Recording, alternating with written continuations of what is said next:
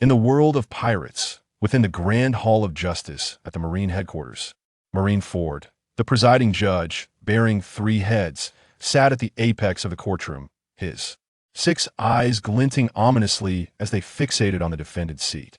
To the judge's left, Fleet Admiral Sengoku wore a grave expression as he scrutinized a pile of documents before him.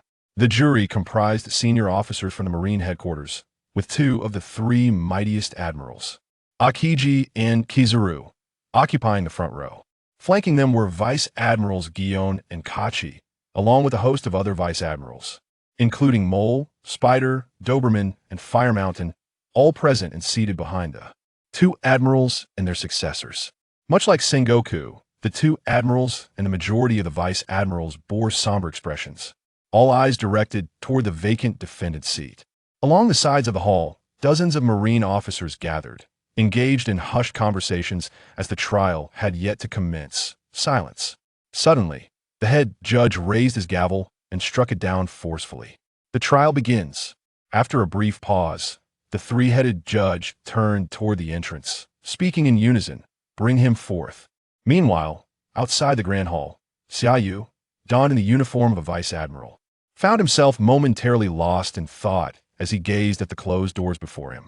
Unbeknownst to him, 6 years had elapsed since his unexpected arrival in the world of pirates.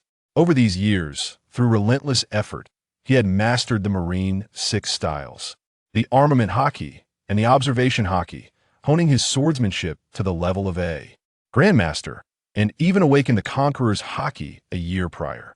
However, none of these accomplishments bore significance to him.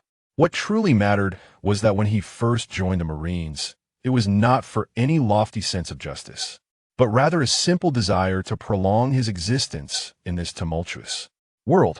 Thus, he endeavored to enhance his strength while fostering amicable relations with his colleagues. He firmly believed that in any realm, even in the pirate world where might reigns supreme, human connections and social intricacies transcend boundaries. Through interactions with his comrades, he gradually discerned the plight of the lower-ranked soldiers, who lived in dire circumstances, constantly preparing to clash with formidable pirates while also grappling with the burdens of daily life. The meager salaries of the Marines were all but negligible, as the higher-ups often invoked justice to justify their actions. As a wayfarer in this world, his lack of kinship rendered him indifferent to salary. As long as he had a place to sleep and a mess hall to fill his belly, he was content. In stark contrast, many of his fellow Marines could not afford such luxuries, struggling to provide for their families. Upon recognizing this disparity, he began to allocate a portion of his earnings to assist those in need whenever salaries were distributed. Gradually, a multitude of Marines became his friends, and during missions to apprehend pirates, those he had aided would invariably rush to his side, forming a protective wall to shield him from harm. As his strength burgeoned and his reputation within the headquarters spread, he quickly caught the attention of his senior officers. After a year of field missions, he attended the officer training camp, which concluded after 6 months, leading to his promotion to ensign. Not only did he gain subordinates, but his salary also saw a significant increase. Leveraging his position, he began amassing wealth, distributing his illicit gains to those in need among his subordinates. Moreover, he clandestinely colluded with bounty hunters, deliberately allowing certain pirates to escape, enabling the bounty hunters, with whom he had established rapport, to not capture them swiftly. The spoils were then shared between them. As time passed, his power escalated, and his military rank soared, culminating in his elevation to Rear Admiral within a few short years.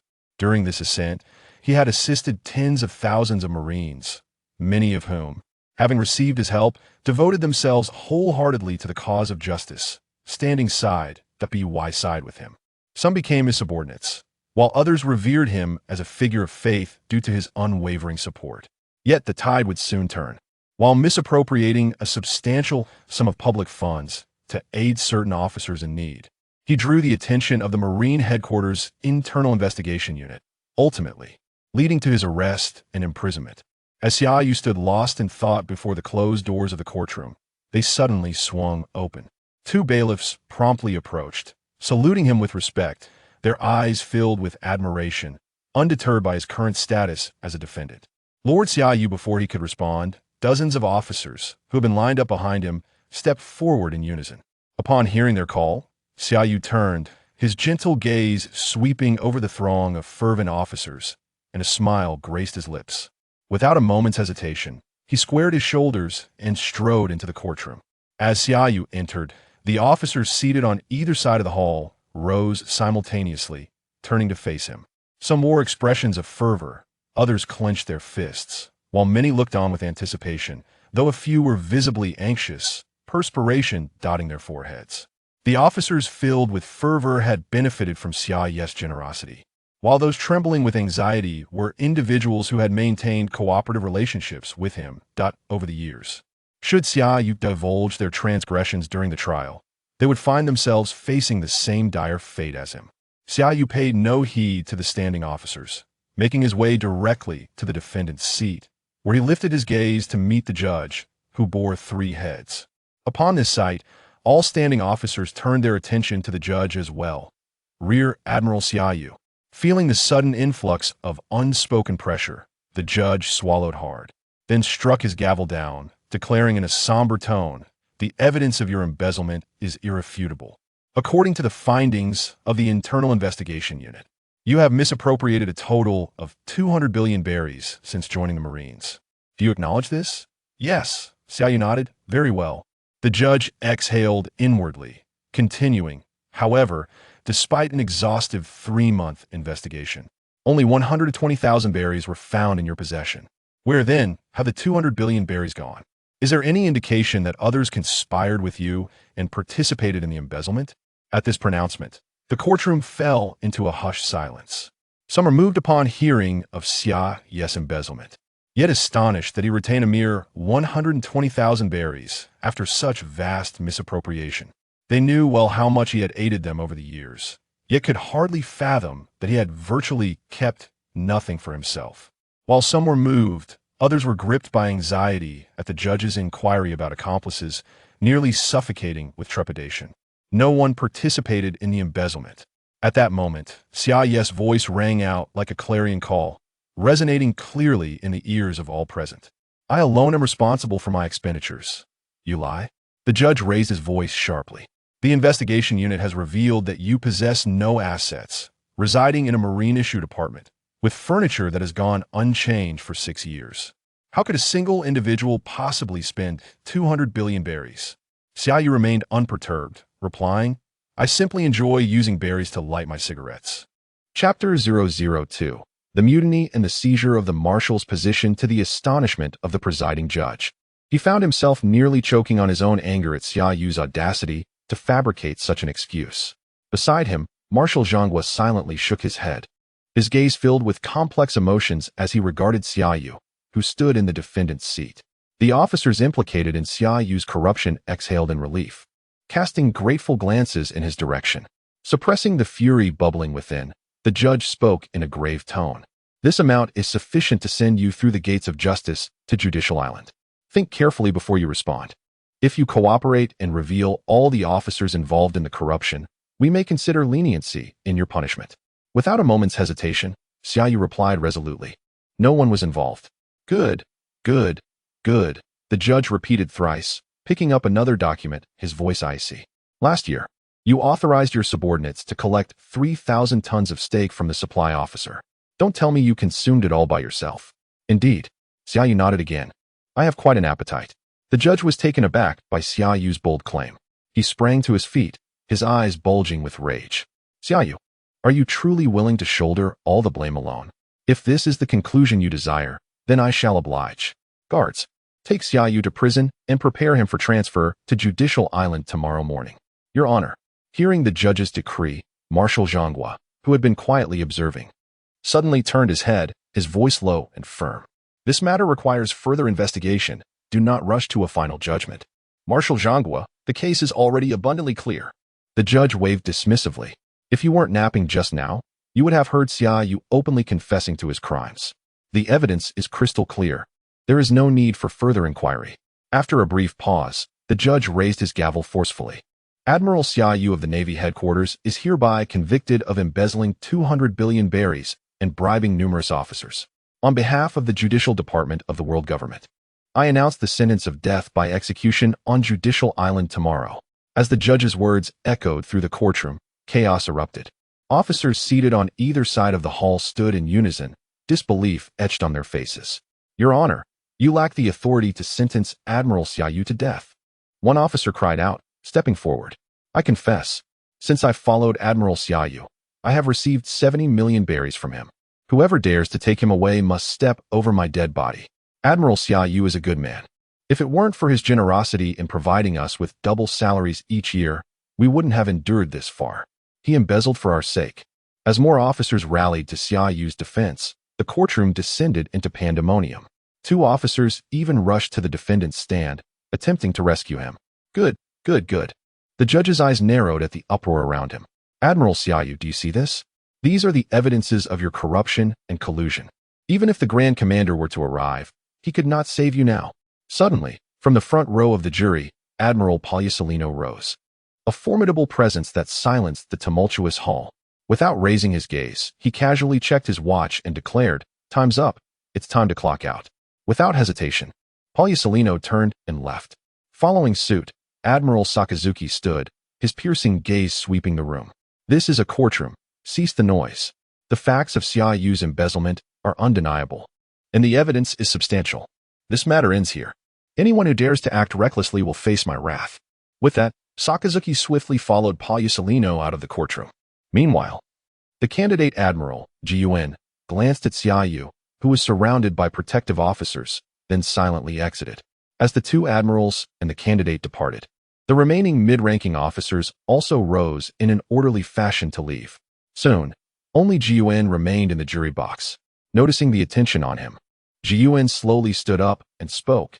Your Honor, while the charges of embezzlement and collusion with bounty hunters are factually supported, we have no objections to lawful proceedings. However, unfounded accusations cannot be levied lightly.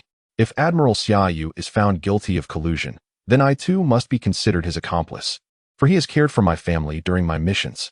At this, Jiyuan shot a glance at Xiaoyu, then turned to the officers who had rushed to Xiaoyu's side. Please remain calm. Unless the Grand Commander orders otherwise, no one can sentence Admiral Xiaoyu to death. I stake my entire future on this promise. Should anyone misuse their power to falsely accuse Admiral Xiaoyu of collusion, not only will I object, but my sword will too. This upheaval subsided following the departure of the two admirals and Jiyuan's impassioned plea. Given Jiyuan's rank and Marshal Zhanghua's silence, the judge dared not speak further. After ordering Xiaoyu to be confined in the prison pending further proceedings, the trial quietly concluded. As evening fell, in the solitary confinement cell of the headquarters prison, Xiaoyu sat on the floor, surveying his surroundings, followed by a bitter smile as he shook his head. From the moment the internal investigation team began their inquiry, he had anticipated the challenges that lay ahead. When a colleague had contacted him, suggesting he flee Marineford before the investigation yielded results, he had chosen not to comply. He knew all too well that escaping would brand him a deserter, hunted by the world government. Most importantly, after years of service at headquarters, he was confident that even if corruption was uncovered, his established connections would likely result in nothing more than the loss of his rank and a brief confinement. However, he had never imagined that the trial would not be presided over by Marshal Zhanghua, but rather the judge from Judicial Island, indicating that someone was intent on his downfall. His benevolence over the years had inadvertently encroached upon the interests of many truly corrupt officers. This meant that the stakes were no longer merely losing his rank and a year-long confinement. Someone might genuinely seek to eliminate him. Suddenly, the iron door of the cell creaked open, and a group of 7 or 8 naval colonels and brigadiers entered in a single file. Admiral Xia, they saluted. Standing at attention, the lead officer, visibly agitated, stepped forward and grasped the iron bars. Admiral, I just learned that the reason the Holy Land sent the Judicial Island judge here is due to a clandestine agreement between CP9's chief Spandane and him, with the intent to see you dead. Spandane. Xiaoyu raised an eyebrow, intrigued. He had contemplated the antagonism he faced over the years from the notorious General Ghost Spider and those officers who had never benefited from his presence. Yet, he had never anticipated the involvement of Spandam, the highest-ranking official of CP9. The sudden mention of Spandam's name jolted him into realization. While the CP9 organization is comprised of a limited number of members, it operates as a direct agent of the world government, on par with the Navy. However, These details pale in significance compared to the fact that CP9 has maintained a close relationship with the Navy, often relying on its assistance to accomplish missions. Over time, a complex web of interests has formed, particularly in the realm of the sale of ranks and positions. Spandam is a man who will resort to any means necessary to secure his advancement. Through collaboration with the Navy over the years, he has amassed great benefits.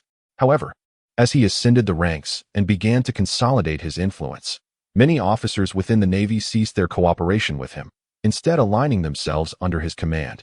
Faced with this predicament, it is only natural that Spandam would not remain passive. He would undoubtedly devise every possible means to eliminate him. Of course, it is clear that Spandam is not the sole player in this scenario. Many officers within the Navy are certainly involved as well. Lord Xiaoyu. Just as Xiaoyu fell into silence, an officer grasping the iron bars suddenly raised his head, his expression fervent. They will certainly attempt to fabricate various charges against you and send you to Judicial Island for execution. Rather than awaiting a grim fate, we should take the initiative. Indeed, with but a command from Lord Xiaoyu, his brothers would plunge into fire and water without hesitation. Upon hearing this, Xiaoyu slowly lifted his gaze, his eyes ablaze as they fixed upon the officers standing beyond the iron bars. Simultaneously, a light chime resonated in his mind, followed by a cascade of notifications. Fortune begets fortune, love begets love.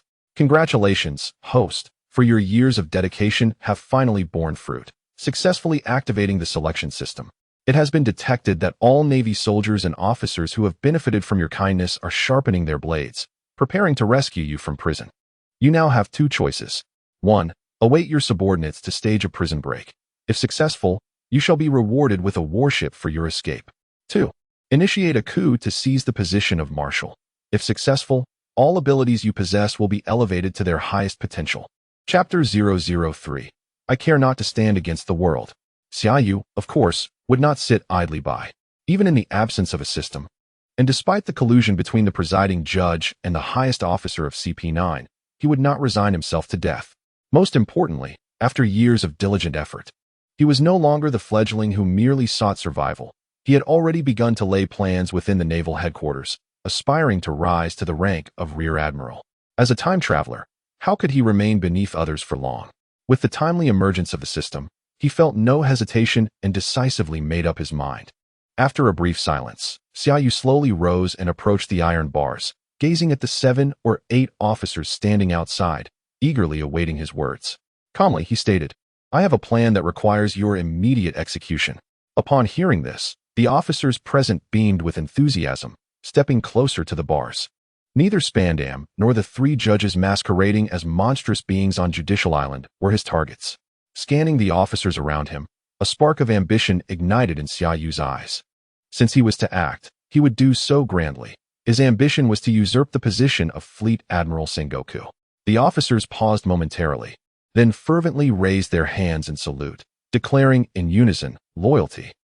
Naval Headquarters, Officer Dormitory, Building Number 8. This building housed officers ranked from 2nd lieutenant to colonel. Except for those attending officer training camps who shared crowded dormitories, the remaining officers enjoyed their own private quarters. On the 2nd floor, in Dormitory 301, a young officer clad in a Naval Headquarters colonel's coat stood gravely before his desk, fixated on a hefty stack of berries, precisely 12 million berries. Although he was now a colonel with his own warship, he understood that he could not ascend to this rank solely through his own merit. Previously, he had served as a major in a branch of the West Sea, and his transfer to headquarters was solely due to a fellow townsman who recommended him to Rear Admiral Xiaoyu.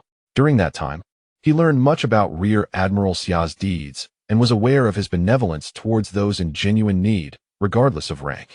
When he first contacted this fellow townsman via a transponder snail, it was merely out of desperation, as his ailing mother required medical care that his meager salary could not cover. In his despair, he had sought help from everyone, only to be met with indifference. Even his colonel threatened to dismiss him for neglecting his duties while caring for his mother. In a moment of hopelessness, he thought of his townsmen at headquarters. With little expectation, he reached out and received a response from Rear Admiral Xiaoyu. Upon learning of his dire situation, Xiaoyu personally traveled to the branch base in the West Sea and ensured his mother received treatment at the finest hospital, covering all expenses. Thanks to Xiaoyu's assistance, his mother gradually improved. Just as he pondered how to repay the rear admiral, an order for his transfer to naval headquarters arrived, allowing him to bring his mother along. Upon arrival, he not only advanced to colonel, but also became one of Xia Yu's subordinates, with his mother being accommodated in the Marine family residential area, under the care of the medical team. "Stock, do you know why I chose to help you?" Xia Yu had once asked him. He shook his head, genuinely perplexed by the rear admiral's generous support for a mere branch major like himself. Xia Yu's response lingered in his mind, "Because you did not resort to any unjust actions even in your most desperate hour. Of course, as a just Marine, one should act thus. However, Stock, justice must be contextual. If my own mother were gravely ill and I found no avenue for help, I would unhesitatingly abandon the notion of justice. For the world is vast, yet a mother is paramount. I would care not to stand against the world." Xia Yu's words instilled in him the understanding that if one could not protect their dearest, what meaning did their commitment to justice hold? Henceforth, he harbored gratitude for Xia Yu in his heart, navigating the complexities of naval headquarters, befriending many like-minded colleagues, and securing his position under Xia Yu's protection. However, this good fortune was short-lived. Before he could join Xia Yu in grand endeavors, the rear admiral was incarcerated. Knock, knock, knock. Suddenly, a series of knocks echoed unexpectedly. The door behind him was forcefully flung open. "Colonel Stock, the time has come for Rear Admiral Xia Yu's needs." Stock quickly turned around. Upon seeing the two officers who burst into his room, his initially confused expression transformed into fervor. He straightened his posture and saluted, declaring, "Loyalty," with Stock's rallying cry. The word loyalty resonated throughout building number 8, echoing from dormitory to dormitory, coalescing into a powerful wave that surged towards other officer dormitories and soldiers' quarters. Simultaneously, in the high-ranking officers' residential area of naval headquarters, dozens of young officers swiftly dashed towards various independent quarters under the cover of night. Among them, 2 young officers approached the furthest house at the edge of the residential area and unhesitatingly rang the doorbell. As the bell chimed, the door of a 3-story building swung open, revealing a middle-aged man wearing a naval cap and a dark red suit, Admiral Sakazuki, known as Akainu, one of the 3 highest combatants of naval headquarters. With the power of the magma fruit, he adhered to an unwavering sense of justice, often placing comrades and civilians in the crosshairs of his relentless pursuit of objectives, earning him the wary respect of many soldiers within headquarters. Yet, the 2 young officers standing at the entrance showed no fear despite his displeased expression. They stepped forward and boldly announced, "Admiral Sakazuki, Rear Admiral Xia Yu requests your presence." Sakazuki's gaze sharpened, fixating on the 2 young officers, an invisible pressure emanating from him, swiftly locking onto them. Feeling the immense force radiating from one of the strongest in headquarters, the 2 young officers were momentarily breathless, their bodies trembling involuntarily. Nevertheless, they maintained their salute, standing resolutely upright. Indeed, they are soldiers molded by Xia Yu. Observing their response, a flicker of subtle appreciation crossed Sakazuki's eyes, and he decisively stepped forward, leading the way. Chapter 004, Subverting Akainu, This Glory Shall Not Be Mine Alone. As Sakazuki followed 2 young officers away from the small courtyard towards the headquarters prison, he noticed that in this residential area, numerous houses belonging to rear admirals and vice admirals were guarded by at least 2 young officers each.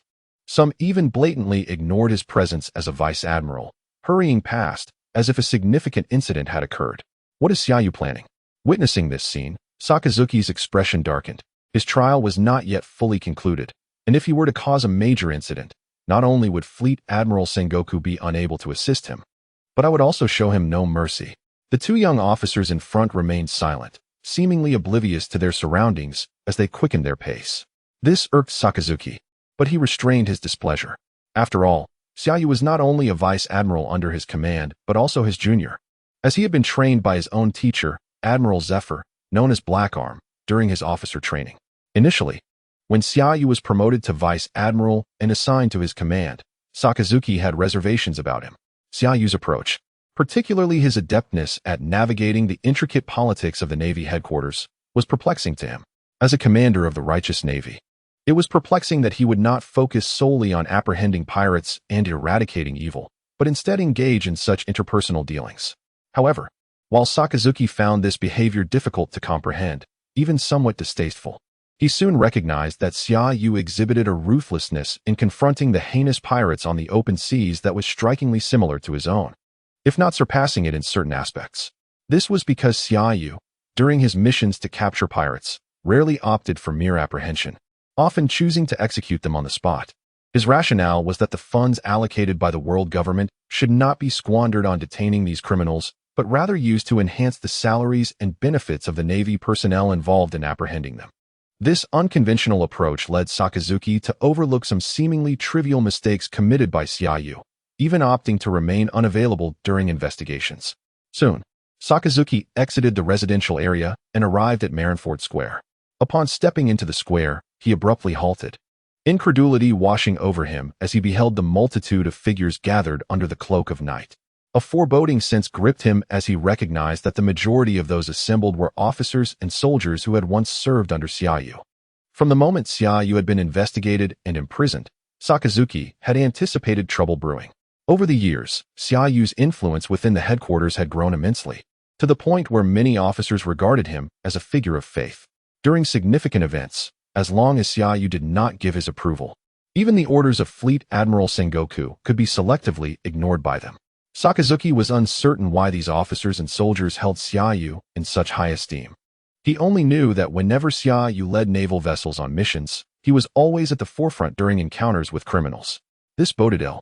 Observing the dense crowd in the square, even Sakazuki felt his heart race. If turmoil were to erupt at headquarters now, it would deal a devastating blow to both the Navy and the world government. Xia Yu's influence was too profound, if not promptly curtailed. He believed the gathering under the cover of night at Marineford was not merely an attempt to liberate Xia Yu from prison. With this thought in mind, Sakazuki quickened his pace, surpassing the two young officers ahead of him and making his way to the prison with urgency. Upon entering the prison, Sakazuki's tension escalated once more.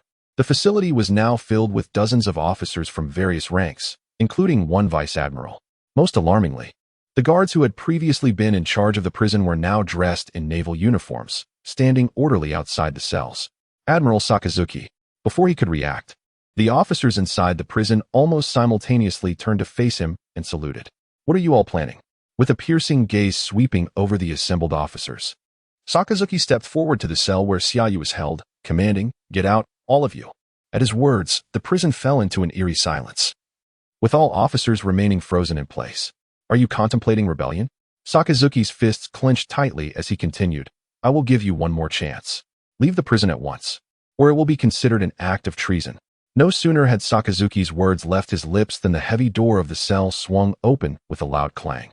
To his astonishment, Xia Yu stepped out of the cell, unshackled and at ease, standing before Sakazuki. "Xia Yu." Sakazuki was taken aback, his pupils contracting in shock. "Are you truly intending to instigate a rebellion?" If it were merely Xia Yu, Sakazuki, as one of the highest combatants in the headquarters, would not be overly concerned. However, the situation was far more dire. The prison was under the control of officers loyal to Xia Yu, and outside, Marineford Square was teeming with thousands of people. Such a large-scale insurrection would be challenging to quell, even for him, one of the Navy and Oppo's top forces. Most critically, he was unaware of how many more would join the fray, especially given the ambiguous response of his fellow admiral, Borsellino, earlier in the day during the trial. Furthermore, the admiral candidate, Ziyuan, had made it clear that he would not allow the presiding judge to take Xia Yu to Judicial Island. "Admiral Sakazuki, this cannot yet be termed a rebellion," Xia Yu stated, lifting his gaze to meet the towering figure of Sakazuki, who exuded an unspoken pressure. "A failure is deemed a rebellion, success, a revolution." Before Sakazuki could respond, Xia Yu continued, "Tonight, I intend to usurp Sengoku and become the new fleet admiral of the Navy headquarters, rooting out the true malignancies lurking within our ranks, allowing the light of justice to expunge all darkness from the world. Should this coup fail, I shall bear all responsibility alone. If it succeeds, this glory shall not be mine alone. Admiral Sakazuki, will you stand with me?" Chapter 005. Seizing the Marshal's position is merely a part of the plan.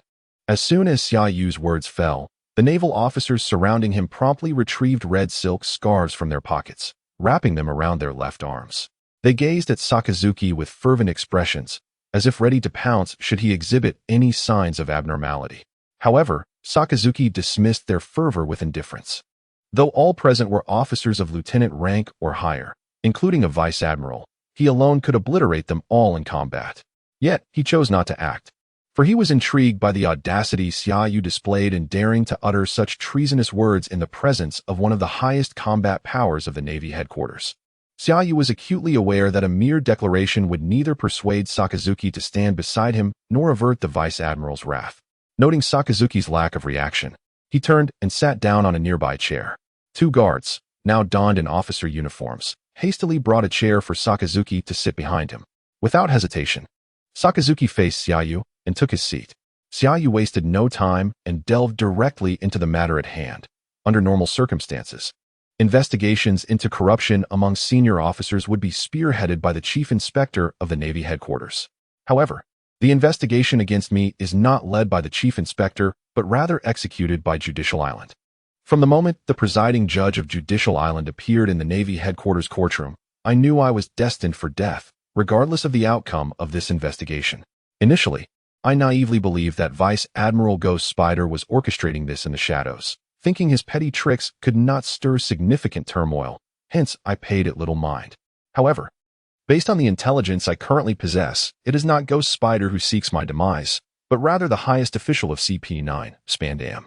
Sakazuki, undoubtedly more familiar with Spandam than Xiaoyu, knew him to be a coward driven by self-preservation.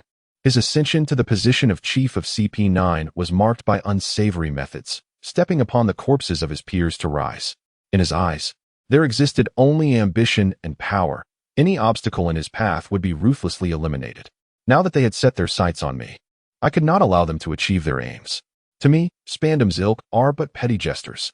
The reason the presiding judge from Judicial Island has come to the Navy headquarters for my trial is not solely due to Spandam's collusion. Together, they lack the capacity to threaten my influence within the headquarters. The true orchestrators behind this affair are the power room. As for the reason, at this point, Xiaoyu shook his head with a faint smile. It is evident that the power room does not wish for the Navy headquarters to unite in solidarity against external threats. Should the Navy, this colossal war machine, stand united, it would pose a far greater threat to the world government than the lawless pirates roaming the Grand Line or the revolutionary armies causing upheaval worldwide in recent years. Imagine if the three admirals of the Navy headquarters, all vice admirals, and other officers, along with the 10,000 elite soldiers, were to pledge allegiance to a single individual. Without this vast war machine, how could the world government contend with the ever-growing tide of pirates since the dawn of the great age of exploration? How could they face the quadripartite struggle of the Yonko in the newly formed world? How could they respond to the revolutionary armies inciting insurrections across the globe? The world government must undergo a thorough restructuring. The celestial dragons, who bask in privilege yet contribute nothing, ought not to exist. The ever-expanding pirate factions across the Grand Line and the Four Seas must also be eradicated. And this decision was not born from my current predicament, but rather from the moment I ascended to the rank of lieutenant. I began quietly laying the groundwork. To be candid, the wealth I amassed through corruption and illicit means far exceeds 200 billion berries. In truth, I have not meticulously tallied the amount, but it certainly surpasses that figure. Naturally, I cannot spend such a vast sum myself, nor do I desire to indulge in a life of luxury, for that is not my pursuit. This is also the reason why the investigation team found only a little over 100,000 berries in my residence. I distributed the majority of those berries to my comrades in need, such as the esteemed individuals present here today. At this juncture, Xiaoyu turned his gaze toward a brigadier general standing to his left, Brigadier General Modi, a man of justice, prepared to sacrifice his life in the name of righteousness. Having resisted all temptations, yet, despite his valiant efforts to protect those in need and uphold his unwavering sense of justice, he could not safeguard his wife and daughter. During a mission, his hometown fell prey to a pirate attack, and both his wife and daughter perished at their hands. Upon learning of this tragedy, he promptly returned to his hometown and pursued the pirate crew responsible for his family's demise. Yet, for this very act, he was branded a deserter by his commanding officer and imprisoned. I was the one who assisted him. Not only did I help him exact vengeance, but I also facilitated his transfer to the headquarters, where he ultimately ascended to the rank of Brigadier General through his own efforts. There are many officers like Brigadier General Modi within the headquarters and beyond. At least half of the colonels in the various naval bases across the Four Seas are my allies. Should I issue the command, they would swiftly converge from all corners to support my ascension to the marshal's position. Upon hearing this, Sakazuki's expression darkened. Are you threatening me? No, no, no. Xiaoyu waved his hand, his tone as calm as ever. This is not a threat, but a sincere invitation. I trust that over the years, you have observed my conduct during missions and have gained some understanding of my methods. In my view, in times of turmoil, stringent measures must be enacted. The myriad criminals birthed from the great age of exploration must be eradicated, and for this, sacrifices are indeed necessary. Thus, even if many officers in the headquarters hold you in trepidation, I have always maintained my respect for you and hope to collaborate with you in achieving something truly monumental.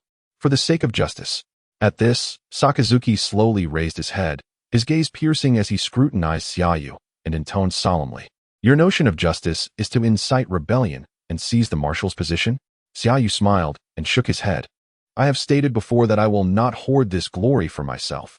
Seizing the marshal's position is merely a facet of the plan. Chapter 006. Unwavering Demands. Cultivating Assassins. Meanwhile, at the marshal's residence of the Navy headquarters, Sengoku's expression was grave as he regarded the uninvited presiding judge. Unlike in the courtroom, the three-headed judge had transformed into three individuals, Base, Kabir, and another whose name Sengoku did not know, only that he referred to himself as Your Highness the Princess. As the marshal of the Navy headquarters, Sengoku was well aware that the presiding judge was not a creature with three heads. He had always understood that they were three individuals in disguise, thus he was not taken aback by their transformation. Marshal Sengoku, I believe you have already surmised the purpose of our visit. As Base settled into the sofa, he wasted no time in delving straight into the matter. Indeed, we have come regarding the case of Vice Admiral Xiaoyu. This investigation and trial against him is not a forced inclusion by Judicial Island. We at Judicial Island have no direct authority to intervene, as we are all under the world government, sharing the same status. As he spoke, Base produced a document from his coat and presented it before Sengoku. Sengoku's pupils constricted slightly as he fixed his gaze on the document placed before him. He was puzzled as to why the authority wished to condemn Xiaoyu, despite understanding that the investigation by Judicial Island into the Vice Admiral was sanctioned by the authority. He did not comprehend why they would seek to bring about Xiaoyu's downfall. While he had not interacted extensively with Xiaoyu, he recognized that the Vice Admiral and Apos' rise to his rank was not merely due to favorable relations with officers of various levels. His formidable strength and remarkable performance were significant factors as well. In his first year as a major, Xiaoyu single-handedly apprehended several notorious pirate crews. Although most of these pirates met their demise at Xiaoyu's hands, it was precisely due to his ruthless methods that, in the years following his actions, piracy had almost vanished from the towns and villages he visited. In Xiaoyu's own words, in times of chaos, harsh measures are essential. Incarceration and reformation are largely ineffective against pirates. When it is necessary to execute, one must not show mercy, lest the suffering befall the impoverished masses. Most importantly, the methods employed by Admiral Sakazuki were far more extreme than those of Xiaoyu. If the authority could tolerate Sakazuki's approach, they would certainly turn a blind eye to Xiaoyu's methods of apprehending criminals. As for allegations of Xiaoyu's corruption, Sengoku viewed them as mere youthful indiscretions, mistakes typical of his age. As the marshal, his role was to provide timely warnings when appropriate. Crucially, the illicit gain Xiaoyu acquired had not been squandered on personal indulgences, but rather directed towards aiding those whom the world government had neglected. As the marshal of the headquarters, and often referred to as the Indapos, Wise General and Apos, Sengoku was well aware that issues of corruption had long plagued the Navy. Yet, he understood that while some corruption must be eradicated, the type exhibited by Xiaoyu represented a positive developmental direction for the Navy. Observing that Sengoku merely stared at the document without picking it up, Base continued without hesitation, extracting another report from his coat, his expression serious as he stated, Marshal Sengoku. This investigation report is not from our internal investigation team, but rather from CP0. According to this report, Xiaoyu has been amassing wealth through various channels for over 5 years, distributing his ill-gotten gains among his colleagues. In just 1 year, his illegal earnings exceeded 1 billion berries. In the subsequent year, rather than curtail his actions, he intensified them after his promotion to lieutenant, illegally acquiring over 8 billion berries through various means. It was also during this year that he became a major and received accolades for apprehending and executing several pirate crews, establishing himself as a hero and idol among the younger generation of officers and sailors. CP0's investigation revealed that it was from this year onward that matters began to spiral out of control as he began to form alliances with those in dire straits, turning countless officers and soldiers into his loyal followers. From this year onward, a saying spread throughout the Navy headquarters and many branch bases across the seas: Major Xiaoyu, at your service. At this point, Base raised his gaze to meet Sengoku's increasingly somber expression. Do you require me to continue, Marshal Sengoku? I believe you are well aware, perhaps better than we, of certain truths. For the Holy Land, the Navy is the largest and most efficient department under the world government, yet also a double-edged sword. The only way to prevent this sword from threatening the world government is to ensure that officers at all levels within the Navy maintain a balance of power. However, Xiaoyu's actions are edging dangerously close to escaping the Holy Land's control. If we do not suppress this situation promptly, he will surely become a significant threat to the Holy Land. You witnessed today in the courtroom that among all the officers present, at least half disregarded your authority as Marshal, even ignoring our judicial proceedings to support Xiaoyu. This signifies that these officers regard only Vice Admiral Xiaoyu. I harbor no doubt that had Xiaoyu rallied them, not only would those officers in the hall have revolted, but soldiers outside would have surged in as well. Even if Xiaoyu harbors no intentions of rebellion, he possesses the capability and strength to do so. Sengoku sighed deeply, contemplating Base's incessant rhetoric. The implication was clear: Xiaoyu must be eliminated, or the Holy Land would remain uneasy. Base's visit was not a negotiation. It was an admonition to refrain from intervening in the matter. After a brief silence, Sengoku examined the document on the table, shaking his head in resignation. Why must the Holy Land choose this moment? Are they unaware of the precarious situation in the Grand Line? Should internal turmoil arise within the Navy, the external situation will undoubtedly worsen. Are you concerned about the situation in the New World, Marshal Sengoku? Base chuckled dismissively. The New World is merely characterized by two events: the rise of Shanks, captain of the red-haired pirates, who stands alongside Whitebeard, Edward Newgate, Charlotte Linlin, and Kaido as a new emperor of the seas, and the Elbaf incident. Rest assured, Marshal Sengoku, the Holy Land welcomes a scenario of 4 emperors contending in the New World. As for the Elbaf incident, it is the doing of the Knights of God dispatched by the Holy Land, operating in the shadows. Sengoku and Appo's pupils constricted once more, incredulity washing over him as he regarded Base. At that moment, the transponder snail beside him suddenly began to ring. Soon, a hurried voice emanated from the transponder snail. Marshal Sengoku, urgent news. Over 10,000 soldiers and hundreds of officers have gathered in Marineford Square, and the prison holding Vice Admiral Xiaoyu has been overtaken by dozens of headquarters officers. Chapter 007. The coup unfolds. The obstructors perish. What? The sudden report left the warring state's marshal wide-eyed with astonishment, compelling him to rise swiftly and grasp the telephone bug. Bas, however, exhibited a calm demeanor, a subtle smirk flickering at the corners of his mouth. Marshal of the warring states, it seems the concerns of the Holy Land have materialized into reality. Meanwhile, at Marineford Square, the officers and thousands of soldiers, mobilized promptly due to Xiaoyu's imprisonment, stood in formation, each adorned with a red silk scarf draped over their shoulders. In front of the assembled soldiers stood a dozen brigadier generals and over 30 major generals.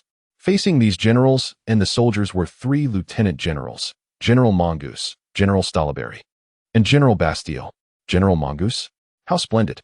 I never anticipated that Lord Mongoose would be one of us. General Stolberry? The hero who pursued the Sun Pirates. How fortunate he is here. Lord Bastille, are you also fighting for Lord Xiaoyu? Wonderful. As voices resonated from the ranks of soldiers, the 3 lieutenant generals remained largely unperturbed. After surveying the crowd, General Mongoose slightly raised his head to gaze at the night sky. He was a seasoned lieutenant general, having served since Xiaoyu was but a second lieutenant, and had participated in many significant events, earning tremendous respect within the headquarters. However, due to his rigid nature, even after his promotion, few colleagues were willing to engage with him, and he faced exclusion from other lieutenant generals for his overly serious demeanor. Yet, in his eyes, such conflicts were trivial. He did not join the Navy for social niceties, but to ensure that more individuals could receive justice's protection. Thus, he devoted all his attention to work, participating in all major incidents, including the Battle of Et Wall. However, during a mission, he received word that his elderly father was gravely ill and wished to see him one last time before passing. Yet, the headquarters did not relay this information to him immediately. In desperation, his brother sought out an officer known for fulfilling requests. To their astonishment, upon learning of his father's last wish, then Brigadier Xia Yu promptly set sail to his hometown, bringing his father before him. When he saw Xia Yu carrying his father off the ship and standing before him, he thought he was hallucinating. Even more surprising was that Xia Yu not only brought his father, but also a medical team to ensure they could share a few final words. Although his father ultimately passed away, a profound friendship blossomed between him and Xia Yu. In their leisure, they would discuss the future of the Navy and contemplate the shortcomings and corrupt practices within the world government and naval hierarchy. Hey, what are you doing? Suddenly, a familiar voice called from behind the trio. Turning, they saw the inebriated figures of Lieutenant Generals Ghost Spider and Dauberman, both clearly having indulged in substantial drink. Before they even approached, the scent of alcohol wafted through the air, prompting Mongoose to frown. Isn't this General Mongoose? Stalaberry and Bastille are here too. Come on, let us have a drink. With an arm slung around the shoulders of Ghost Spider, he glanced at the neatly lined up soldiers in the square, then shrugged off Dauberman and swayed toward Mongoose, attempting to pull him away. Mongoose remained still, turning his gaze toward the prison direction. Just then, lights suddenly illuminated the prison, and a line of officers with red silk scarves swiftly emerged, forming two ranks. Seeing this, Mongoose hesitated not for a moment. Decisively breaking free from Ghost Spider's grasp, he turned to face the assembled soldiers, commanding in a low tone, "All personnel. Target, the prison gate, march." In unison, thousands of soldiers pivoted and strode towards the prison gate. The unexpected scene caused Ghost Spider and Dauberman to exchange alarmed glances, both exclaiming, "Mongoose, what are you planning?" "Gentlemen, the times have changed." Before Mongoose could respond, Bastille, brandishing a large cleaver, abruptly turned and declared with startling audacity, "The Navy requires a more exceptional Marshal, and that individual can only be Lieutenant General Xia Yu." "What?" Ghost Spider and Dauberman echoed in disbelief. After a brief moment of shock, the two snapped back to reality. Ghost Spider, sensing a grave threat, stepped back, his gaze fixed intently on Bastille as he demanded, "Bastille, how dare you utter such treasonous words?" "Damn it, Dauberman," now fully alert, exclaimed, "Ghost Spider, stop them. They intend to storm the prison." Bang, bang, bang. Before Ghost Spider could react, a series of sharp gunshots rang out, the bullets swiftly piercing the bodies of Ghost Spider and Dauberman, who had just drawn their telephone bucks. Instantly, a surge of soldiers rushed forth, unhesitatingly emptying their magazines into the two. However, being lieutenant generals, even with their bodies riddled with bullets, they did not perish on the spot. "Damn it! Who ordered you to fire?" Mongoose shouted, rushing forward to chastise the fallen Ghost Spider and Dauberman. "Don't waste time here. Hurry to welcome Lieutenant General Xia Yu." Bang, bang, bang. As Mongoose's words fell, the sound of gunfire erupted once more. Two officers appeared before Ghost Spider and Dauberman, their guns aimed at their heads, without hesitation clearing their magazines. "General Mongoose, this is war." After executing Ghost Spider and Dauberman, one officer adorned with a brigadier's insignia met Mongoose's gaze with fervor, declaring, "Anyone who stands in the way of Lord Xia Yu is our enemy." With that, the officer wasted no time, turning to dash into the main force. Racing toward the prison, Mongoose's heart sank as he gazed at the lifeless forms of the two generals sprawled in pools of blood, his expression conflicted. He undoubtedly supported Lieutenant General Xia Yu, yet he did not wish for this incident to result in the bloodshed of many officers. Most astonishing to him was that such powerful figures as Dauberman and Ghost Spider would meet their end in this manner. At that moment, the sharp sounds of gunfire reverberated through the Navy headquarters, various dormitories, and residential areas.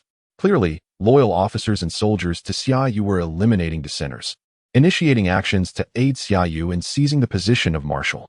As the gunfire abruptly echoed across Marineford, a piercing alarm was triggered. In an instant, the cacophony of gunshots and alarms intertwined, heralding the arrival of death, as a coup that had been 6 years in the making unfurled. Chapter 008. follow the general, and engage in a new war. At the same time, within the naval headquarters armory, the air was pierced by a cacophony of gunfire echoing above Marineford. The soldiers assigned to guard the armory were abruptly roused, rushing towards the entrance. However, just as they reached the door, a surge of individuals flooded in. Immediately, a hail of bullets rained down, swiftly eliminating the soldiers inside the armory. Damn it! Inside the armory, several officers, previously indulging in revelry, sprang to their feet upon hearing the piercing gunfire. Yet, they were a moment too late. As they burst through the door, an explosion reverberated, shattering the entrance. In the next instant, a major general, draped in a distinguished coat, dashed towards them with astonishing speed. "Gentlemen, the armory is now under my command." Before the officers could respond, the major general flung a document towards them, coldly stating, "You now have two choices. Either join Lord Xiaoyu in a new war, or perish." Amidst the blaring alarms, a throng of over 1,000 surged into the naval headquarters building. Although it was the early hours of the morning, numerous personnel remained on duty. The newly arrived crowd had yet to disperse when the patrolling soldiers, tasked with vigilance, raised their weapons. The leading soldier, a man clad in a colonel's coat, barked, "Who are your superiors, daring to intrude upon this building? I command you." Before the colonel could finish his sentence, a figure darted in like a phantom. In the next moment, finger gun. A chilling voice accompanied the action, causing the colonel to stiffen, his gaze dropping to the hand that had pierced through his chest. Disbelief etched upon his face. Before the colonel could fully grasp the situation, a barrage of gunfire erupted, swiftly taking down the soldiers behind him. The deafening gunfire jolted the colonel back to reality. Ignoring the pain from the finger gun through his chest, he gritted his teeth and lifted his head. Upon recognizing the face of the assailant, he could no longer contain himself, exclaiming, "Hound!" "Major General." The one who had dispatched the colonel was none other than the disheveled-haired, bespectacled Major General Hound, a Zoan-type devil fruit user with the ability to transform into a hound. "My apologies." Hound, with an expression devoid of emotion, replied, "Killing you is not born of deep-seated enmity. Rest in peace, Colonel." With that, Hound decisively withdrew his hand and swiftly drew his weapon, aiming it at the Major General's forehead. Simultaneously, soldiers carrying buckets and various cleaning tools filed in. After dragging away the colonel and other personnel, they promptly cleaned the floor and laid down a crimson carpet. Without pausing, Major General Hound briskly approached the elevator. Each floor he reached erupted in fierce gunfire, accompanied by shouts and reprimands. Yet, Hound remained unfazed, his demeanor cold as he stood in the elevator. Ascending to the top floor. Upon exiting the elevator, soldiers who had arrived before him stood in formation along the corridor. Without a moment's hesitation, Hound strode through the corridor to the door of an office. Inside stood Admiral Borisellino, his back turned to the door, gazing at a plaque on the wall inscribed with the words "Ambiguous Justice," seemingly oblivious to the chaos outside. Admiral Borisellino. Upon reaching the door, Major General Hound saluted before stepping into the office, standing behind Borisellino, straightening his posture. "Lord Xiaoyu has instructed me to convey a message."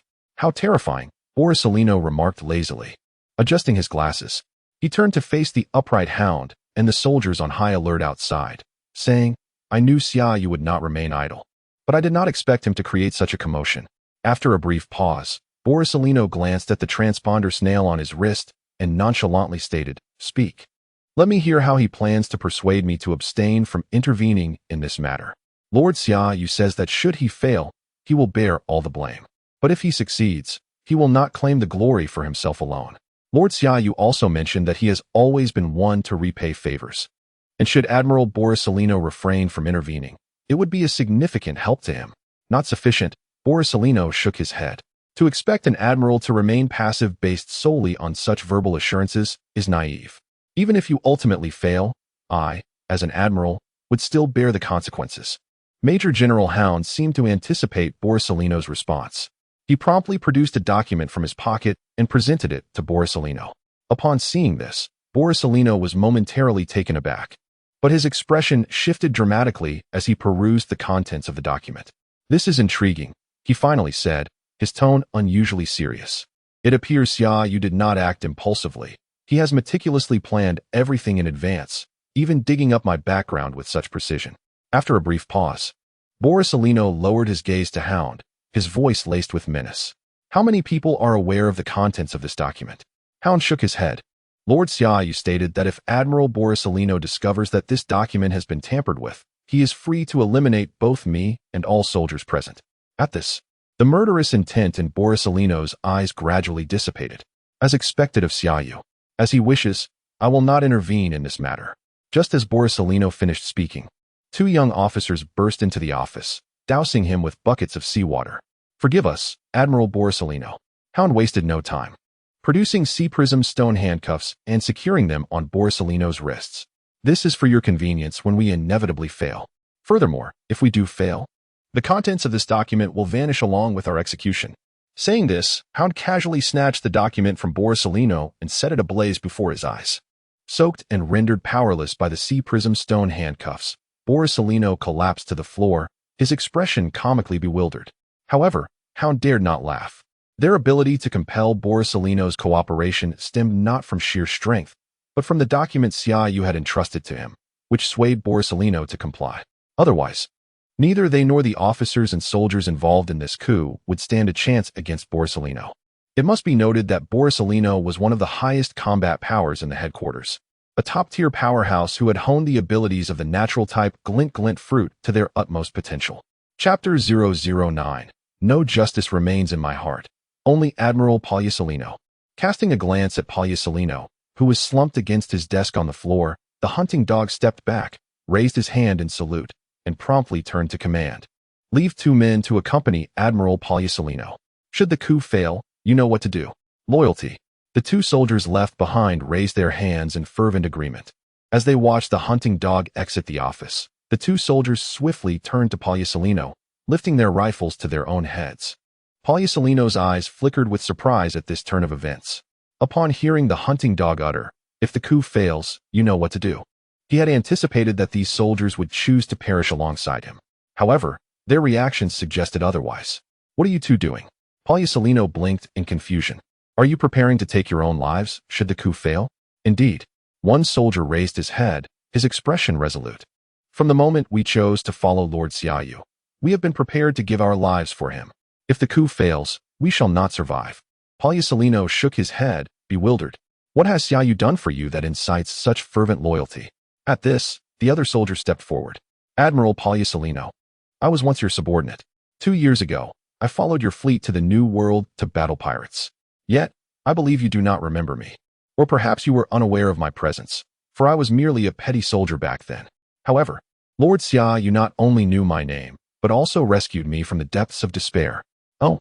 Borisellino raised his gaze to the soldier, striving to recall any pertinent details, only to helplessly concede defeat. No recollection of this soldier existed in his memory. After a brief silence, he inhaled deeply, enduring the painful grip of sea-stone handcuffs, and took a seat at his desk. "Speak, then. How did Xiaoyu save you from peril?" The soldier advanced a step, his demeanor earnest. "I was born in the South Sea, and prior to joining the Navy, I served as a soldier in a kingdom there. In that kingdom, the greatest honor for a soldier is to protect the king in times of danger. Yet, what would a soldier think if the king were to suffer injury while saving his men?" As he spoke, the soldier's emotions surged, his gaze ablaze as he continued.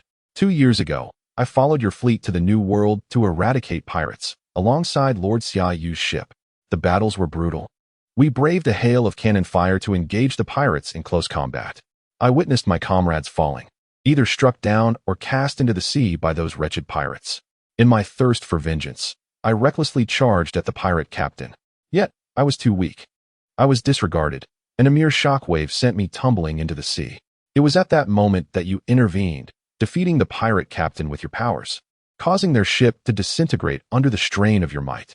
I floated on the ocean's surface, helplessly watching the wreckage of the pirate ship descend upon me.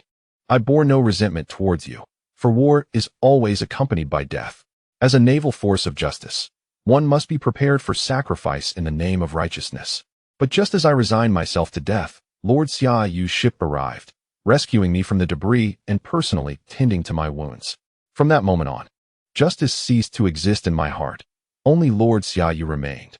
As Lord Xiaoyu captures pirates, I vow to follow him to the death. If Lord Xiaoyu chooses to stand against the world, I shall offer my loyalty and life to him." In the prison headquarters, the shrill sound of alarms echoed incessantly, accompanied by sporadic gunfire. Sakazuki's expression darkened significantly as he fixed his intense gaze upon Xiaoyu. He could sense the chaos outside. Knowing full well that the Navy soldiers and officers previously gathered in the square were now employing ruthless measures to regain control of the headquarters. Xiaoyu, must you escalate matters to this extreme? After a brief silence, Sakazuki slowly rose, his voice low and serious. It is not too late to cease this. Otherwise, I shall have no choice but to eliminate you. Once you are gone, this rebellion will come to an end. No sooner had Sakazuki spoken than the phone bug in the arms of the brigadier standing beside Xiaoyu rang out sharply. Brew, brew, brew. The familiar sound of the phone bug pierced the air. The brigadier, not daring to delay, promptly answered, "Speak. I am Vice Admiral Hunting Dog." The excited voice from the phone bug conveyed the urgency. "You must inform Lord Xiaoyu at once. Admiral Pagliusolino has been subdued." Huh. Upon hearing this information, Sakazuki's expression turned to one of sheer disbelief. Pagliusolino was not only his closest ally, but also his brother. No one understood Pagliusolino's strength better than he did. It was no exaggeration to state that unless Sengoku and Garp sided with Xiaoyu, Pagliusolino alone could quell this rebellion. Yet now, the message conveyed was that Pagliusolino had been captured. After a brief moment of shock, Sakazuki sighed inwardly. He could not fathom that Pagliusolino would be overpowered. And if he had indeed been subdued, it could only mean one thing. The ambivalent justice that Pagliusolino upheld had led his only brother to stand idly by. Just then, the phone bug rang again, interrupting his thoughts. Before the brigadier could respond, the other officers' phone bugs began sounding off as well. Report. The armory has been secured. Report. Dormitory number 7 has also been taken. Report. The scientific division is under control. Report. Vice Admiral Guion has thwarted Vice Admiral Kaji. Report. Major Tina has been captured. Report. All external communication lines have been monitored. A barrage of reports ensued, causing Sakazuki's expression to darken further. He had never anticipated that the rebellion would escalate so swiftly, nor that even Guion, a candidate for admiral, would side with Xiaoyu and impede Kaji's efforts.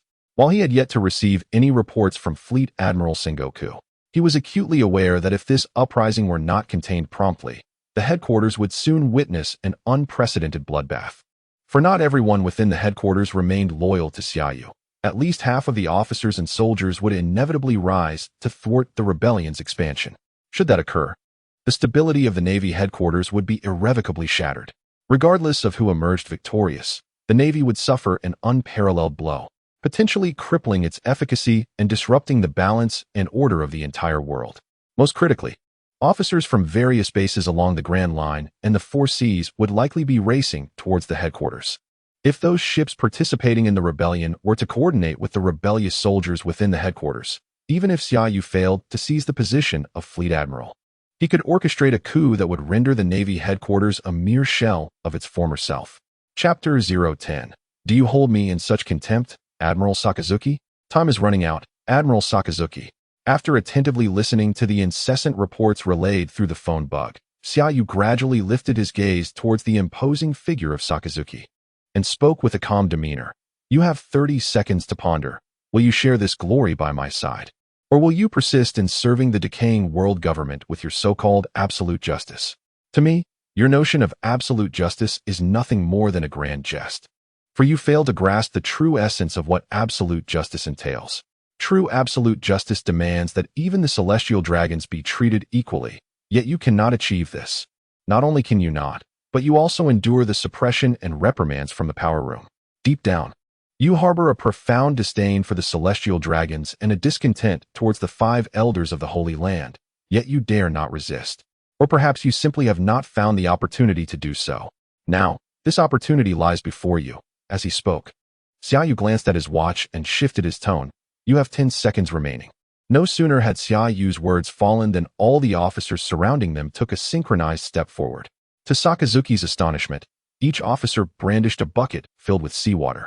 The briny scent unmistakable, clearly a premeditated strategy to confront him. While this seawater may not render him entirely powerless, any form of restraint would grant Xiaoyu a chance to defeat him. It is worth noting that although Xiaoyu is the youngest rear admiral in the headquarters, both his armament haki and observation haki surpass those of his peers, and crucially, his swordsmanship is formidable, rivaling even the candidates for admiral. Moreover, Several officers unveiled iron hooks forged from sea prism stone, ready to launch an attack should he choose to oppose Xiaoyu. Xiaoyu resumed speaking, unhurriedly, too. Clang. Suddenly, the massive iron door of the prison swung open. In an instant, Rear Admirals Mouse, Bastille, and Stolo Berry surged into the prison, followed closely by a dozen officers of various ranks who lined up in 2 rows upon entering. Rear Admiral Mouse, Bastille, Stolo Berry, how is this possible? Even you have joined this rebellion? As he beheld the 3 rear admirals arrayed behind Xiaoyu, a flicker of shock crossed Sakazuki's eyes. He knew that while Mouse, Bastille, and Stolo Berry were stalwarts of the Navy headquarters, with the longest acquaintance being merely 6 years, he could not fathom what compelling reason could sway these seasoned admirals to side with Xiaoyu and unreservedly participate in this rebellion. Lord Xiaoyu, as Mouse stepped forward, he bowed slightly. May I have a word with Admiral Sakazuki? No need. Xiaoyu waved his hand dismissively, stating, Admiral Sakazuki has already made his choice. As his words resonated, Xiaoyu's aura surged dramatically. Xiaoyu, do you intend to subdue me by force? Perceiving Xiaoyu's aura reaching its zenith, Sakazuki's eyes glinted with cold light as he replied in a low voice. Very well. Let me see if you possess the strength to become the Marshal of the headquarters. With that, the natural Logia user of the magma fruit hesitated no longer, unleashing his powers as torrents of magma cascaded from his arms. Simultaneously, he lunged forward, the enormous magma fist hurtling towards Xiaoyu with astonishing speed. Hellhound! As the cry echoed, the previously frigid prison became unbearably heated due to Sakazuki's powers, the colossal magma fist expanding in Xiaoyu's vision at an alarming rate. However, although Sakazuki's attack was swift, Xiaoyu was well prepared. At the moment the searing energy of the massive fist approached, he deftly released all his strength, quietly activating the Navy's 6 styles. Paper drawing, a gentle sound rang out as Xiaoyu's body floated like a thin sheet of paper, evading the incoming colossal fist. At the same time, the surrounding officers promptly doused Sakazuki with the seawater from their buckets. Splash! In an instant, the deluge of seawater enveloped both Xiaoyu and Sakazuki, leaving the latter cornered in the confined space. Navi. Observing the oncoming seawater, Sakazuki scoffed, a smirk gracing his lips as he unleashed his magma powers without reservation. The seawater splashed onto him, only to be instantly vaporized by the infernal heat emanating from his magma. Seizing this once-in-a-lifetime opportunity, Xiaoyu, having evaded Sakazuki's attack with paper drawing, swiftly appeared before Sakazuki, executing the spear hand technique of the Navy's 6 styles, transforming his palm into a precise finger thrust aimed directly at Sakazuki's chest. As if anticipating Xiaoyu's counterattack, a cruel smile flickered across Sakazuki's lips as he coldly remarked, Insect. Before Sakazuki could finish, Xiaoyu shouted fiercely, Armament. Buzz. The moment the words left his mouth, the spear hand hardened with haki and accelerated abruptly, plunging into Sakazuki's body with a resounding thud. Having landed a hit, Xiaoyu did not relent. He activated Shay from the Navy's 6 styles, vanishing from Sakazuki's sight. When he reappeared, he stood behind Sakazuki, now wielding a hook forged from sea prism stone. Now is the time. Without a moment's hesitation, Xiaoyu commanded, all together. As soon as the words left his lips, he swung the iron hook towards Sakazuki with lightning speed. Simultaneously, several officers hurled their sea prism stone hooks at him. Mouse, Stolo Berry, and Bastille were not idle either, drawing their weapons and eyeing the unfolding scenario with vigilance. Faced with the barrage of hooks from all directions, Sakazuki's expression remained unchanged as he stood resolute, unwavering. At the moment the sea prism stone hooks were about to ensnare him, his figure flickered and vanished into thin air. Do not forget, I am an admiral of the headquarters. As Sakazuki's form disappeared, his voice resonated from behind them, laced with an unspeakable fury and murderous intent. To think you would resort to such tricks to capture me. How deeply do you underestimate my strength? Chapter 011. The Shock of Conqueror's Haki Against Akainu. Upon hearing the words, Xiaoyu immediately turned to look. There stood Sakazuki like a guardian deity blocking the door, his body emanating scorching magma due to his elemental transformation. The overwhelming presence of an admiral from the Navy headquarters left the various officers in the prison gasping for breath, with some of the weaker ones trembling uncontrollably under Sakazuki's formidable aura. Did you bring me here to confine me within this prison? After casting a cold glance at the officers present, Sakazuki stepped forward and declared, A commendable thought, but it seems that this place may very well become your burial ground. Before his words had fully settled, Sakazuki exhibited no hesitation as he raised his molten arm, Dogbite Red Lotus. In an instant, his lava-formed arm transformed into a massive dog head engulfed in flames, launching forward at an astonishing speed, accompanied by a terrifying wave of energy that appeared before Xiaoyu in a heartbeat. Faced with the oncoming massive dog head, Xiaoyu stood his ground, swiftly gripping the hilt of the long sword at his waist and drawing it with lightning speed. As the sword was unsheathed, a low-frequency vibration rippled through the air before him. In the next moment, visible flames spiraled around the blade, and an overwhelming pressure erupted from Xiaoyu, causing another wave of low-frequency vibrations in the void.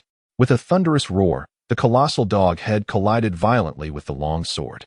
The impact unleashed a terrifying shockwave that knocked all surrounding officers to the ground. Even the powerful vice admirals, including Squirrel, Bastille, and Stoloberry, were uncontrollably thrown back. Finally, under the clash of the two ferocious energies, the ground could no longer bear the strain and erupted with a deafening crack. The earth beneath Xiaoyu's feet began to fracture into a web of cracks, spreading rapidly outward like a gigantic spider's web, ensnaring everyone present. Before anyone could react, the prison trembled violently and collapsed, the intertwined, terrifying energies blasting through the roof and soaring into the night sky.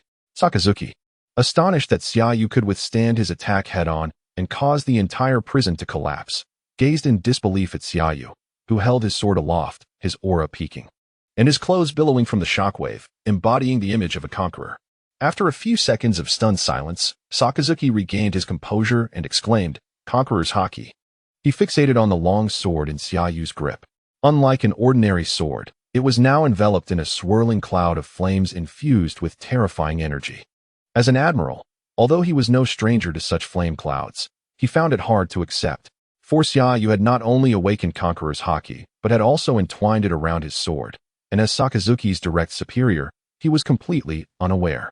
The most crucial point was that while powerful individuals possessing Conqueror's haki were numerous in the latter half of the Grand Line, those who could achieve such entwining were exceedingly rare, typically either sea emperors dominating the New World or legendary figures long past. Even more astonishing was that Xiaoyu had not only mastered the entwining, but had done so without their knowledge. Such strength and cunning. No wonder Xiaoyu was so confident in this rebellion. Equally astonished were the officers who had been toppled, as well as Squirrel, Bastille, and Stoloberry. Since Xiaoyu's promotion to Rear Admiral, they had grown increasingly close due to various reasons, having received his assistance on multiple occasions. During several missions, despite commanding their own subordinates and ships, they maintained constant communication, often sharing drinks or training together in the field.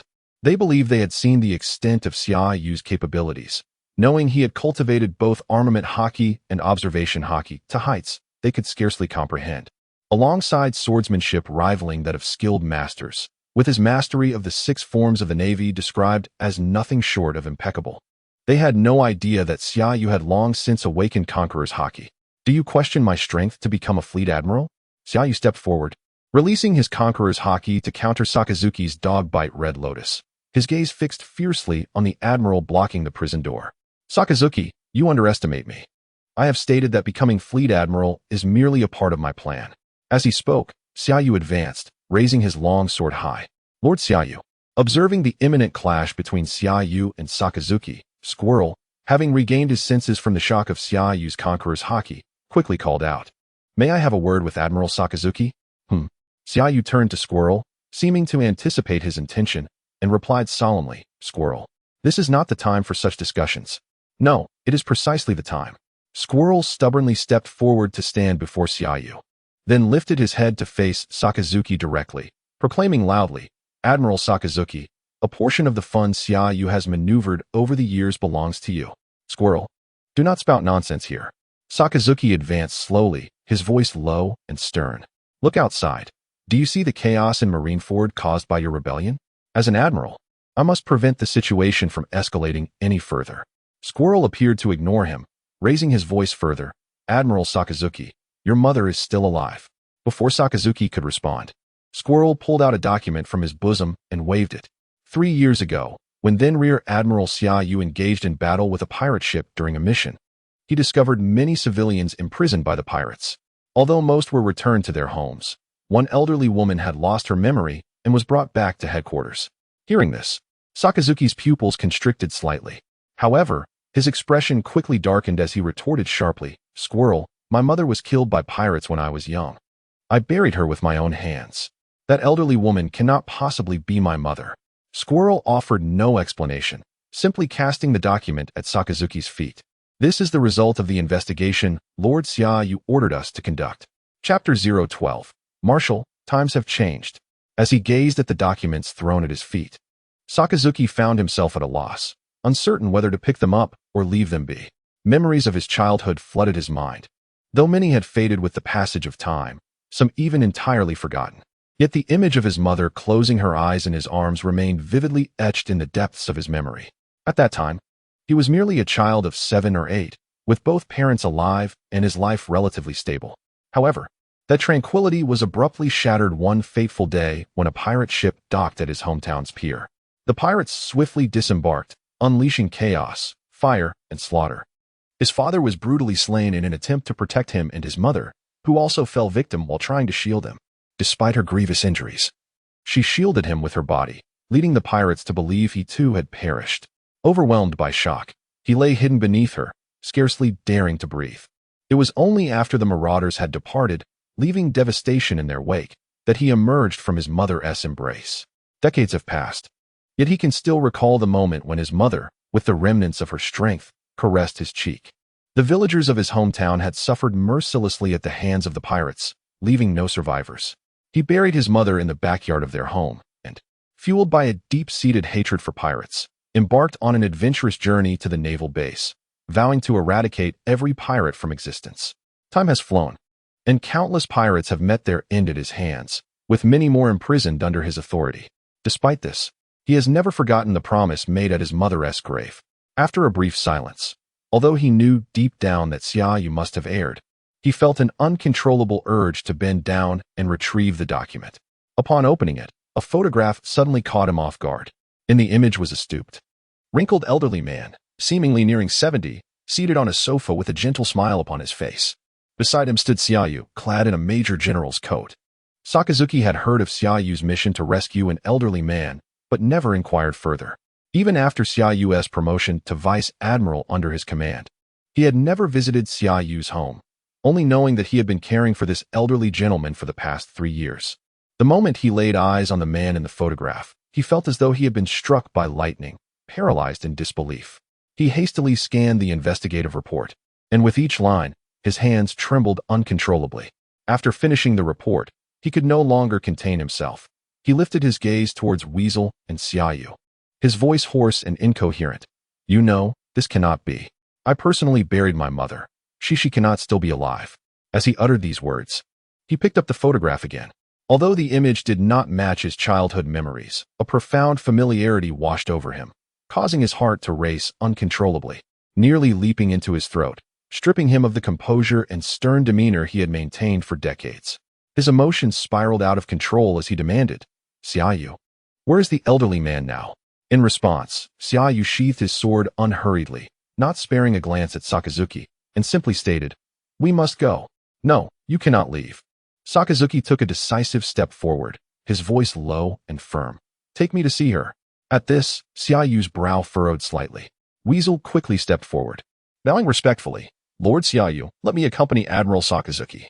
Xiaoyu nodded, then swiftly maneuvered around Sakazuki, striding toward the now-ruined prison.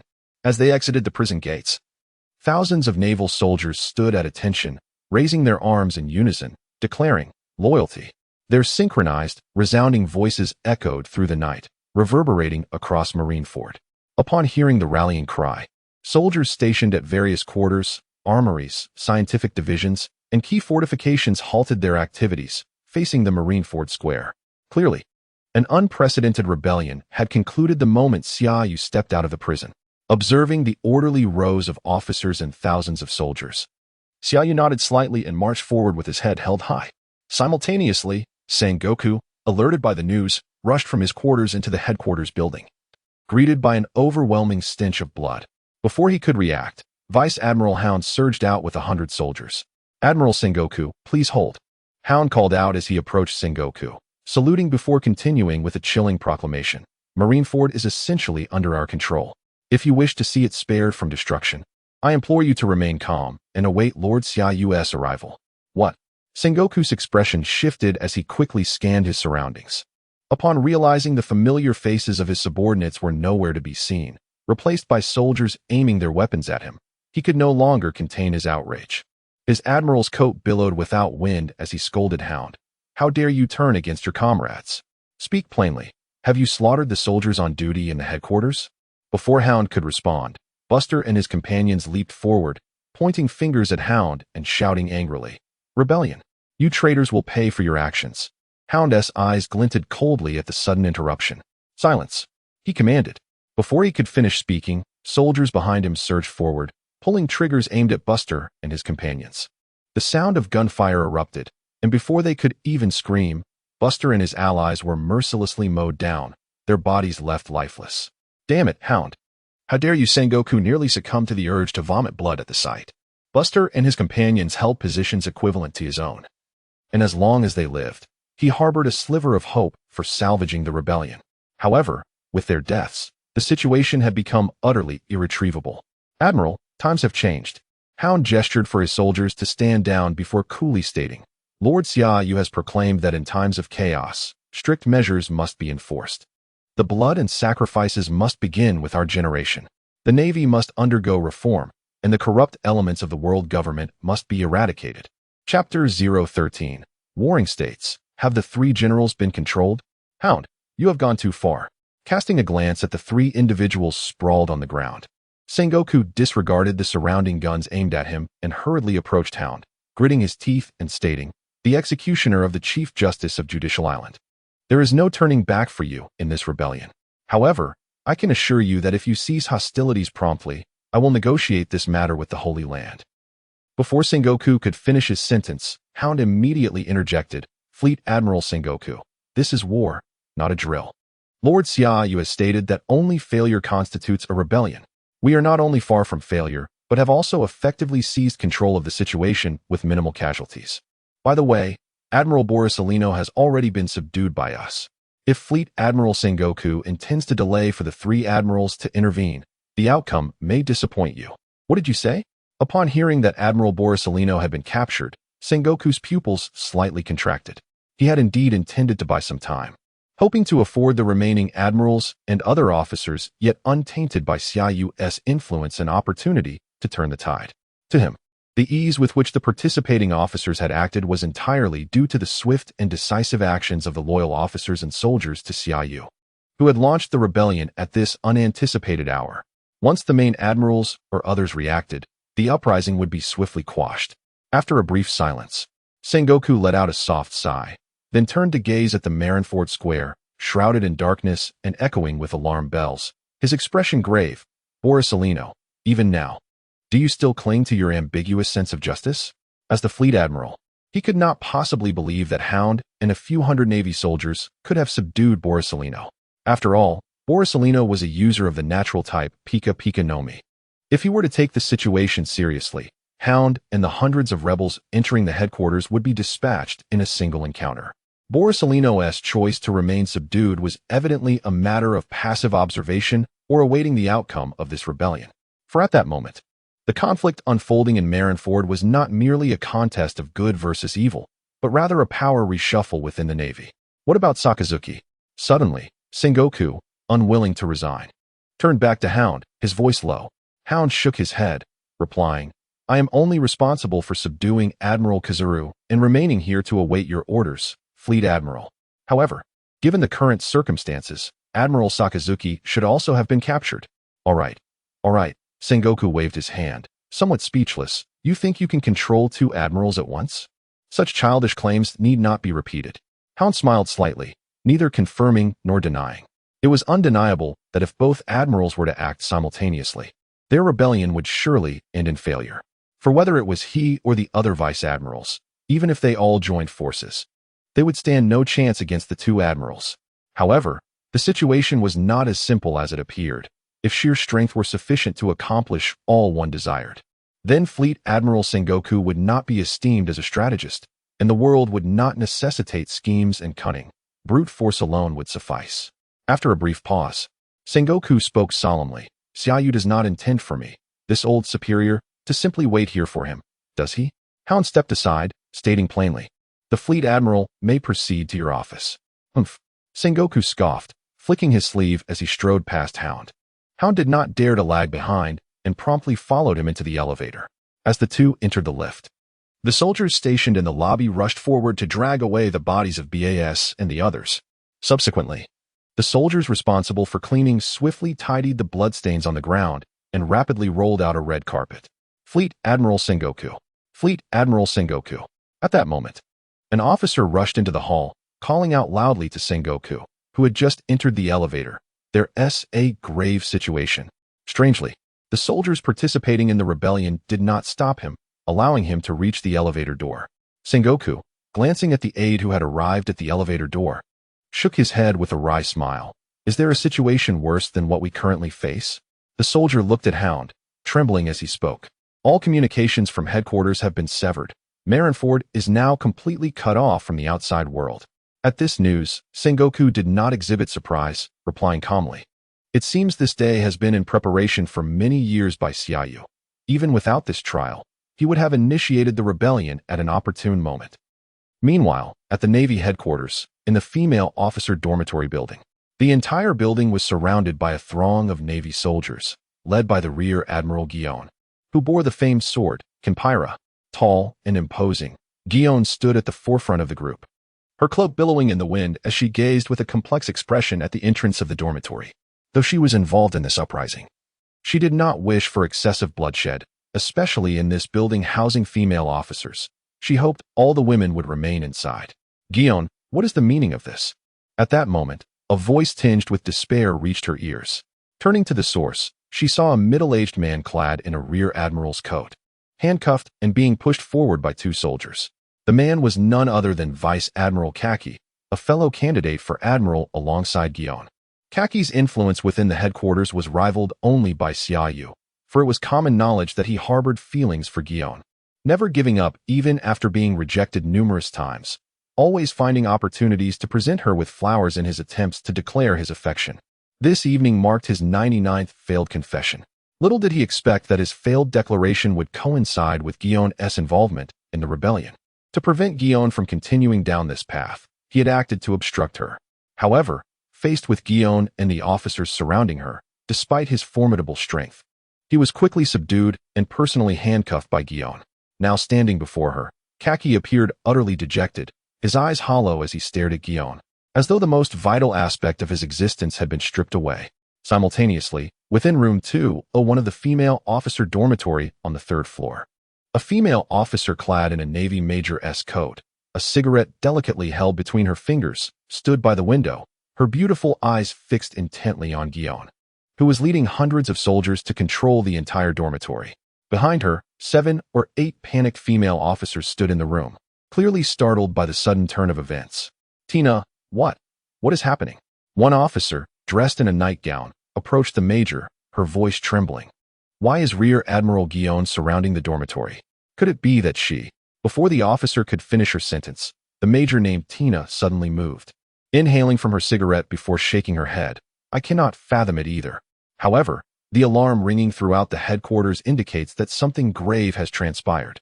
After a brief pause, Tina abruptly turned, a serious expression on her face as she inquired, have we managed to contact Mr. Karp? Chapter 14. The new Marshal of Headquarters, Reshaping the Navy. Unable to establish contact, the female officer shook her head and remarked, all communication devices are down. It seems the headquarters communications have been severed. Upon hearing this, Tina's expression grew increasingly grave. What could possibly be the cause? Tina was perplexed. No, I must go and inquire with Admiral Guion. Wait, Major Tina. The female officer quickly interjected. Didn't Admiral Guion just say we should all remain in our quarters? Those who defy orders will face immediate execution. Ignoring the warning, Tina resolutely turned and strode out. While the other female officers hesitated to disobey Admiral Guion's command, Tina was unafraid. Setting aside rank, she had a good rapport with Guion and was confident he wouldn't indiscriminately harm her. As Tina approached the entrance, A group of over a dozen hidden female officers emerged, bombarding her with questions. Major Tina, what is happening? Has the headquarters been invaded? It cannot be an invasion. If it were, Admiral Guillaume would not have allowed us to stay in our quarters. Betrayal? Could there be a traitor within the headquarters? Wait, could this be related to the matter of Admiral Xiaoyu? I heard from colleagues in the courtroom that the presiding judge announced a death sentence for Admiral Xia and that he would be transferred to Judicial Island this morning. Major Tina, do you know what is going on? Amidst the crowd of inquisitive female officers, Tina furrowed her brow and replied coolly, I do not know what is happening either. Please step aside. I must ask Admiral Guillaume. With that, she moved forward. Tina, don't go out. As Tina exited the door, Guillaume's voice echoed from afar.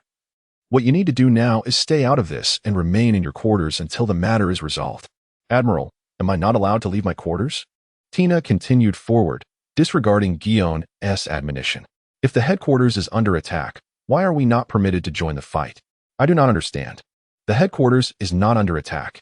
Guillaume placed a hand on the hilt of his sword, his expression serious. Tina, return immediately. This is for your own good. Stopping just under 5 meters from Guillaume, Tina surveyed the soldiers on high alert around her before fixing her gaze on Guillaume. If there is no invasion, then why such a show of force? Is it because of Admiral Xia's situation? Are you trying to prevent him from being taken to Judicial Island? Yes. Guillaume did not conceal the truth, his expression complex as he regarded Tina. Tina, do not put me in a difficult position. Return to your quarters. Once this matter concludes, you will still be a Navy major. Just as Tina was about to speak, the soldiers standing in formation behind Guillaume suddenly turned in unison, saluting and declaring loyalty. Looking in the direction of the voice, Tina's eyes widened in surprise. Before her stood Admiral Sakazuki, donning a naval cap and clad in dark red attire. Seemingly in a hurry as he passed by with Admiral Weasel, ignoring the crowd entirely and heading swiftly towards the family residential area. Tina was taken aback that Admiral Sakazuki would remain oblivious to the unfolding events and hastily depart as if nothing were amiss. A flicker of confusion crossed her features as she murmured, Admiral Guillaume, is Admiral Sakazuki involved in this as well? What on earth is happening? Guillaume remained silent. Watching Sakazuki and Weasel hasten towards the residential area, a heavy burden finally lifted from his chest. It was evident that Sakazuki had been swayed by Xiaoyu, or perhaps reached some form of agreement. Thus, their operation would face a significantly reduced obstacle. Otherwise, given Sakazuki's temperament and his unwavering commitment to justice, he would undoubtedly act to suppress this rebellion at any cost. In such a scenario, Guillaume could only imagine the countless lives that would be lost due to this upheaval. As he watched Sakazuki and Weasel disappear from view, Guillaume turned back to the still perplexed Tina and whispered, Tina, after tonight, a new Marshal will replace Lord Sengoku, heralding the dawn of a new era for the Navy. What is occurring tonight is not an external invasion. It is Admiral Xia's endeavor to reshape the Navy. At the Navy headquarters, within the family residential area, accompanied by Admiral Weasel, Sakazuki arrived at the entrance of a 2-story residence. Surrounding the outer gate, a contingent of armed soldiers stood guard, evidently placed there by Xiaoyu to prevent any disruption to the operation. The yard was in disarray, with the ground dug several feet deep, the remnants of flowers and plants strewn about, nearly withered and decayed. This was Xiaoyu's residence, and the excavation was the work of the investigative team, searching for any substantial illegal gains that might have been concealed by Xiaoyu. However, Sakazuki had little time to concern himself with such trivial matters. Upon arriving at the gate, his gaze fell upon a frail figure in the yard. He observed the elderly person tremblingly gathering the scattered plants, muttering angrily as if cursing the members of the investigative team responsible for the destruction. Though the figure had its back turned, the moment Sakazuki caught sight of it, his heart raced. Admiral Weasel, standing by Sakazuki's side, did not expect to find anyone in the yard still tending to the destroyed plants. He momentarily froze, then his expression shifted, and without a second thought, he dashed across the fence to stand before the old man. Elder, why are you not resting? As he approached the elder, Weasel quickly took the wilted flowers from the old man's hands and steadied him. The elder looked up, bewildered, at the suddenly appearing Weasel, rasping, Who are you? Weasel. I am Weasel. As Weasel supported the elder, he carefully turned him towards the 2-story building, stating loudly, I am your grandson's colleague. Upon hearing the word grandson, the elder clutched Weasel's arm tightly, his emotion surging, speaking distinctly, Where is my grandson? Where has he gone? Bad people have been coming here every day to cause destruction. All right, I will go and capture those bad people and throw them in prison right away. Weasel nodded repeatedly. At that moment, Sakazuki stepped inside.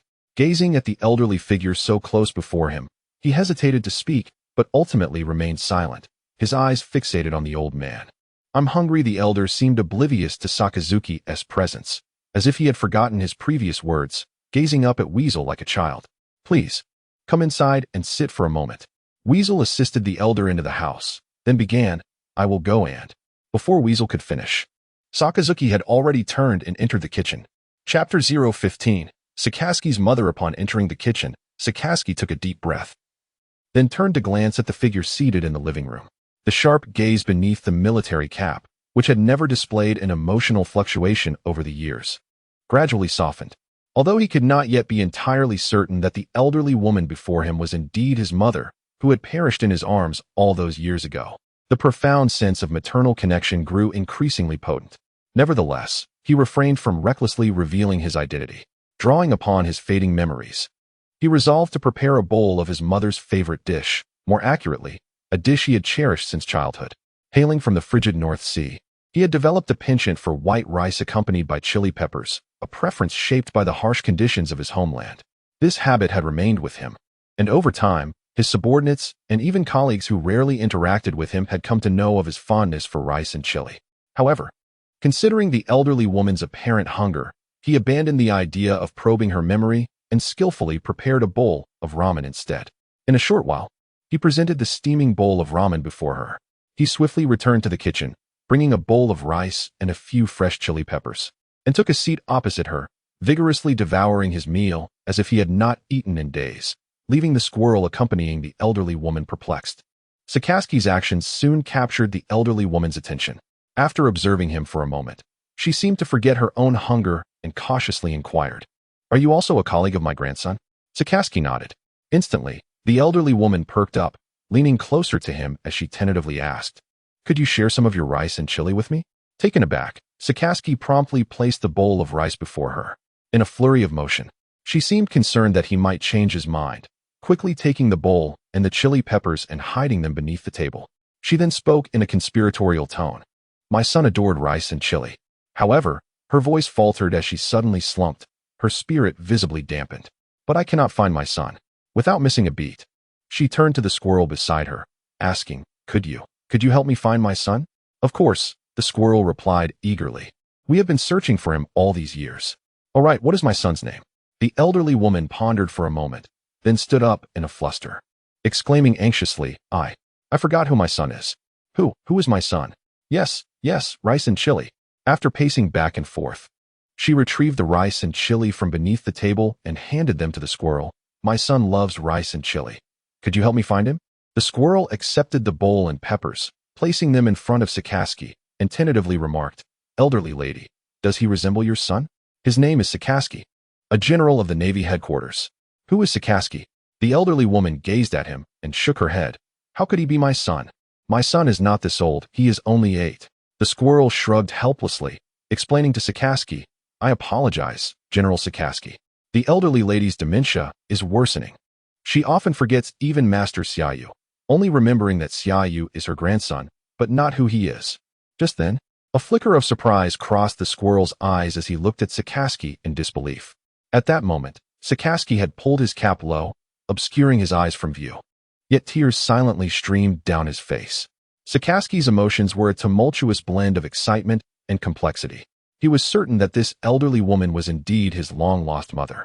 Yet he hesitated to acknowledge her, for it was he who had buried his mother, still alive, in their yard all those years ago. Had he excavated her grave a little deeper, he would have become the true perpetrator of her death. The haunting image of his mother awakening beneath the earth filled him with a piercing pain, nearly choking him.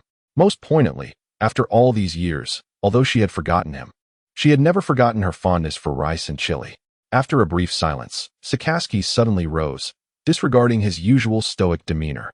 With tears streaming down his face, he rushed behind the elderly woman and lifted her clothing.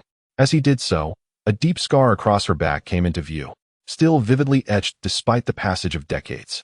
His extensive experience allowed him to recognize that this scar was the result of a blade piercing through her chest and exiting her back.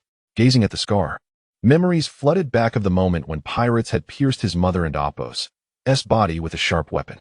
"Let go of me." The elderly woman was clearly startled by Sakaski's sudden action, swiftly turning to slap his face before tremblingly retreating behind the squirrel, clutching his arm tightly. After receiving the slap, Sakaski inhaled deeply, then knelt before her, trembling as he spoke. "Mother, I have been unfilial.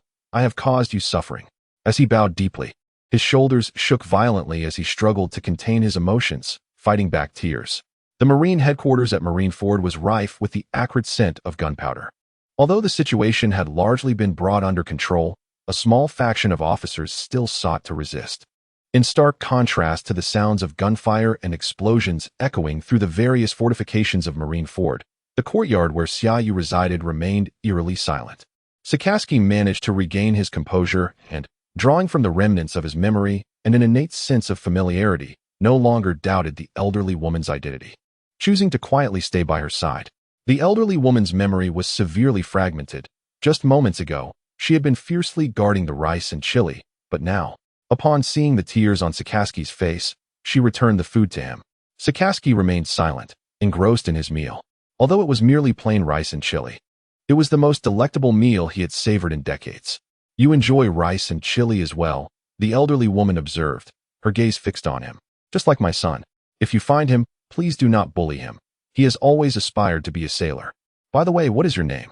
Hearing his mother's incessant chatter, Sakaski was reminded of the day he had buried her alive, and tears streamed down his face once more.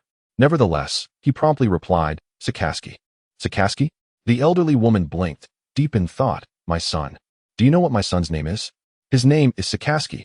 Chapter 016. Akainu, Mother is Never a Choice. The old man seemed to regain his memory, nodding repeatedly as he said, Yes, my son is named Sakazuki as well. Though he is only 8 years old. No, he must have grown up by now. Otherwise, where would my grandson come from?" At this point, the old man's eyes grew vacant once more as he turned to look at the flying squirrel, asking curiously, "Who is my grandson?" I seem to have forgotten." With a mournful tone, he lamented, "Oh dear, I've forgotten my grandson." Saying this, the old man hurriedly stood and rushed toward the bedroom. Observing this, the flying squirrel did not intervene but instead regarded Sakazuki with a serious expression. Seizing the opportunity, Sakazuki set down his bowl and met the flying squirrel's gaze. Inquiring, "Has Lord Xiaoyu been taking care of Mother all this time?" The flying squirrel nodded, explaining that when on missions, Lord Xiaoyu would enlist the help of General Jiyuan. During normal times, Lord Xiaoyu would keep the old man company, for often, with just a turn of his head, the old man would forget who he was and mistakenly believe him to be a villain, chasing him away. Upon hearing this, Sakazuki turned his gaze towards the elderly mother searching the house for her grandson, his expression gradually growing resolute. He did not think that Lord Xiaoyu's actions were intentional. Having read the investigative report, he knew that before uncovering the identity of his mother, Lord Xiaoyu was unaware of their connection. This indicated that Lord Xiaoyu's care for the old man was devoid of ulterior motives. With this realization, Sakazuki no longer hesitated and stated firmly, "Can your telephone bug be used? Please help me contact Lord Xiaoyu." The flying squirrel produced the telephone bug and dialed. Soon, the connection was established. Without waiting for the other party to speak, the flying squirrel cut straight to the chase. "Transfer me to Lord Xiaoyu." A few brief seconds later, Lord Xiaoyu's voice came through the telephone bug. "Flying squirrel, you have 10 minutes. Regardless of Sakazuki's decision, you must return to my side immediately to meet Sengoku." Sakazuki brought the telephone bug before him and spoke in a deep voice. "I am Sakazuki. I have but one question. If your answer aligns with my desires, I will assist you in ascending to the position of admiral." Before the telephone bug could respond, Sakazuki swiftly redirected the conversation. "Since you have already uncovered my mother's identity, why not use that as a condition to negotiate with me? You must know that this is my only vulnerability. There's no reason." Lord Xiaoyu's voice came through, calm and unhurried. "I believe that once you learned of the old lady's identity, you would inevitably compromise in tonight's matter, even begrudgingly fighting on my behalf. For anyone, a mother is never a choice. However, I shall not do so because, for me, the old lady is not a bargaining chip." Meanwhile, on the road to the Navy headquarters, Lord Xiaoyu tossed the telephone bug to his companion Stalaberry. lifting his gaze towards the towering headquarters building, his eyes narrowing. Although he had not spoken much with Sakazuki, the very act of Sakazuki reaching out to him via the telephone bug spoke volumes about his stance. For Sakazuki, a general of the headquarters, Lord Xiaoyu did not require him to stand shoulder to shoulder at this moment, as long as Sakazuki chose to observe. Significant matters could be accomplished tonight. Suddenly, a gunshot rang out, followed by a bullet slicing through the air, aimed directly at Lord Xiaoyu's face.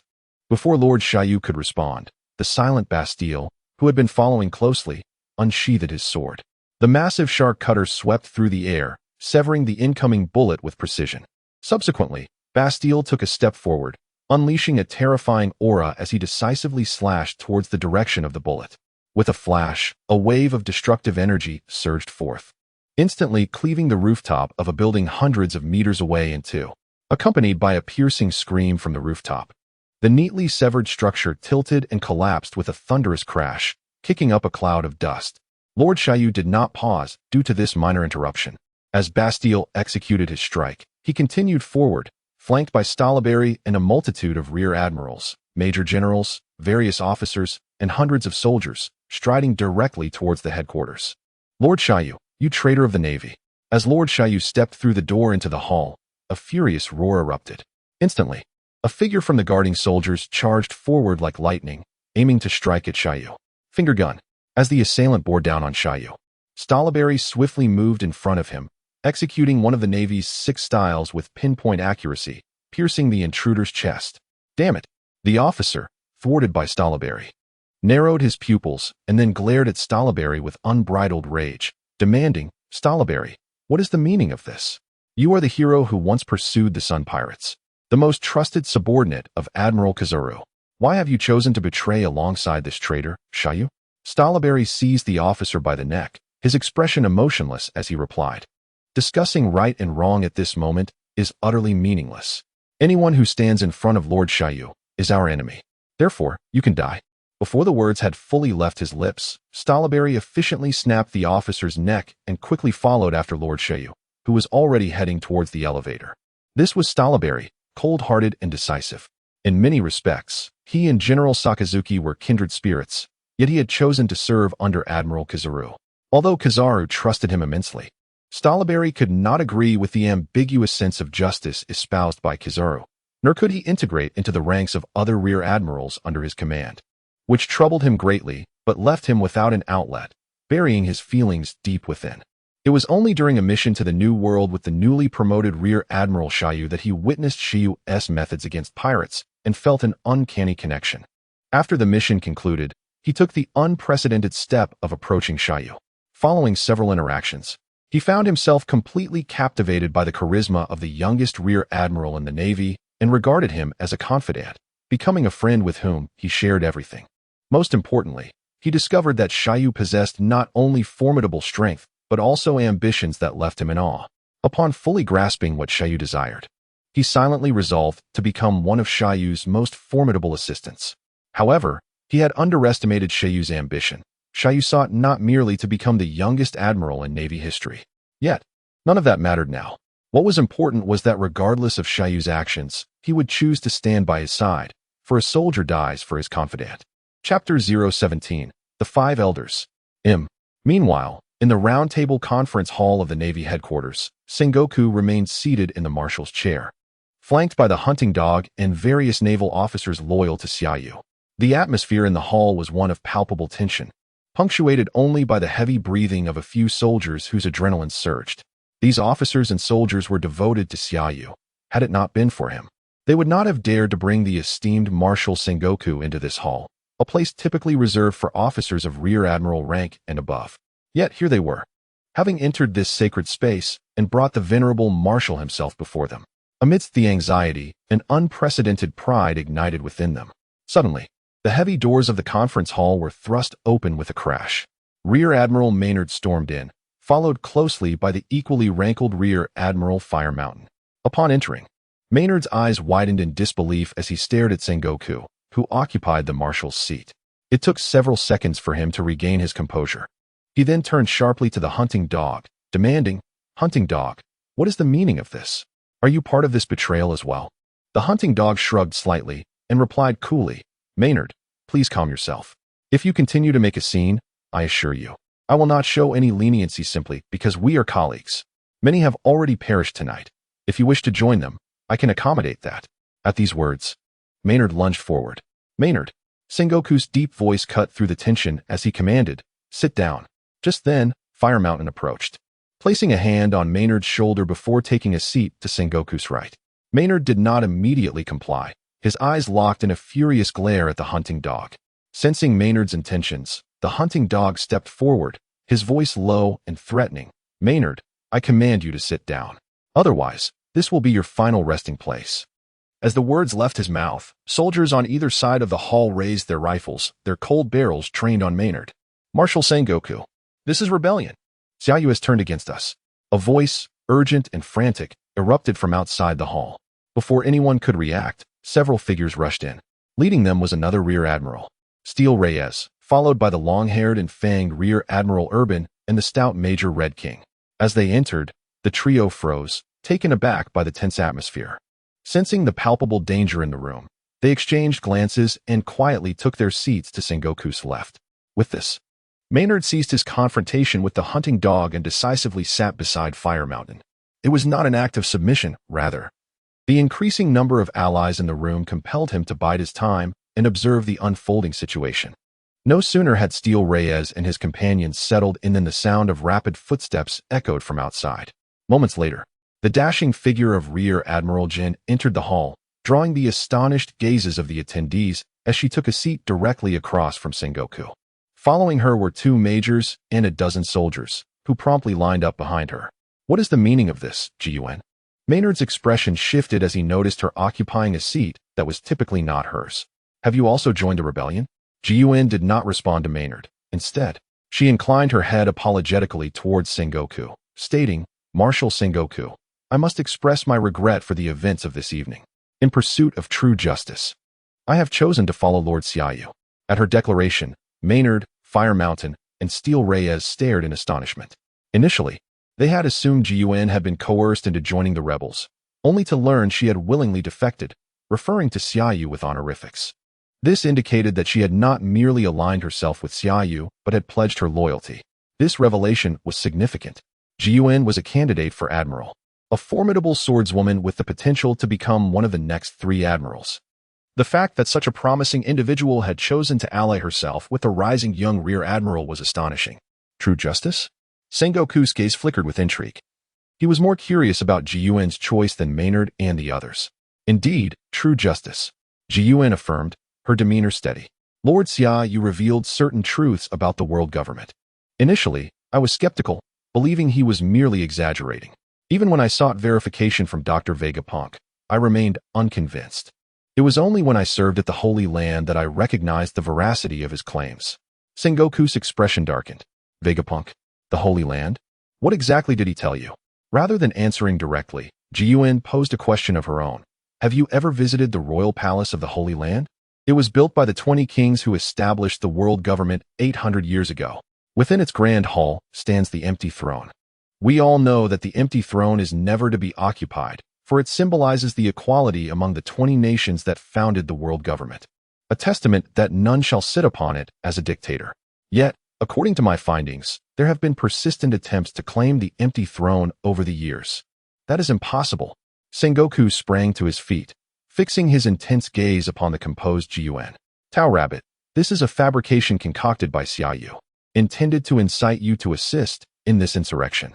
You must understand that Xiaoyu's rapid control of the situation tonight is not due to his desperate bid for survival as he is transferred to Judicial Island. Rather, he has orchestrated this entire scheme from the shadows. Marshal Sengoku, I am no naive child." Ji-Yuen's expression remained unflinching. 3 years ago, when Lord Xiaoyu first shared these revelations with me, he advised against rushing to validate them, as it could endanger my life. Nevertheless, I have been investigating discreetly for the past 3 years, and 4 months ago, I finally uncovered a thread of evidence. I can now ascertain that the so-called highest authorities of the world government, the 5 elders of the power room, are merely puppets for someone else, a hidden mastermind with ambitions of dictatorship. At this point, a flicker of emotion crossed Ji-Yuen's face as she rose to her feet, her voice resonating with conviction. This puppet master resides in a place within the Holy Land known as the Between Flowers, referred to by the five elders as Lordim. Chapter 018. My glory is loyalty. Lordim. Upon hearing this unfamiliar name, Sengoku's eyes flickered with confusion. As the fleet admiral of the Navy headquarters, he had traveled back and forth between Marineford and Marineford countless times, and had been responsible for the security of Marineford on several occasions, safeguarding the Quadrennial World Conference. During this time, he meticulously fortified Marineford to prevent any mishaps. Yet, despite all his endeavors, the title of Lordim was entirely unknown to him. If Sengoku found it strange, the others present were equally bewildered, exchanging glances and casting doubtful looks towards Gion. At that moment, on the top floor of the headquarters building, as the elevator doors opened, Xiaoyu stepped out without hesitation. Following closely behind were Vice Admirals Stolo Berry and Bastille, while several Rear Admirals hurried ahead of Xiaoyu, standing respectfully before the conference room door at the end of the corridor. As Xiaoyu approached, the two Rear Admirals promptly opened the door. Without pausing, Xiaoyu marched into the conference hall with his head held high. As he entered, Gion, the hounds, and the other officers present rose to their feet and stepped forward. Instead of proceeding to his designated position, Xiaoyu strode confidently towards Sengoku, capturing everyone's attention. Standing at attention, without waiting for Sengoku's response, Xiaoyu brought his feet together and raised his right hand in salute, addressing the fleet admiral with respect. As Xiaoyu's voice resonated, Stolo Berry, Bastille, and the accompanying Rear Admirals straightened their postures in unison. Gion and the hounds followed suit, standing tall and collectively declaring loyalty. Sengoku remained calm, observing Xiaoyu's salute with a composed demeanor. However, the officers led by Menard, who had yet to submit to Xiaoyu, wore hostile expressions, regarding him with an air of hostility. Vice Admiral Xiaoyu, you appear quite busy tonight. After a brief silence, Sengoku sighed and spoke slowly. Is achieving ambition through the lives and blood of your comrades truly the justice you uphold? In response, Xiaoyu produced a document from his pocket and placed it before Sengoku, stepping back as he said, years ago, I encountered a prophet on Fishman Island who foretold that I would rise through the corpses of many. I do not share that belief. I believe one's fate, be it life or death, lies in their own hands. Fleet Admiral Sengoku, Marineford is now largely under my control. If you wish to prevent further casualties due to resistance, I implore you to sign this document. Xiaoyu, you traitor. Before Sengoku could react, Menard leapt to his feet, eyes ablaze with fury. As long as we live, you shall not succeed. You seek death. Stolo Berry and Bastille, anticipating Xiaoyu's command, stepped forward in unison. In the next moment, Stolo Berry's spear was aimed at Menard's chest, while Bastille's sword was poised at his throat. Instinctively, Gion gripped her sword handle, and the hounds displayed bloodthirsty grins, ready to suppress any aggressive moves from Menard and his allies. The atmosphere in the conference hall grew tense, as if a battle was imminent. Stolo Berry, Bastille, Menard, with his eyes aflame, exclaimed, Xiaoyu has only been in the headquarters for 6 years. What has he done to make you forsake the honor of the Navy and join him in rebellion? A soldier dies for one who understands him, Stolo Berry replied coldly, locking eyes with Menard. My glory is loyalty. Bastille interjected firmly, sit down, or I will not show mercy. You, Menard, enraged, instinctively took a step forward. At that moment, Sengoku slammed the conference table, commanding, enough. Menard, sit down. He then turned his attention to the document placed before him, opening it. Upon reading its contents, Sengoku's pupils constricted, and he looked up at Xiaoyu in disbelief. You are to temporarily assume the position of Fleet Admiral? Xiaoyu, do you truly believe this is feasible? The appointment of the Fleet Admiral is not solely within my authority. It requires the approval of Marineford. No need for Marineford approval, Xiaoyu replied with a slight smile. As long as the soldiers of the Navy headquarters and the various forts of the Grand Line understand that you are unwell, I can oversee all naval affairs temporarily. Of course, Fleet Admiral Sengoku can choose not to sign, but doing so will result in many deaths tonight. At these words, Sengoku fell silent. As the Fleet Admiral, he was acutely aware that this was Xiaoyu's tactic to buy time. As long as he could stabilize the soldiers in the Grand Line and the various naval branches, Xiaoyu could eliminate uncontrollable factors with minimal cost. Once Xiaoyu completely seized control of the Navy, the Holy Land would only have two choices, either to concede to Xiaoyu's power, acknowledging his legitimacy as Fleet Admiral, or, in a fit of rage, unleash all combat departments of the world government against the Navy under Xiaoyu's command.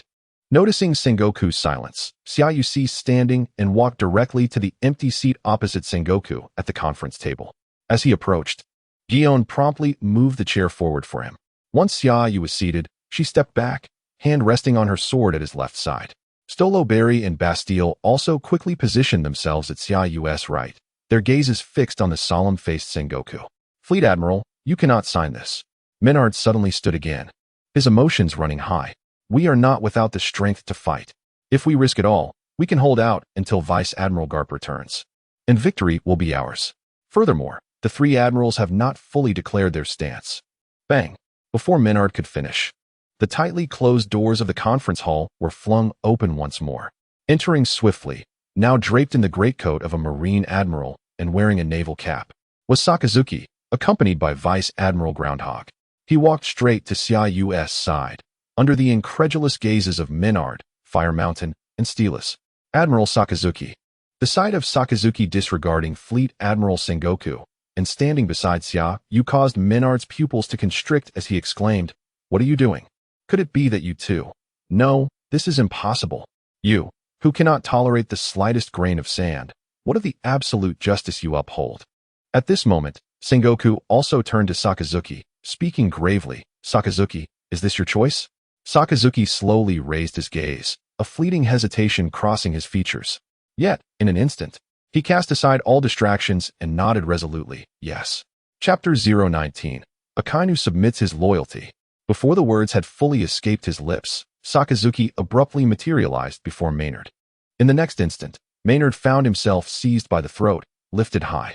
Before anyone present could react, Sakazuki's unique ability derived from the magma fruit was silently unleashed. Ag! As Sakazuki's arm transformed into molten lava, Maynard emitted a heart-wrenching scream. "Sakazuki, what are you doing?" The unexpected ferocity of Sakazuki took Sengoku by surprise, causing him to rise in horror. "Release Maynard." Crack! The sound resonated sharply as Maynard and Appo's neck was abruptly snapped. Following this, Sakazuki disdainfully flung him aside, disregarding Sengoku and Appo's furious gaze. His piercing and somber eyes sweeping over the likes of Akainu, Steel, and others, exuding a chilling aura of intent to kill. From this moment forth, anyone who shows disrespect towards Xiaoyu shall meet the same fate. After a brief pause, Sakazuki's gaze fixated on Sengoku. "This is my stance. Admiral Sengoku. If you wish to prevent Marineford from being engulfed by volcanic magma, you must sign your name on this document." "Sakazuki, you," Sengoku glanced at Maynard, whose neck had not only been broken, but was also scorched by lava, his eyes nearly popping out in fury.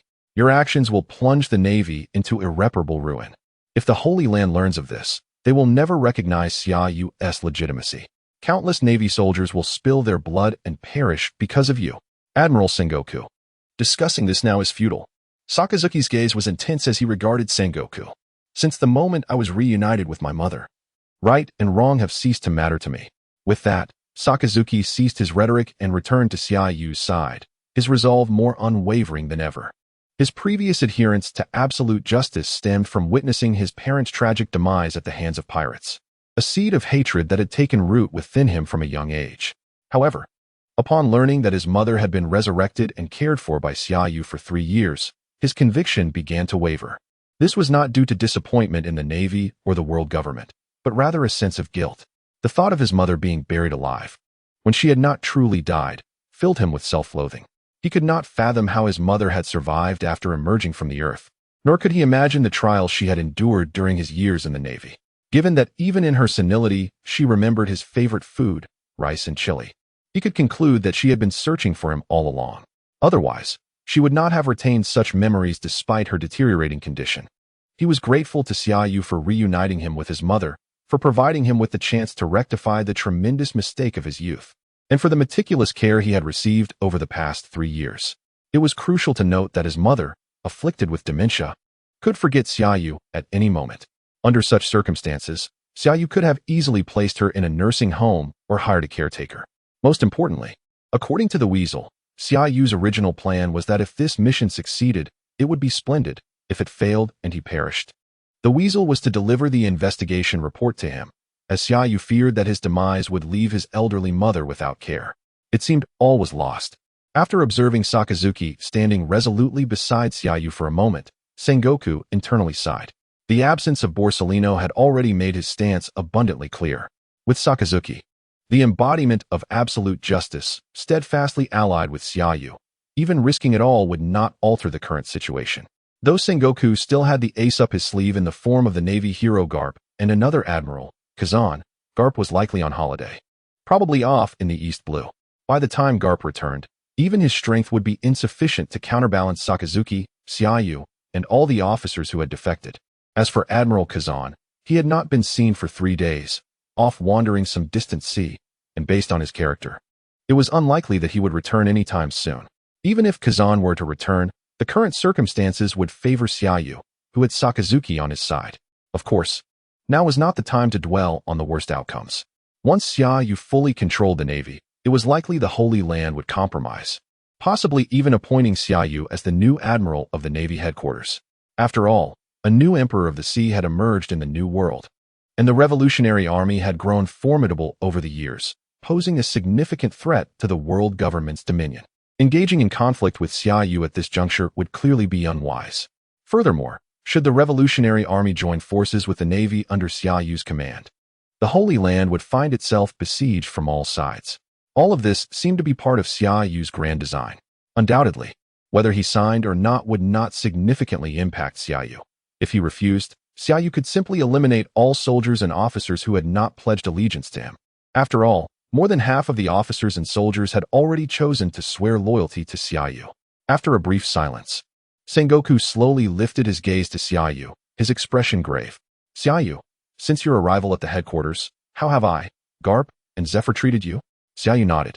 Very well, especially Teacher Zephyr. He had high hopes for me back in the officer training camp. As for Garp, while he has always aimed to groom me as his successor, I do not fully resonate with his philosophy. To be precise, I do not align with the notion of justice upheld by the Navy from top to bottom. For in my view, as long as the celestial dragons loom over the world government, the Navy cannot claim to uphold any form of justice. Thus, I aspire to liberate the Navy from the shackles of such constraints and limitations. Sengoku shook his head. I have no intention of debating with you. I merely wish to understand why, given our favorable treatment towards you, you have chosen to withhold certain truths from us. Xiaoyu chuckled lightly, responding nonchalantly, Admiral Sengoku, my actions are aimed at instigating a mutiny. Can I afford to be transparent? No, Sengoku waved his hand, his gaze intensively fixed on Xiaoyu. I am referring to the individual named him that Shiwan just mentioned. Since you are aware of matters unknown to us, why did you not choose to share that information with me, Garp, or Zephyr, instead opting to inform Shiwan? Upon hearing this, Xiaoyu turned to Shiwan, astonished. You told them? Shiwan nodded. Xiaoyu bore no resentment, redirecting his gaze back to Sengoku, countering. Do you believe everything Shiwan has said about the place called Flower Between and the existence of him? I can assure you that you not only doubt it, but likely consider it a fabrication on my part to convince Shiwan and others to join me in rebellion. In this current situation, you do not believe. Do you think you would have trusted me before this? Sengoku's gaze remained riveted on Xiaoyu, as if attempting to penetrate the depths of his true intentions.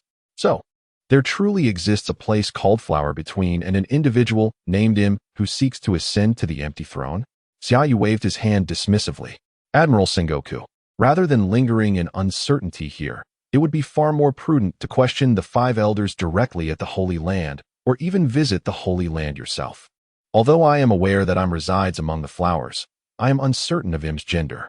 If you are fortunate enough to witness Im's true form, do remember to return and inform me. However, before that, you must first affix your signature to this document and promptly deliver a speech, urging those officers and soldiers who lurk in the shadows, seeking to reverse the situation, to abandon their resistance. Chapter 020. The rewards arrive early, abilities at maximum. Gazing at the documents laid before him, Sengoku hesitated momentarily. Ultimately, he chose to relent, swiftly signing his name on the paper. Once he had completed the signature, the hound stepped forward to take the document, handing it to his adjutant with decisive clarity. Immediately forward this document to all branches and fortresses. Yes, the adjutant, not daring to delay, accepted the document with both hands, and quickly exited the conference hall. The Hound did not withdraw just yet.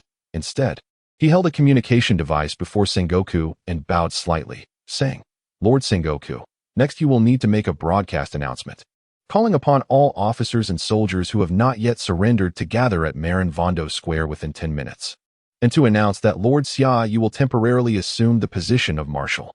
Upon hearing this, Sengoku ceased his procrastination and promptly took the communication device.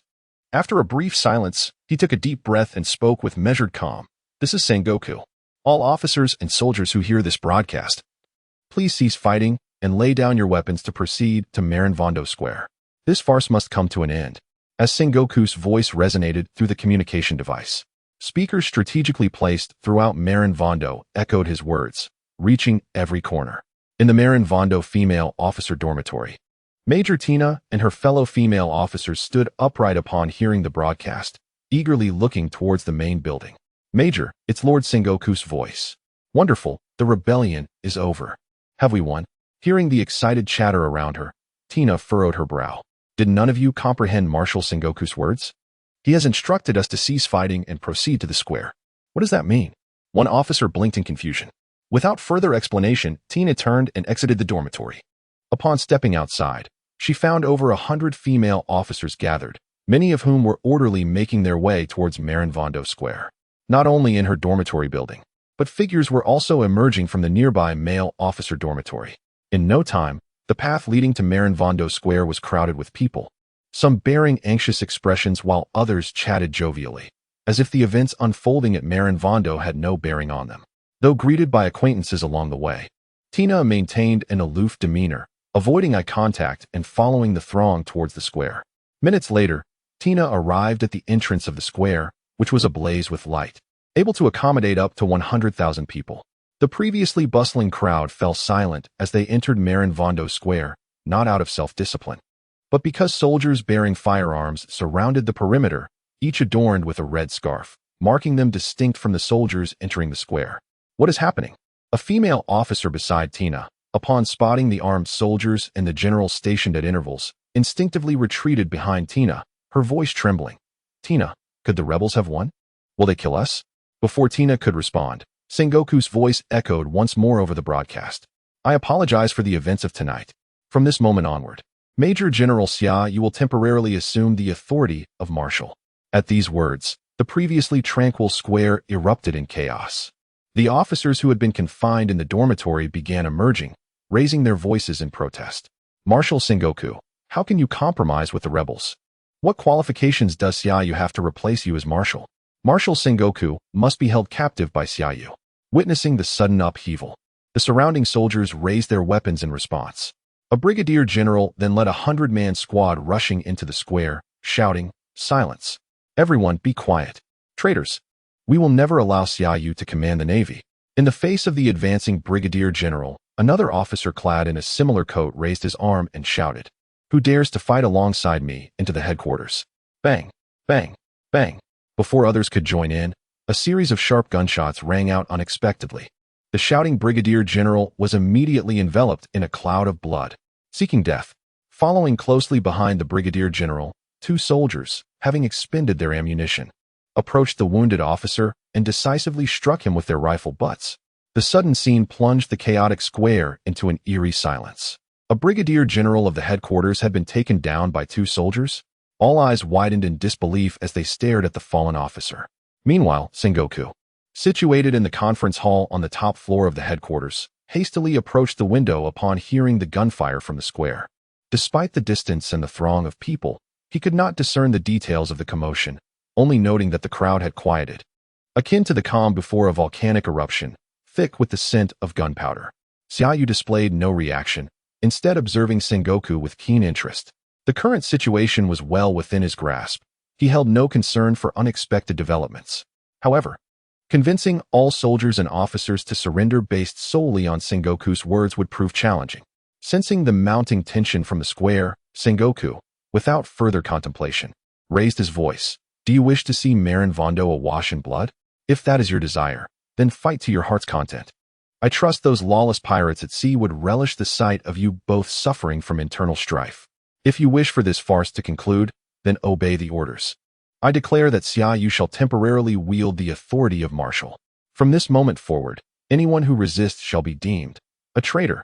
Upon uttering the word traitor, Sengoku felt as though his very spirit had been drained, nearly collapsing to the ground. Though the true traitors were Xiaoyu's faction, he had to utter these words to prevent further bloodshed and sacrifice. As for where the Navy would head next, he could only place his hopes in the Holy Land and Xiaoyu's ultimate choice. As Sengoku announced Xiaoyu's temporary authority as Marshal, an abrupt voice echoed in Xiaoyu's mind. Ding! Congratulations, host, on the successful mutiny and becoming the Marshal of the Navy headquarters. Notice, rewards are being dispatched. Notice, detecting the abilities mastered by the host. Notice, the host has been found to possess the following abilities: Armament Hockey, Observation Hockey, Conqueror's Hockey, Swordsmanship, and the Navy's 6 styles. Notice, enhancements to the host's mastered abilities are underway. Notice, Swordsmanship has been successfully elevated to its pinnacle. Notice, the Navy's 6 styles have been successfully elevated to their pinnacle. Notice, Armament Hockey has been successfully elevated to its pinnacle. Notice, Observation Hockey has been successfully elevated to its pinnacle. Notice, Conqueror's Hockey has been successfully elevated to its pinnacle. As the system notifications rang out incessantly, Xiaoyu, caught entirely off guard, felt a blur before his eyes. In the next moment, he found himself in an entirely unfamiliar realm, inundated by a deluge of information pertaining to the abilities bestowed upon him by the system. Like a sudden illumination, knowledge of the 3-colored domineering aura, swordsmanship, and the Navy's 6 styles coalesced within him, seamlessly integrating the techniques and their applications in battle, as if they were an extension of his own being. In the mere span of a breath, Xiaoyu felt as though he had traversed an entire epoch. Sensing the vibrant surge of energy coursing through him, coupled with the immense confidence that arose from the elevation of his various abilities to their zenith, Xiaoyu's eyes gradually narrowed. Though he hadn't anticipated receiving rewards merely for assuming the temporary rank of Marshal, he recognized the merit in receiving them ahead of time, particularly the exhilarating sensation that accompanied his newfound strength. After reveling for a moment in the ecstasy of having attained peak capabilities with a mere press of a button, Xiaoyu rose with an air of composure and stated, "Gentlemen, the situation is largely settled. Assemble the divisions and proceed to Marineford. I have matters to discuss." At this juncture, Xiaoyu immediately directed his gaze towards the likes of Fire Mountain and Steel Ray. As if attuned to Xiaoyu's thoughts, Steel Ray and his companions, recognizing the inevitable tide of events, ceased their silence, stood tall, saluted, and echoed in unison, emulating the earlier rallying cry of the hunting dogs. Loyalty. Xiaoyu nodded, affirming, "This will be the wisest choice of your lives." With that, he wasted no further time and decisively turned to leave. Chapter 021. Zephyr. He will be an exceptionally remarkable leader. As Xiaoyu turned to depart, the conference hall was quickly left with only Sengoku and Sakazuki. Sakazuki, tell me what you truly think. Sengoku, seemingly aware that Sakazuki would remain, did not turn but spoke over his shoulder in a solemn tone. "You must contemplate carefully. Xiaoyu desires more than just the position of Fleet Admiral. Are you truly prepared to follow this path to the end?" Sakazuki nodded. "Before entering here, I harbored a flicker of hesitation, but upon hearing of the hidden figure known as Im in the Holy Land, I am convinced that my choice is sound." Sengoku's brow furrowed slightly. Im's existence is merely Xiaoyu's one-sided claim. It is premature to make such assertions. Without a hint of doubt, Sakazuki replied solemnly, "I believe." With that, he no longer lingered and strode confidently out of the hall. As he reached the entrance, he paused momentarily, glancing back. "Even without the existence of this hidden figure, my choice remains unaffected. For Xiaoyu has granted me the opportunity to honor my family and cherish my loved ones." Hearing this, Sengoku abruptly turned, staring intently at Sakazuki. "The elderly person Xiaoyu has cared for these past 3 years, is that your mother?" Sakazuki did not respond, instead stepping out decisively.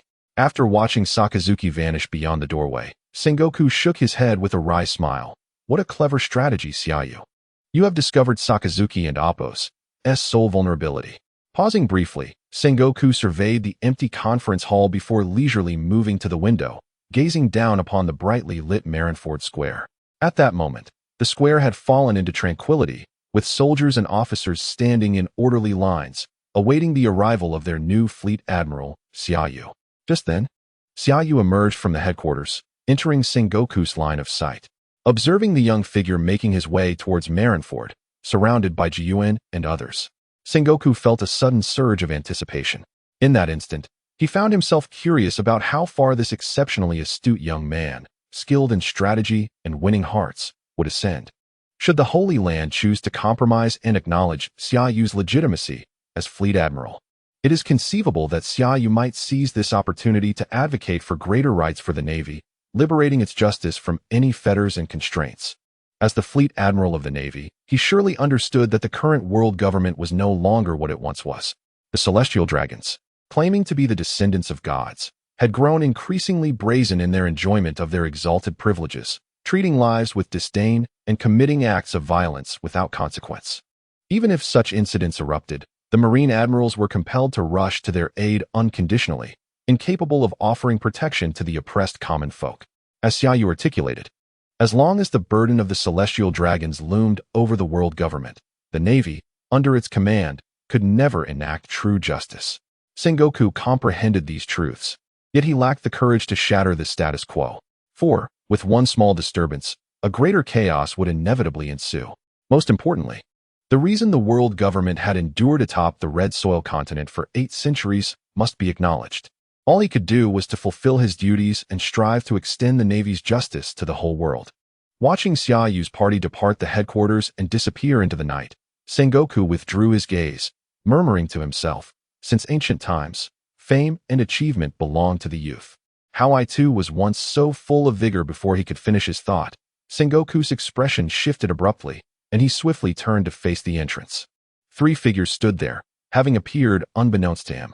At the forefront stood Zephyr, the former admiral of the Navy, known as Black Arm. Following him were 2 young officers, a man and a woman. The young male officer, named Binz, donned an eccentric outfit and was a user of the fruit of abundance, earning Zephyr's trust. The young female officer, named Ayn, wore black stiletto heels and a blue cloak, her eyes reflecting a somber melancholy, as if she had just endured a harrowing farewell. "Zephyr?" Sengoku exclaimed in surprise. "I did not expect you to appear at this moment." "Your arm." As he approached Zephyr, he immediately glanced at his right arm. Zephyr raised his left hand to touch his severed limb, replying nonchalantly, "Do not worry. It has been 3 years. I have grown accustomed to it. However, you must urge the scientific team to expedite the development of the mechanical arm." Sengoku hesitated, words caught in his throat. Seemingly aware of Sengoku's thoughts, Zephyr walked directly to the conference table, pulled out a chair, and sat down. He then looked up at Sengoku and spoke. "I forgot you have entrusted the title of Fleet Admiral to Xiaoyu. Yet, even if you are no longer the Admiral, the scientific team will still accommodate you." Sengoku's pupils constricted, gazing at Zephyr in astonishment. "You are not surprised by the events that have transpired in the headquarters? Could it be that you already knew Xiaoyu would instigate a coup?" Zephyr smiled and nodded. "He is my student." Sengoku shook his head in resignation. Feeling a sense of powerlessness, "It seems you are utterly disillusioned with the Navy." "Indeed." Zephyr glanced at Ayn and Binz standing at the entrance, his words laced with resentment. "If it were not for Xiaoyu, I might have already forged a brand new Navy. After all, you all seem to have forgotten the incident 3 years ago when the training ship was attacked, resulting in the loss of dozens of young lives to the sea. That has left me devoid of hope for the Navy." Sengoku's expression shifted slightly, and he quickly interjected, "I have not forgotten." "Not forgotten?" Zephyr suddenly rose, his emotions flaring. "Dozens of young officers from the headquarters perished at sea. As the Fleet Admiral, you should have ordered a full pursuit until they were captured and publicly executed.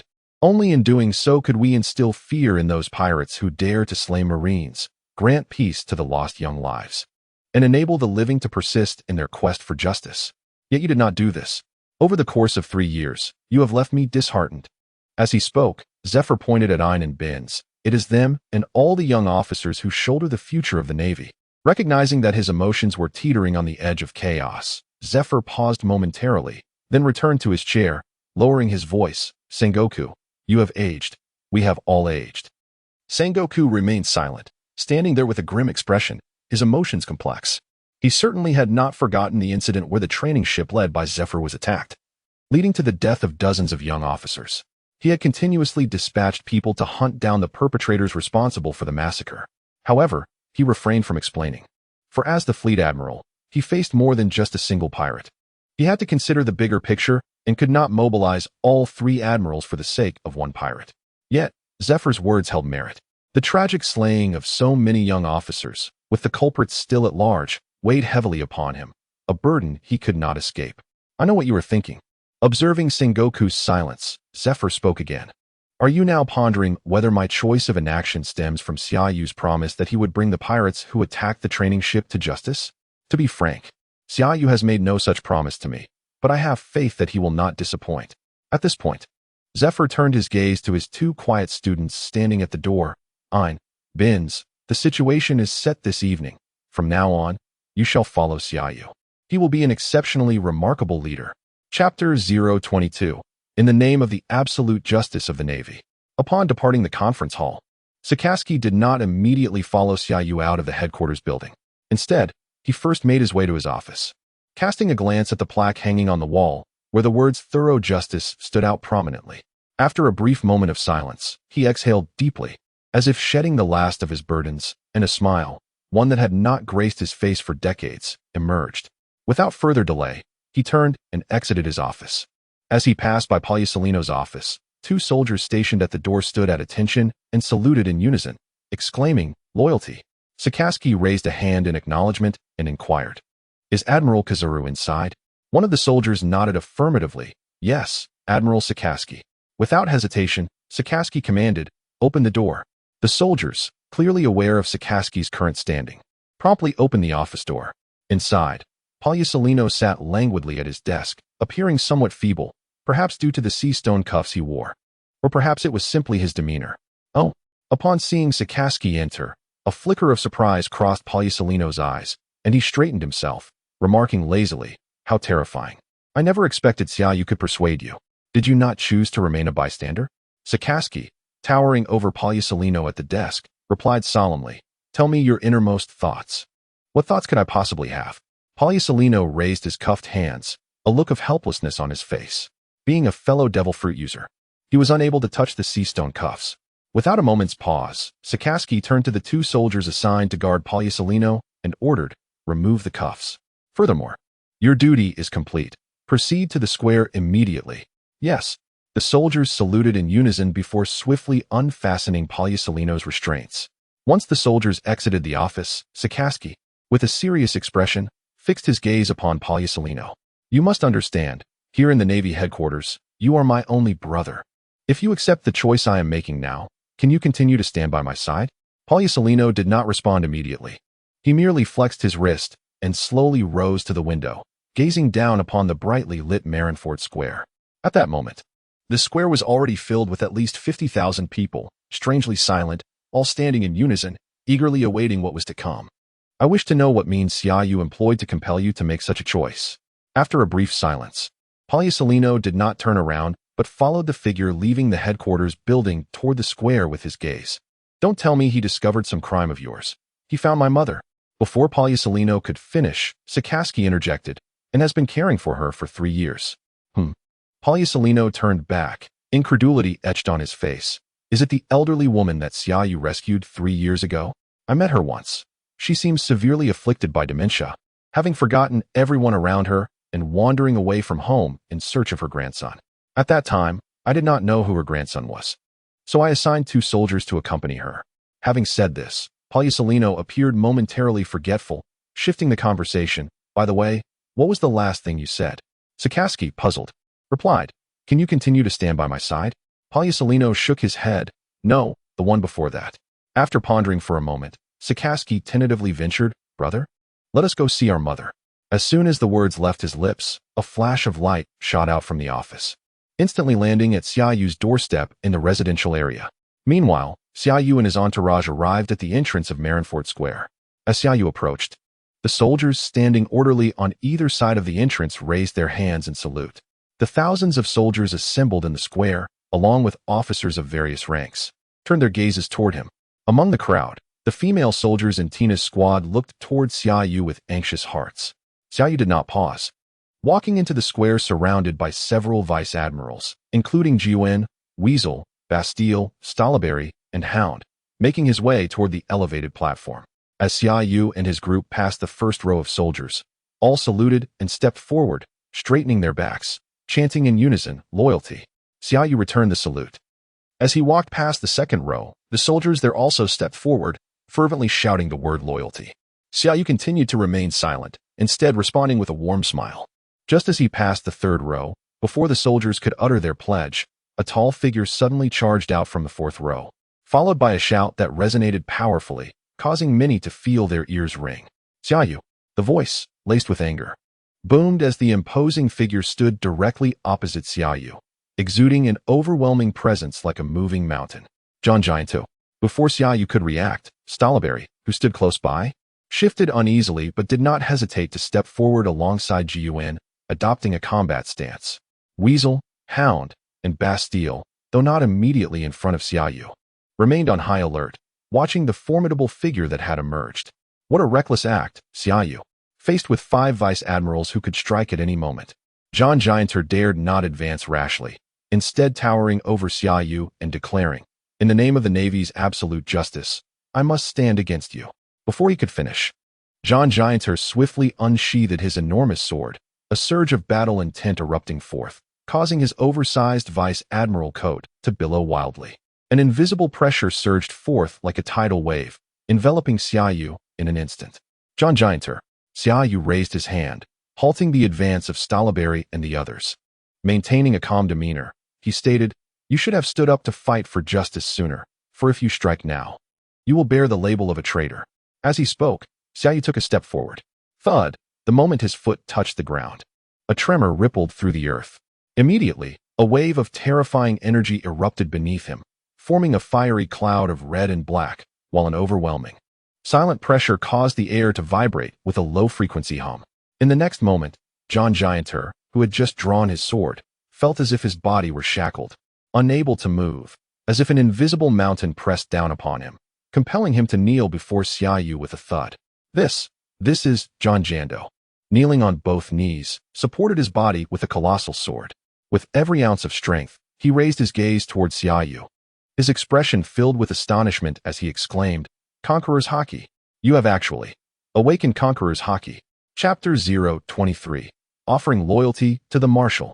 It was not only John Giando who was taken aback. All the vice admirals, including Guillaume, standing behind Xiaoyu, as well as numerous officers in the square, were equally stunned, their expressions filled with astonishment as they beheld the kneeling figure before them. Their shock did not stem from Xiaoyu awakening his Conqueror's Haki, but rather from the realization that he had rendered Vice Admiral John Giando powerless to resist, compelling him to kneel with nothing but the sheer force of his Conqueror's Haki. Most significantly, Xiaoyu's Conqueror's Haki had not affected anyone else present, but had singularly and precisely targeted John Giando. After a brief moment of silence, a tumult erupted within the crowd, an array of voices rising in confusion. What has transpired?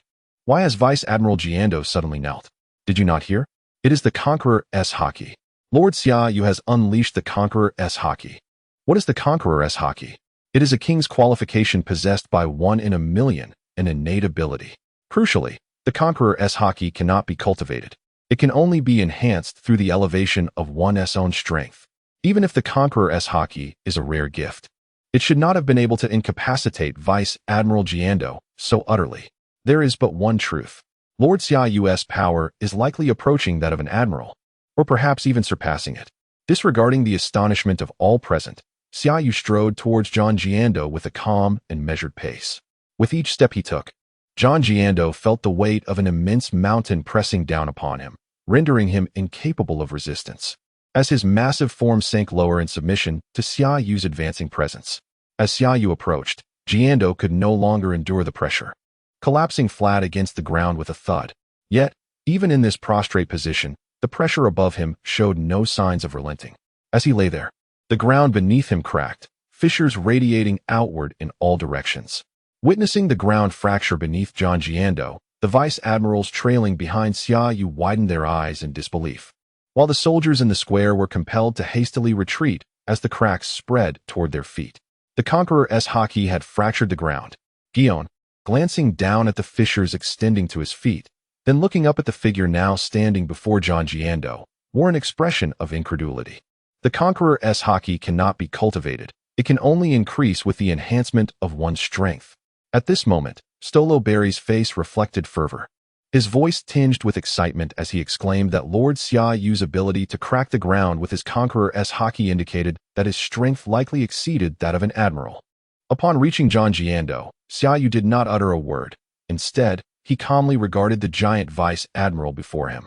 Although Jiando lay flat against the ground, his colossal stature necessitated that Xiaoyu, standing below 6 feet tall, maintain a level gaze. Betting on the absolute justice of the Navy? After observing Jiando for a moment, Xiaoyu suddenly lifted his head and laughed. Vice Admiral Jiando, are you not the least bit curious as to why a member of the giant race like yourself has lived at the Navy headquarters since childhood? Struggling to raise his head, Jiando found himself seemingly glued to the ground, unable to lift it at all, and could only laboriously respond. Xiaoyu, as a vice admiral of the headquarters, you have instigated a rebellion to seize the marshal's position. You have no right to speak of justice before me. Ah, it appears you are indeed not curious, Xiaoyu remarked, shaking his head with a smile before decisively stepping forward. With a low hum, as his foot struck the ground, a wave of low-frequency vibrations resonated through the air, and the Conqueror's haki, elevated to its highest realm by the system, erupted forth. In the next instant, the ground beneath them collapsed with a resounding thud, sending Zhang Jiando plummeting down to level with the earth. Not too shabby, Xiaoyu mused, squinting as he observed the figure embedded in the ground, thoroughly pleased with the manifestation of his Conqueror's haki at its zenith. The appearance of Zhang Jiando required no intervention from him. He had merely sought to test the formidable prowess of his newly enhanced Conqueror's haki. Indeed, unleashing the Conqueror's haki to subdue Jiando was merely a preliminary exercise. The true strength of the highest realm of Conqueror's haki extended far beyond this. At this moment, a bright flash ascended from the residential district, tracing a graceful arc across the night sky before plummeting straight towards Marineford Square. As the brilliance dissipated, Admiral Sakazuki and Borsalino stood side by side, appearing behind Xiaoyu. Admiral Sakazuki, Admiral Borsalino. As the two admirals made their entrance, chaos erupted once more within the crowd, many placing their last hopes upon them, fervently shouting in excitement. However, just as the crowd believed the admirals had come to thwart Xiaoyu, Sakazuki stepped forward, saluting Xiaoyu with an earnest expression, declaring, "Marshal Xiaoyu, Sakazuki returns to duty." Before the anxious soldiers and officers could comprehend the situation, Sakazuki straightened his posture and proclaimed with unwavering devotion the evening's most resonant motto, loyalty. The simplicity of those two words instantly silenced Marineford Square. The once eager soldiers and officers now exchanged glances filled with despair. If even the staunchly just Admiral Sakazuki pledged loyalty to Xiaoyu, what grounds remained for them to harbor hope? Standing alongside Sakazuki, Borsalino also saluted, though he refrained from voicing the motto, fully aware that Xiaoyu understood his true intentions. What Xiaoyu desired was not his immediate loyalty, but rather the choices he would make. Xiaoyu turned to the two admirals, offering them a smile before confidently stepping forward. In response, Sakazuki and Borsalino quickly followed suit, and soon Guion, Squirrel, and the other vice-admirals regained their composure, trailing behind. Due to the brief interlude involving Zhang Jiando and the timely arrival of Admirals Sakazuki and Borsalino, the tens of thousands of soldiers assembled in the square fell into a profound silence, all standing at attention, their gazes fixed upon Xiaoyu as he ascended the platform. Upon reaching the platform, Xiaoyu surveyed the crowd with a commanding presence, then stepped forward amidst the collective anticipation. All present. As he took a step forward, Sakazuki immediately turned to face Xiaoyu, saluting once more and proclaiming loudly, "We offer our loyalty to the Marshal." With synchronized precision, the multitude of soldiers advanced a step, raising their voices in unison towards the platform, shouting, "Loyalty." The resounding declaration echoed above Marineford, coalescing into a powerful tide that reverberated through the night sky. In the conference hall of the headquarters, Sengoku and Zephyr stood by the window, gazing at the figure of the young Marshal atop the platform. Feeling the fervent energy of determination permeating the air, they simultaneously sighed in admiration. Youth is truly wonderful. Before their words had fully settled, their expressions shifted, and they both turned their gaze towards the sea beyond the walls of Marineford. There, illuminated by the moonlight, a figure was leisurely pedaling a bicycle towards Marineford. And as he advanced, the previously tranquil waves of the sea began to freeze at an astonishing pace. Chapter 024. pirates must be purged for the sake of justice. Meanwhile, atop the grand platform of Marineford Square, Xiaoyu lifted his gaze towards the distant high walls amidst the crowd's intense scrutiny. At that very moment, the towering wall before him was instantly encased in ice. Soon after, a figure ascended the wall, silhouetted against the moonlight as it gazed down at Marineford Square. The figure was none other than Kazan, the final of the three admirals of the Marine headquarters, known by the codename Akiji, possessing the power of the Ice Fruit. Oh, it seems I've returned to find the Marine headquarters embroiled in significant turmoil, Kazan mused, his towering stature of nearly 3 meters allowing him to survey the multitude of soldiers gathered below. He looked up at the platform with a touch of confusion. The sudden chill that enveloped the square compelled many present to turn their heads in unison. Upon recognizing the figure atop the wall, expressions of joy erupted among them, only to be swiftly tempered as they redirected their focus towards the newly appointed Fleet Admiral standing on the platform. At that moment, both Borisellino and Sakazuki also noticed Kazan's unexpected appearance atop the wall. Nevertheless, neither spoke. One remained vigilant, while the other exuded a languid demeanor, as though all that transpired bore little relevance to him. Kazan. At this juncture, a member of the ranks behind Sakazuki and Borisellino decisively stepped forward, bearing a serious expression. You've returned at an opportune moment. Due to Lord Sengoku's illness, Lord Xiaoyu is currently serving as the acting fleet admiral.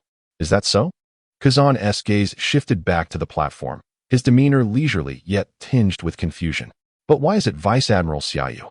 If Admiral Sengoku is indeed unwell, the position of Fleet Admiral should rightfully be filled by one of the three admirals. Does Sengoku not fear that he may struggle to command respect from a mere Vice Admiral? As he pondered, Kazan's figure flickered and he appeared on Marineford Square, gradually ascending the steps to stand before Sakazuki and Borisellino. He raised his head to regard Xiaoyu on the platform. I can smell blood in the air. Should I interpret this as a sign that Admiral Sengoku is not merely unwell, but that you all have instigated a coup? Xiaoyu smiled and nodded. Your understanding is indeed correct. As you can see, my ascension to this position was not by Sengoku's appointment, but rather the entirety of the Marine headquarters, save for you, has pledged its loyalty to me. After a brief pause, Xiaoyu turned his head towards the Hound. The Hound swiftly stepped forward, presenting Kazan with a document signed by Sengoku. Kazan took the paper and examined it, then looked up to inquire, May I meet with Admiral Sengoku? Of course, Xiaoyu replied with a nod. He is currently in the conference hall with Teacher Zephyr. Upon hearing this, Kazan turned and departed without hesitation. At that moment, two figures darted towards him. They were Ein and Binz, hastily arriving from the headquarters building. Upon reaching the foot of the platform, Ein and Binz immediately straightened their postures and saluted, calling out in unison, reporting in, Lord Xiaoyu. Ein is here. Binz is here. Kazan, having just turned, was momentarily taken aback by the arrival of Ein and Binz. As fellow students of Zephyr, he was not unfamiliar with them. In fact, he recognized them as survivors from the 3-year-ago incident when their practice ship was attacked. He had always kept this incident at the forefront of his mind, searching for the attackers during his vacations, knowing full well the devastating impact this event had on Teacher Zephyr. If the assailants remained at large, Zephyr's disappointment in the Marines would only deepen, potentially severing ties with the organization altogether. Despite his extensive searches across the seas and multiple journeys to the New World, he had yet to uncover the perpetrators of the attack. However, none of that mattered now. The appearance of Ein and Binz at this moment indicated that Xiaoyu's coup to become the new fleet admiral had not only garnered Zephyr's support, but perhaps they had played a role in it as well. This meant that, regardless of his acceptance, the course of events had already been set. With this thought, Kazan quietly exhaled, then discreetly glanced back at Sakazuki and Borisellino. From their reactions, he discerned no signs of discontent regarding Xiaoyu's coup, particularly Sakazuki, whose demeanor appeared transformed, radiating a newfound determination, evidently acknowledging Xiaoyu's rise to fleet admiral. As for Borisellino, he appeared indifferent yet devoid of any distracting thoughts. Observing the reactions of the two admirals, Kazan chose not to linger, hastening towards the headquarters building. Xiaoyu paid little mind to Kazan's departure. After Ein and Binz returned to their positions, he took a deep breath, then slowly scanned the multitude gathered before him. Speaking with measured calmness, I understand that many among the thousands present may find it difficult to accept the events of this evening. For in tonight's actions, Numerous lives were lost, including those of vice admirals like Ghost Spider, Doberman, and Menard, along with various officers and soldiers of lesser ranks. Many present were subordinates of these fallen officers, and upon witnessing their superior's demise, their immediate instinct was to resist. Yet, with Marineford effectively under the control of the rebels, they could only bury their rage within, plotting to escape and return for revenge. However, witnessing both Sakazuki and Borsalino pledge their allegiance to Xiaoyu extinguished their fury in an instant. Most importantly, they had not anticipated Xiaoyu's offer to facilitate their departure via warships. They held no doubts about Xiaoyu's words, although they had remained distant due to their superior's disagreements with him. They had heard from their colleagues that Xiaoyu was not only responsive to requests, but also kept his promises. After a brief silence, several officers suddenly stepped forward from the ranks, standing tall and saluting Xiaoyu, declaring loyalty. As these officers emerged, their soldiers followed suit, raising their hands in salute and chanting the resounding slogan, "Loyalty! Loyalty!" In an instant, the cry of loyalty echoed throughout the ranks, with not a single individual opting to withdraw. This was, of course, expected. If even the admirals chose to pledge allegiance, what cause did they have to risk their lives? Observing the growing number of individuals stepping forward to express their loyalty, Xiaoyu narrowed his eyes slightly. With the heightened perception granted by his haki, he silently extended his observation over the entirety of Marineford, listening to the unspoken thoughts of all present. Through this heightened sense, especially attuned to the sentiments of those pledging loyalty, a smile gradually spread across Xiaoyu's face. He then raised his hand, signaling those who had declared their loyalty to step forward. While a few individuals harbored reservations about his potential retribution, their thoughts were largely uncomplicated. Xiaoyu dismissed these concerns. Speaking calmly, "You have made the wisest choice of your lives. Rest assured, I shall not hoard this glory for myself." With a brief pause, Xiaoyu once again unleashed his observation haki. However, this time, he was not merely eavesdropping on the thoughts of those present. Instead, he aimed to deliver a brainwashing speech through his enhanced abilities. The observation haki, elevated to its highest realm by the system, possessed not only the capacity to foresee fragments of the future, but also the remarkable ability to convey one's consciousness to others, influencing their minds and thoughts, and even altering their values and beliefs.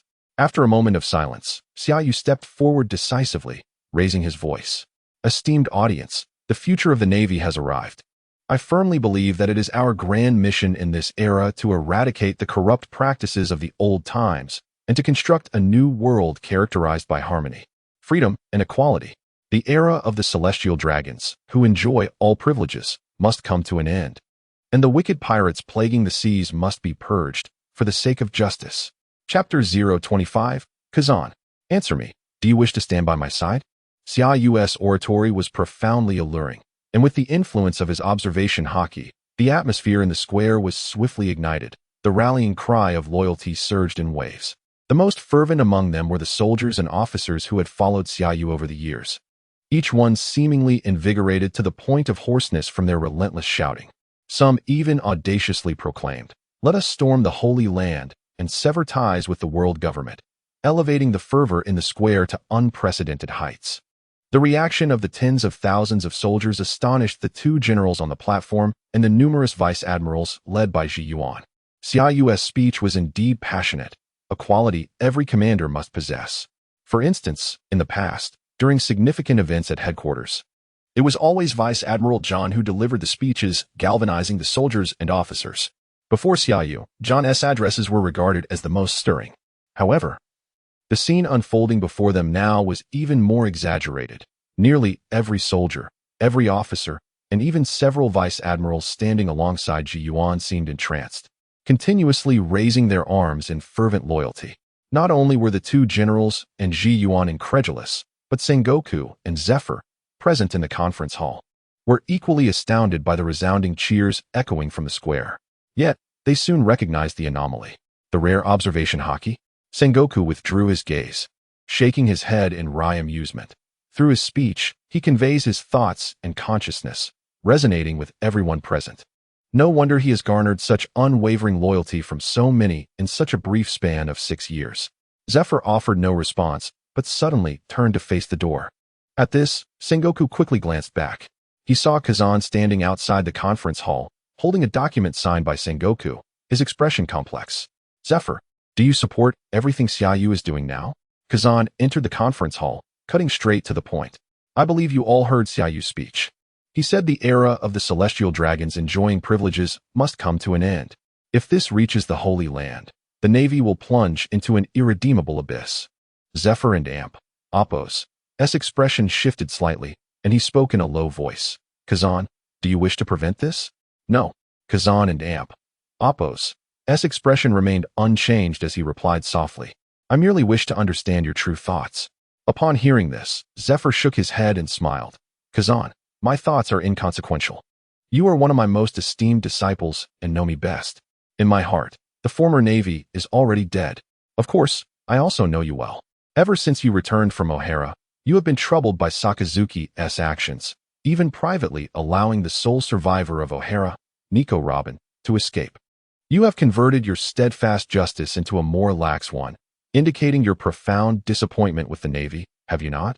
Kazan exhaled slowly, speaking unhurriedly. Zephyr, I wait. Before Kazan could finish, Sengoku stepped forward, incredulously gazing at Kazan. It was you who let Nico Robin go? Kazan, how could you do such a thing? If this is revealed to the Holy Land, your future is over. You should be well aware that the Holy Land despises historians who study that century of history. As a commander, you let Nico Robin escape. What on earth were you thinking? Sengoku's words had barely left his lips when Zephyr immediately interjected. Kazan, do not heed his wild talk. The headquarters now bows to Xiaoyu. So what if you let Nico Robin go? It is not a grave matter. As long as you continue to assist Xiaoyu at the Navy headquarters, with the three of you vice admirals supporting him, and the unprecedented unity brought about by Xiaoyu, it would matter little even if the Holy Land found out.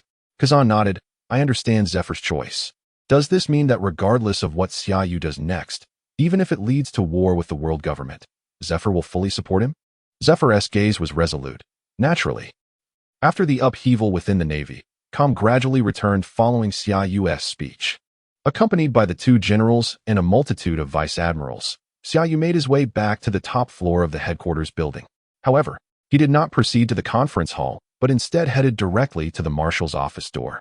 Before Ji Yuan, who was following him, could push open the office door, the tightly shut door suddenly swung open.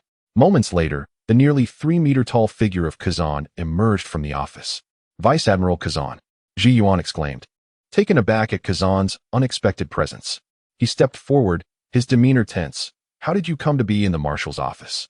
Kazan cast a glance at Ji Yuan before shifting his gaze to Xiaoyu, languidly stating, Xiaoyu. No, it should be Marshal Xiaoyu now. If I were to leave now, I wish to know who you would appoint to fill my position among the 3 vice admirals at headquarters. Leave now? Xiaoyu shook his head with a smile. Vice Admiral Kazan, you cannot leave just yet. After all, you are a formidable user of the ice fruit. Allowing you to depart would pose a potential threat to me.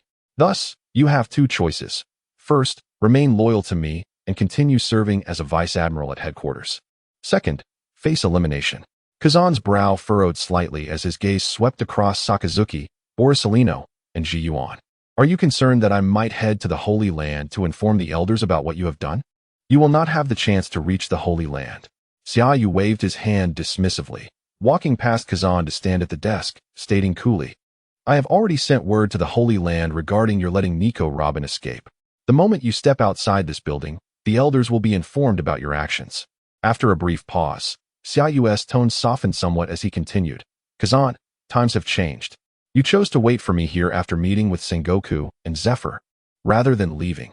In your heart, you have already made your choice. Now you come to inquire about a trivial matter, merely seeking a way out. After all, the Navy headquarters' fate is already sealed, and your options are limited. I will not provide you with an easy way out. Xiaoyu said, I formally extend an invitation to you. If you wish to stop wandering aimlessly and reignite the justice you once stood for, remain and assist me. In my homeland, there was an ancient saying, do nobles and lords not share a common lineage? 800 years ago, 20 kings united to establish the world government. If we work together, we too can forge a better era in the present, 800 years later. Having expressed himself fully, Xiaoyu turned and seated himself at the Marshal's desk. Raising his gaze to Kazan, his voice suddenly growing louder. So, Vice Admiral Kazan, I beseech you, will you stand by my side? Chapter 026, MVP Settlement. The establishment of the three armed forces of the Navy headquarters. The darkness before dawn has passed, and the sun rises as usual. In the Marshal's office of the Navy headquarters, Kazan ultimately chose to remain, standing alongside Sakazuki and Borisolino. As Xiaoyu had stated, the situation at the Navy headquarters is now firmly established, leaving him with few options. However, the true reason for his decision to stay was not fear of being eliminated by Xiaoyu, but rather his long-standing confusion regarding many internal matters of the Navy. He wished to observe whether changes would unfold under Xiaoyu's leadership as Marshal. He was particularly curious about the direction Xiaoyu would take the Navy, given the high hopes placed upon him by his mentor, Zephyr, and the respect he garnered from numerous officers.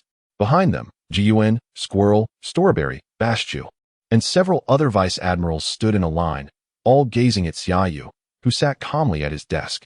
As dawn broke, Xiaoyu lifted his gaze to the three admirals and the array of vice admirals present, his expression serene. The Holy Land will soon become aware of our control over the headquarters due to their inability to establish contact. While the Navy headquarters is now under our dominion, the true competition has only just begun. Pausing slightly, Xiaoyu turned to the vice admirals behind the three admirals. Jiyuan, you are to take charge of the listening room. Ensure that all communications from the Holy Land are personally handled by you. Additionally, summon Ein and Binz. Yes, Jiyuan replied with a salute before promptly exiting. As soon as Jiyuan departed, Ein and Binz hurried into the office, standing before Xiaoyu and saluting in unison. Marshal. Xiaoyu looked at them, his gaze softening. 3 years ago, during a rescue mission to save civilians, including Sakazuki's mother, he unexpectedly encountered Ein, Binz, and the injured Zephyr, who had survived an attack on their training ship. It was his presence that allowed the trio to return safely to the headquarters. Although 3 years had passed, Ein, Binz, and Zephyr had yet to fully move on from that incident. During these years, Xiaoyu often visited Zephyr for drinks, naturally engaging in conversations with Ein and Binz. Initially, Ein was taciturn, harboring deep-seated resentment, rarely participating in discussions. Binz, on the other hand, remained optimistic, frequently approaching Xiaoyu during his visits to Zephyr and occasionally seeking opportunities to spar, perhaps due to Xiaoyu's radiant charisma or their shared connection as Zephyr students. Ein gradually emerged from his shadow as he witnessed Xiaoyu's swordsmanship during sparring sessions with Binz. Eventually, Ein and Binz began to alternate in practicing swordsmanship with Xiaoyu. Later, while Xiaoyu was on missions, Ein and Binz took turns caring for the elderly afflicted with dementia, forming a bond of unspoken understanding despite their infrequent communication. Ein, from this moment on, you will replace Mena as the new vice admiral of the headquarters. After observing the two for a moment, Xiaoyu handed Ein an appointment letter. Continuing, your sole task now is to select the most elite subordinates from the officer training camp to venture out and seek the assailants of the training ship. Marshal. Ein was taken aback, his eyes widening in surprise at the sudden promotion, stammering, I have been at the headquarters for 3 years without any notable achievements. Xiaoyu waved his hand. Thus, I am providing you with the opportunity to earn your merits. He then turned to Binz. Binz, I appoint you as Ein's aide. Accompany Ein on this mission. Upon your return, your promotion to vice admiral will replace the position of the spider demon. Yes. Binz stepped forward, saluting loyalty. Xiaoyu nodded. It is settled. You may leave. Ein and Binz, feeling somewhat apprehensive, exchanged glances with the seasoned vice admirals and admirals standing nearby before departing. After watching them exit, Xiaoyu immediately directed his attention to the 3 admirals standing in the front row, addressing them directly. The headquarters requires some adjustments. I have decided to establish 3 divisions led by the 3 of you.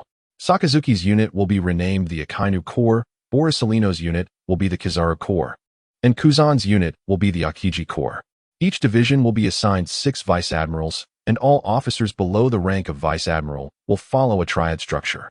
Before he finished speaking, Xiaoyu promptly handed over 3 documents to the 3 admirals.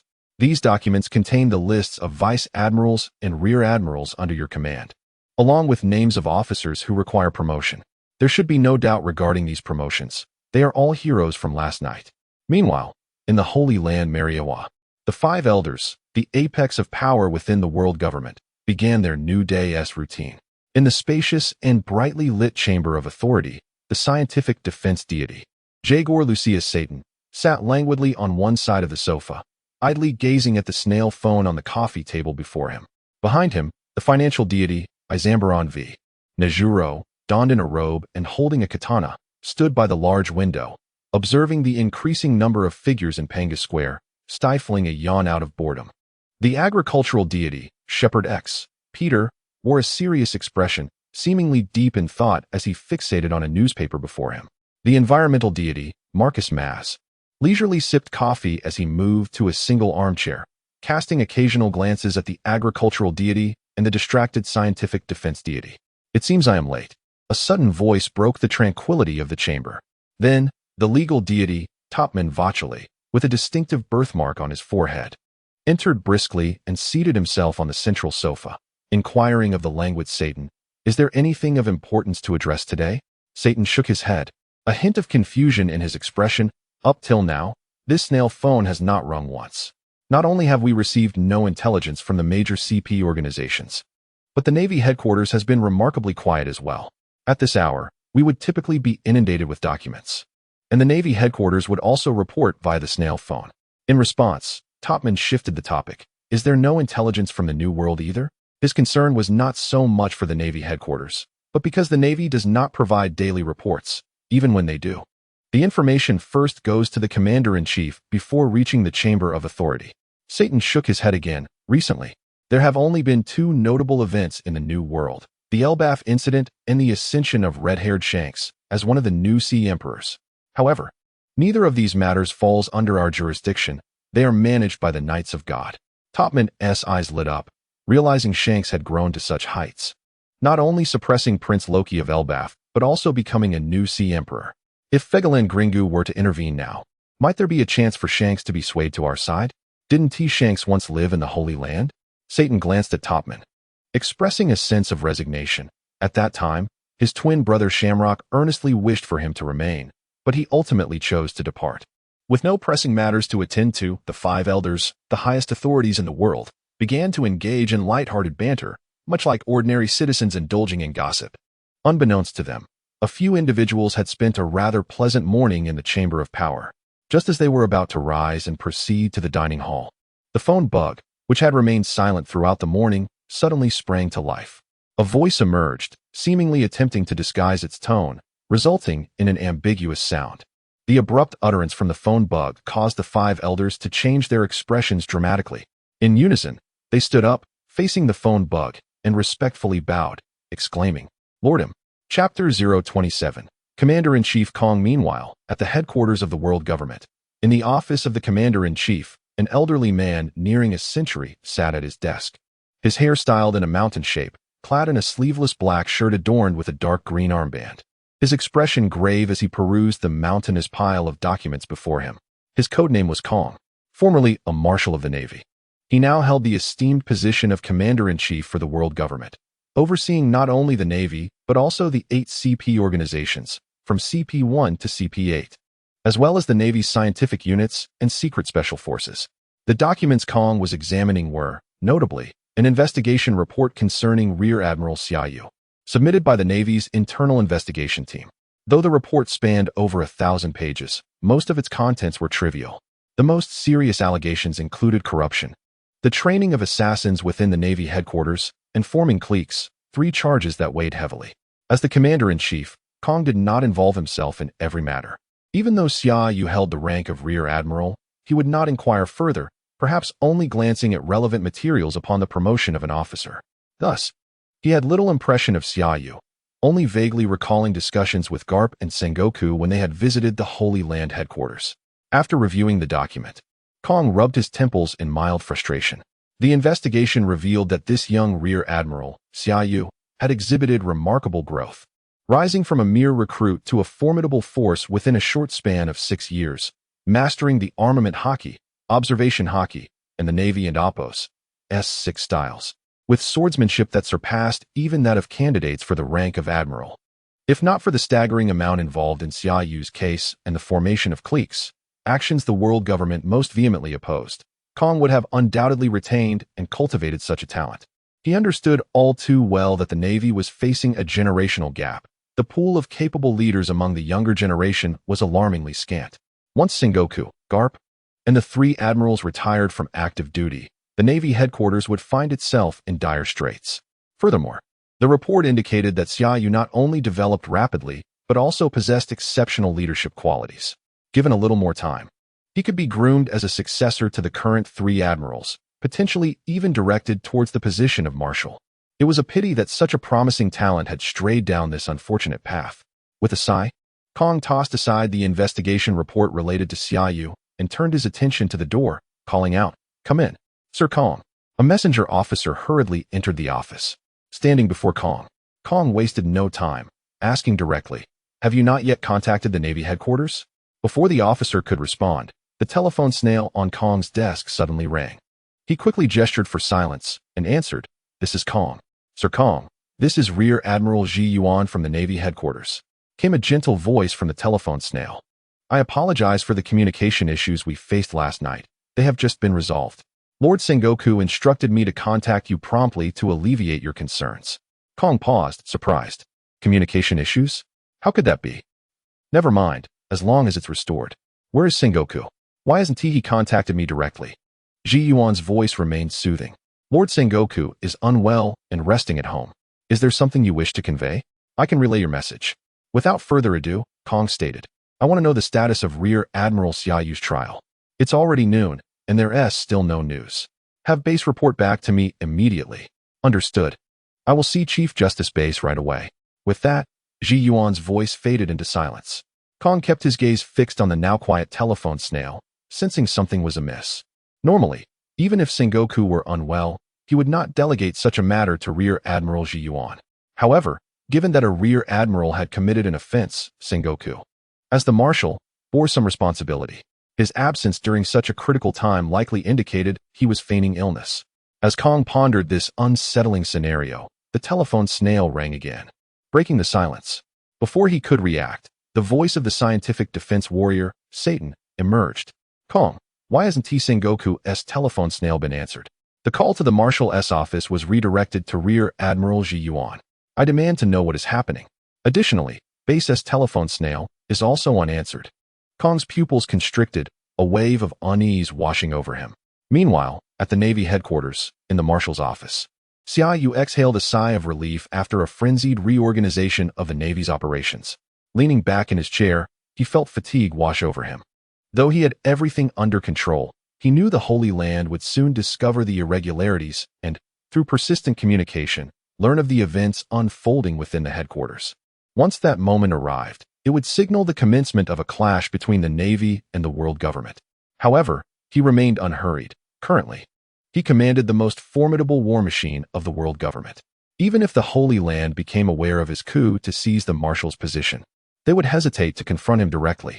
Thus, his next step was to adjust personnel across the 4 seas and the Grand Line, promoting trusted individuals to lead the various branch bases. Marshal, Ji Yuan entered hurriedly, expressing concern. "Both Sir Kong and Satan from the 5 Elder Stars have called. Although I managed to deflect their queries, it is evident they are beginning to suspect something amiss." Xiaoyu nodded and inquired, "Have the Weasel and Base TU arrived at the Sabati archipelago?" "Yes. Weasel and Base TU have taken control of the Navy base there and secured the entrance to the Holy Land. They will apprehend anyone descending from the Holy Land via the lift at the first opportunity." Rising from his desk, Xiaoyu awaited news from the branch bases scattered across the seas and the Grand Line. Feeling hunger pangs after a long night, he proposed, "Accompany me to the mess hall for a meal." "Are you not returning home, Sir Xiaoyu?" Ji Yuan blinked, cautiously reminding him, "If you delay any longer, the elderly might come seeking us for assistance once more." Xiaoyu chuckled, shaking his head. "Sakazuki should be at my home now. I do not wish to intrude upon their reunion. Let us go then to the mess hall." Ji Yuan smiled and followed Xiaoyu out of the office just as a soldier rushed towards them, urgency etched on his face. Midshipman Garp has returned. Chapter 28. Carp. I just went on vacation, and the Navy has changed hands? Marineford Port. Ah, what a long holiday it has been. A hearty laughter erupted from the deck of a warship. Almost immediately, an eccentric old man donned in a dog-headed mask and a vice admiral's coat leaped off the deck. Monkey D. Carp, the legendary vice admiral of the Navy, had once driven the Pirate King, Roger. to the brink of despair and had become a hero in the eyes of countless naval officers for suppressing the Rocks pirates during the world-shaking God Valley incident. As soon as he landed, Carp removed his dog mask and pulled out a box of senbei, savoring the treat with delight. "Sir Carp, you have finally returned," exclaimed a naval soldier who had been waiting at the port, running over with excitement. "Lord Sengoku knew you were coming back today and specifically sent me to wait here." Carp blinked in confusion. "How did Sengoku know I was returning today? That's impossible. I cut my vacation short to come back." He absolutely could not have known. "Wait, who are you? Where are my soldiers?" "Sir Carp," the soldier blinked, looking a bit aggrieved. "I am your subordinate." "Is that so?" Carp chuckled awkwardly. "I guess I really am getting old, forgetting the names of you youngsters. Go on about your business. I'll find Sengoku myself." With that, Carp tossed the dog mask to the soldier and strode towards the headquarters building. The soldier, watching Carp head towards the headquarters, did not leave immediately. Instead, once Carp was out of earshot, he quickly picked up a din-din mushi, his smile vanishing instantly as he spoke with grave seriousness. "Vice Admiral Carp is about to enter the headquarters building." Received. In the lobby of the headquarters building, a naval soldier who received the report promptly grabbed another din-din mushi. Before he could relay the message, the elevator doors suddenly opened, and both Xiaoyu and Jiyuan stepped out, one after the other. Upon seeing this, every soldier in the lobby stood to attention, saluting in unison. Xiaoyu, not breaking his stride, swiftly walked out the door. Just as he stepped outside, Carp's figure came into view. "Ahahaha, Xiaoyu, you little rascal, I'm back," Carp exclaimed, hastening his pace with an excited grin. "Surprised, aren't you?" Upon reaching Carp, Jiyuan was the first to speak, greeting him politely. "Mr. Carp." "Jiyuan, what has been going on with you these past 2 years?" Carp inquired, casting a glance at Jiyuan. "As long as you keep that mad suitor at bay, leave opportunities for the young female officers of the headquarters, like Tina." "By the way, where is Tina? I've been trying to contact her via din-din mushi, but can't reach her." Jiyuan shook his head with a smile, somewhat helplessly replying. "Mr. Carp, haven't you noticed anything different about the headquarters since your vacation?" "Nothing seems different," Carp replied, blinking. He quickly scanned his surroundings, as if realizing something, and nodded repeatedly. "I did notice a new human-shaped pit in the square." Hearing this, Jiyuan silently exhaled and subtly turned his head towards Xiaoyu. Xiaoyu, uninterested in Carp's roundabout way of speaking, stated plainly, "I originally thought you would return a few days later. I didn't expect you to come back early. Since that's the case, I have no need to hide anything. The Navy headquarters is now under my command. To put it simply, I initiated a coup and seized the position of Fleet Admiral. All the officers of the headquarters, including the 3 admirals, have made the wise choice to support me." With a mouthful of senbei, Carp was momentarily taken aback, staring blankly at Xiaoyu. After a moment, he burst into laughter. "A coup? Ha ha ha, little rascal. You are becoming increasingly humorous. But such jokes should not be made lightly.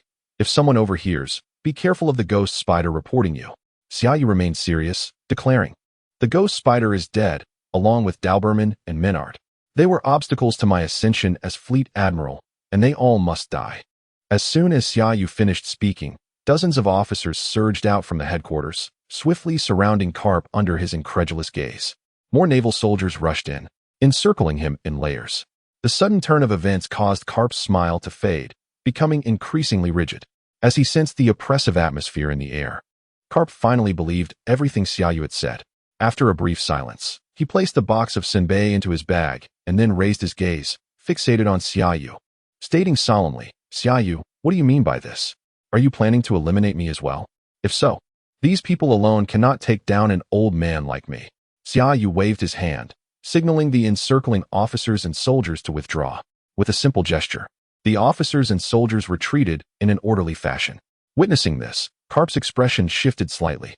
He realized that Xiaoyu had not issued a command. He merely used a gesture to enforce discipline. Such strict adherence to military orders among the officers and soldiers was something he had not seen in many years. Of course, that was not the crux of the matter. The important thing was that Xiaoyu was not jesting. The headquarters had indeed been completely taken over by him. However, he was still plagued by countless questions, though he had always held great expectations for Xiaoyu. Having watched him grow from a rookie in the officer training camp to a vice admiral capable of independent command in just 6 years, He never anticipated that this promising young vice admiral would initiate a coup during his vacation and successfully take control of the Navy headquarters. Despite acknowledging Xia Yu's terrifying talent that surpassed his peers, Karp found it impossible to believe that he could have defeated the three admirals. Even if he knew that Xia Yu had garnered support from many officers and soldiers over the years, it was inconceivable that a coup could succeed with such forces. Yet, the reality was that Xia Yu had accomplished it, and all three admirals had made the wise choice to align with him, suppressing his inner doubts. Karp asked the question he was most concerned about at that moment. What about Sengoku? He is still alive, right? Xia Yu nodded. He should be having afternoon tea with Master Zephyr right now. Upon hearing this, Karp's eyes widened in disbelief. Even at this time, he still had the leisure for tea. Realizing he had lost his composure, Karp quickly cleared his throat and adopted a serious expression. So, what do you intend to do with me? Will you place me under house arrest? Or strip me of my rank? Are you planning to throw me over there to join Sengoku and Zephyr for tea? Xia Yu nodded again. Karp, the Navy headquarters no longer has ships capable of accommodating you. You are getting old. It's time to retire. I cannot simply leave like that. You little rascal. Karp stepped forward, his fist clenched tightly, and declared in a deep voice, this vast war machine of the Navy is not something just anyone can control. Let me see if you truly have what it takes to bear this heavy responsibility. Sensing the sudden surge of fighting spirit emanating from Karp, Jiyuan quickly stepped forward, urgently saying, Mr. Karp, please remain calm. The reason Lord Xia Yu has come to see you alone is that he does not wish to be your enemy. The tide has already turned. Further conflict would be meaningless. Jiyuan stepped back, Karp said, rolling up his sleeves with irritation. It would be one thing for Xia Yu to act recklessly, but I never expected you, usually so composed, to join in the folly. Are you not aware that both the warring states and I, the old man, along with Zifa, have placed immense expectations upon him? Should we withdraw? Even if he is not the marshal of our faction, he would undoubtedly rank among the great generals. Yet, he dares to instigate a mutiny. Do not speak to me of the inevitability of fate. As long as I draw breath, he shall not be permitted to continue his reckless antics. No sooner had the words left his lips than Karp stepped forward with a resolute stride, unleashing a terrifying wave of energy that surged forth from beneath his feet. In the next moment, the crimson and ebony hues of Conqueror's haki radiated outward, intertwining in a spectacular display around him, causing the very fabric of the void to resonate with low-frequency tremors. An intangible and overwhelming pressure erupted forth like a furious tide, enveloping Xia Yu in an instant. However, just as this invisible pressure began to envelop Xia Yu, a far more formidable force suddenly erupted, colliding with the onslaught of Conqueror's haki. A resounding explosion echoed through the heavens, followed by a wave of destructive shock that surged outward from the epicenter formed by Xia Yu and Karp. Akin to a tempest rising from the earth, the ground cracked, buildings trembled, and the scene resembled an apocalyptic vision. Chapter 29, Clash of Conqueror's Haki, Stirringham. In the Marineford residential area, in front of a solitary villa, Sengoku and Zephyr sat beneath a sunshade, each with a cup of tea before them. Evident from the untouched liquid that neither had taken a sip. Zephyr, I have long harbored curiosity about one matter. After a period of contemplative silence, Sengoku broke the stillness with a grave expression. I cannot believe your unwavering support for Summer is solely rooted in your faith that he would capture the pirates who attacked the training ship. There must be other reasons at play. Indeed, you are astute, Sengoku. Zephyr nodded, taking a sip from his cup, his demeanor calm. 3 years ago, during my recuperation at home, Summer would visit me every few days to engage in conversation. He sensed my disillusionment with the Navy and revealed that he had glimpsed fragments of the future, foretelling that one day, the perpetrator of the training ship's assault would become a member of the new warlords of the sea. Consequently, I would lose all hope in the Navy and depart with Ein and Benz to establish a new Navy. At this revelation, Sengoku and Appo's expression shifted, and he cautiously inquired, Did you believe him? Of course not. Zephyr shook his head. He anticipated my skepticism and shared another vision. He claimed that 3 years later, Shanks, the captain of the red-haired pirates, would ascend to the New World, standing alongside Edward Newgate, Charlotte Linlin, and Kaido as one of the emperors of the sea, urging me to bear witness. He also foretold that Shanks would land on Elbaf before becoming an emperor, subduing the prince of the giant kingdom, Loki. Sengoku sprang to his feet, disbelief etched across his face. He told you this 3 years ago? Zephyr nodded. Not just those two events. Everything he foresaw 3 years ago has now come to fruition. Shanks has indeed become one of the emperors in the New World and the prince of the giant kingdom. Loki is imprisoned in the underworld. Turning to Sengoku, Zephyr continued earnestly, "If you were in my position, would you still doubt Summer? Or would you believe he possesses the ability to glimpse fragments of the future? I chose the latter, which is why I no longer harbor illusions about the Navy. Your inability to capture the perpetrator of the training ship's attack does not imply you did not attempt to do so. I understand that. However, to allow a pirate responsible for the deaths of so many young officers to become a new warlord for the sake of balance, what authority does such a navy have to speak of justice?" Sengoku hesitated, ultimately unable to refute his words. Though this event had yet to unfold, the fact that Summer had foreseen Shanks becoming one of the emperors 3 years prior, as well as Prince Loki's fate, indicated that Summer's warnings were not mere hyperbole. It was indeed possible that the pirate responsible for the training ship's attack could become a new warlord of the sea. Yet, discussing these matters at this juncture seemed inconsequential. The critical point was that Summer could foresee such distant futures. Sengoku struggled to fathom how Summer accomplished this. He knew that mastering observation haki could allow glimpses of the future, but there were temporal limitations. No one had ever seen as far ahead as Summer had. Not only had he predicted events 3 years hence, but he had also glimpsed even further into the future. Most importantly, the emergence of new warlords signified that former members must have either encountered misfortune or betrayed their ranks. Suddenly, a deafening explosion erupted from the direction of the headquarters, accompanied by a wave of terrifying energy that shook the very air, making the ground tremble beneath them despite their distance. Before either could react, a conflagration of red and black flames surged skyward from the headquarters entrance, shattering the clouds above and forming a massive vortex, creating the illusion that the sky had been pierced. Instinctively, Sengoku and Zephyr rose to their feet, simultaneously exclaiming, "The clash of conquerors haki! Damn it, Carp is back!" At the same time, in front of the headquarters, Summer, who had decisively unleashed his conqueror's haki in response to Carp's aggression, stepped forward. With a resounding thud, a more formidable wave of destructive energy erupted from beneath his feet, overpowering Carp's released haki with an unstoppable force. "How is this possible?" Carp, taken aback, gazed incredulously at Summer. "It seems you have been concealing your strength all these years. Even I was kept in the dark." As Carp spoke, refusing to yield, he stepped forward, unleashing his conqueror's haki without reservation. The ground beneath them immediately cracked into a myriad of fissures, resembling a colossal spider's web, as an immense pressure bore down, causing the ruptured ground to explode and rapidly collapse. Even the formidable Gion found herself retreating uncontrollably from the collision of their haki, the chaotic waves of energy whipping her cloak about, rendering her in disarray. Yet, in that moment, she was oblivious to her own image. For should Carp continue to clash with Summer, the headquarters, and indeed all of Marineford, could be obliterated. "Carp, Summer, please cease this at once. Marineford will be destroyed." Meanwhile, at Summer's residence, Sakazuki, burdened with guilt towards his mother and neglecting rest, suddenly turned his gaze towards the skyward flames erupting from the direction of the headquarters. Exclaiming in alarm to the perpetually drowsy Borisolino beside him, "Carp is back."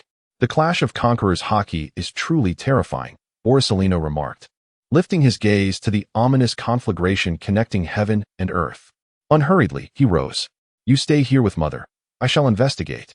Before his words had fully left his lips, he vanished in a flash of light. Upon reaching the rooftop of the headquarters, he was joined by Kazan, who had also arrived in an instant. Borisolino did not glance at Kazan. Instead, he stared in disbelief at the two figures standing oppositely on the ground, exclaiming, "Admiral Summer has actually subdued Carp's conqueror's haki?" Kazan, equally solemn, responded, "He has deceived us all." In Mariawa, amid a serene garden alive with fluttering butterflies, a figure abruptly materialized, raising their gaze to reveal crimson, swirling eyes fixed upon the direction of the Navy headquarters in Marineford. Upon witnessing the flames ascending from Marineford, an incredulous voice rang out, "No, this cannot be." A trembling maid rushed into the garden, kneeling before the figure with trepidation. "Lord go. Inform the Knights of God to dispatch their forces to the Navy headquarters at once. I must ascertain the identity of the one who released the Conqueror's haki." Chapter 30. The reappearance of divine avoidance shocks Carp. The sudden eruption of battle swiftly captured the attention of all officers and soldiers in Marineford. Yet those ranked below Rear Admiral dared not approach. Initially, a few individuals were roused from their slumber by the commotion and rushed over, only to be violently hurled away by the terrifying shockwave that swept through. Some even fainted on the spot, overwhelmed by the oppressive presence of Conqueror S. Hockey. Even the Rear Admirals kept their distance, merely spectating from afar. At the entrance of the headquarters, as the ground fractured and sank, the towering building suffered under the relentless ascent of fiery clouds. With a resounding crack, a ghastly fissure marred its walls. Lord Xiaoyu, Mr. Carp. Seeing the wall of the headquarters split dramatically, Ji Yuan, with her dual swords plunged into the ground, shouted with all her might, "Stop! Quickly! The headquarters is about to collapse." Before she could finish, a deafening low-frequency vibration engulfed her voice, drowning it out completely. In the next instant, a cataclysmic wave of destructive energy surged forth from the center where Xiaoyu and Carp stood. "Aha! Xiaoyu, you astound me." Carp, enveloped in fiery clouds, stepped forward with clenched fists, laughing heartily. "Now, let us see if your armament Hockey is equally formidable." Before his words could settle, a terrifying aura erupted from Carp's being. And in a flash, he leaped into the air, his fists glistening with a dark sheen as they became enveloped in armament Hockey, also entwined with fiery clouds. The sound of bone colliding echoed as Carp, without hesitation, unleashed a devastating punch towards Xiaoyu, who remained grounded. Simultaneously, a sharp sound sliced through the air as Xiaoyu, leaving behind an afterimage, appeared before Carp like an apparition. "Old man, you're too slow." With no hesitation, Xiaoyu retaliated with a punch of his own, a surge of terrifying power amplifying in Carp's widening pupils. With a resounding thud, Xiaoyu's fist shattered Carp's armament Hockey defense, sending him hurtling away like a cannonball, crashing into the ground 100 feet away. Before the stunned onlookers could comprehend the situation, Xiaoyu suddenly pivoted, reaching out towards Ji Yuan. "Ji Yuan, I need your blade." In an instant, the renowned sword, Jinbi Luo, flew from Ji Yuan's waist into Xiaoyu's waiting hand. As soon as Xiaoyu grasped Jinbi Luo, it became enveloped in fiery clouds. The next moment, wielding the sword, Xiaoyu propelled forward at astonishing speed, aiming a slash at the recovering Carp. In that fleeting moment, the dazzling blade radiated a divine aura, producing a stunning low-frequency vibration that carried the weight of annihilation, striking down upon Carp as he attempted to regain his footing. This is divine avoidance. Confronted with the terrifying strike magnifying in his vision, Carp's expression turned to one of horror. He sought to evade, but found himself too late, unleashing his armament and Conqueror S. Hockey in a desperate bid. Yet, he was still a moment too slow. With a resounding explosion, the black and red flames erupted, filling the air with chaos. Carp felt an overwhelming aura of death, his body uncontrollably propelled backward at an alarming speed. Boom, boom, boom. A series of thunderous impacts echoed as Carp collided with several buildings, unable to suppress the torrent of blood that erupted from his mouth, crashing down onto the plaza of Marineford amidst the scattered debris. In that instant, as Carp fell to the ground, a profound silence enveloped the surroundings.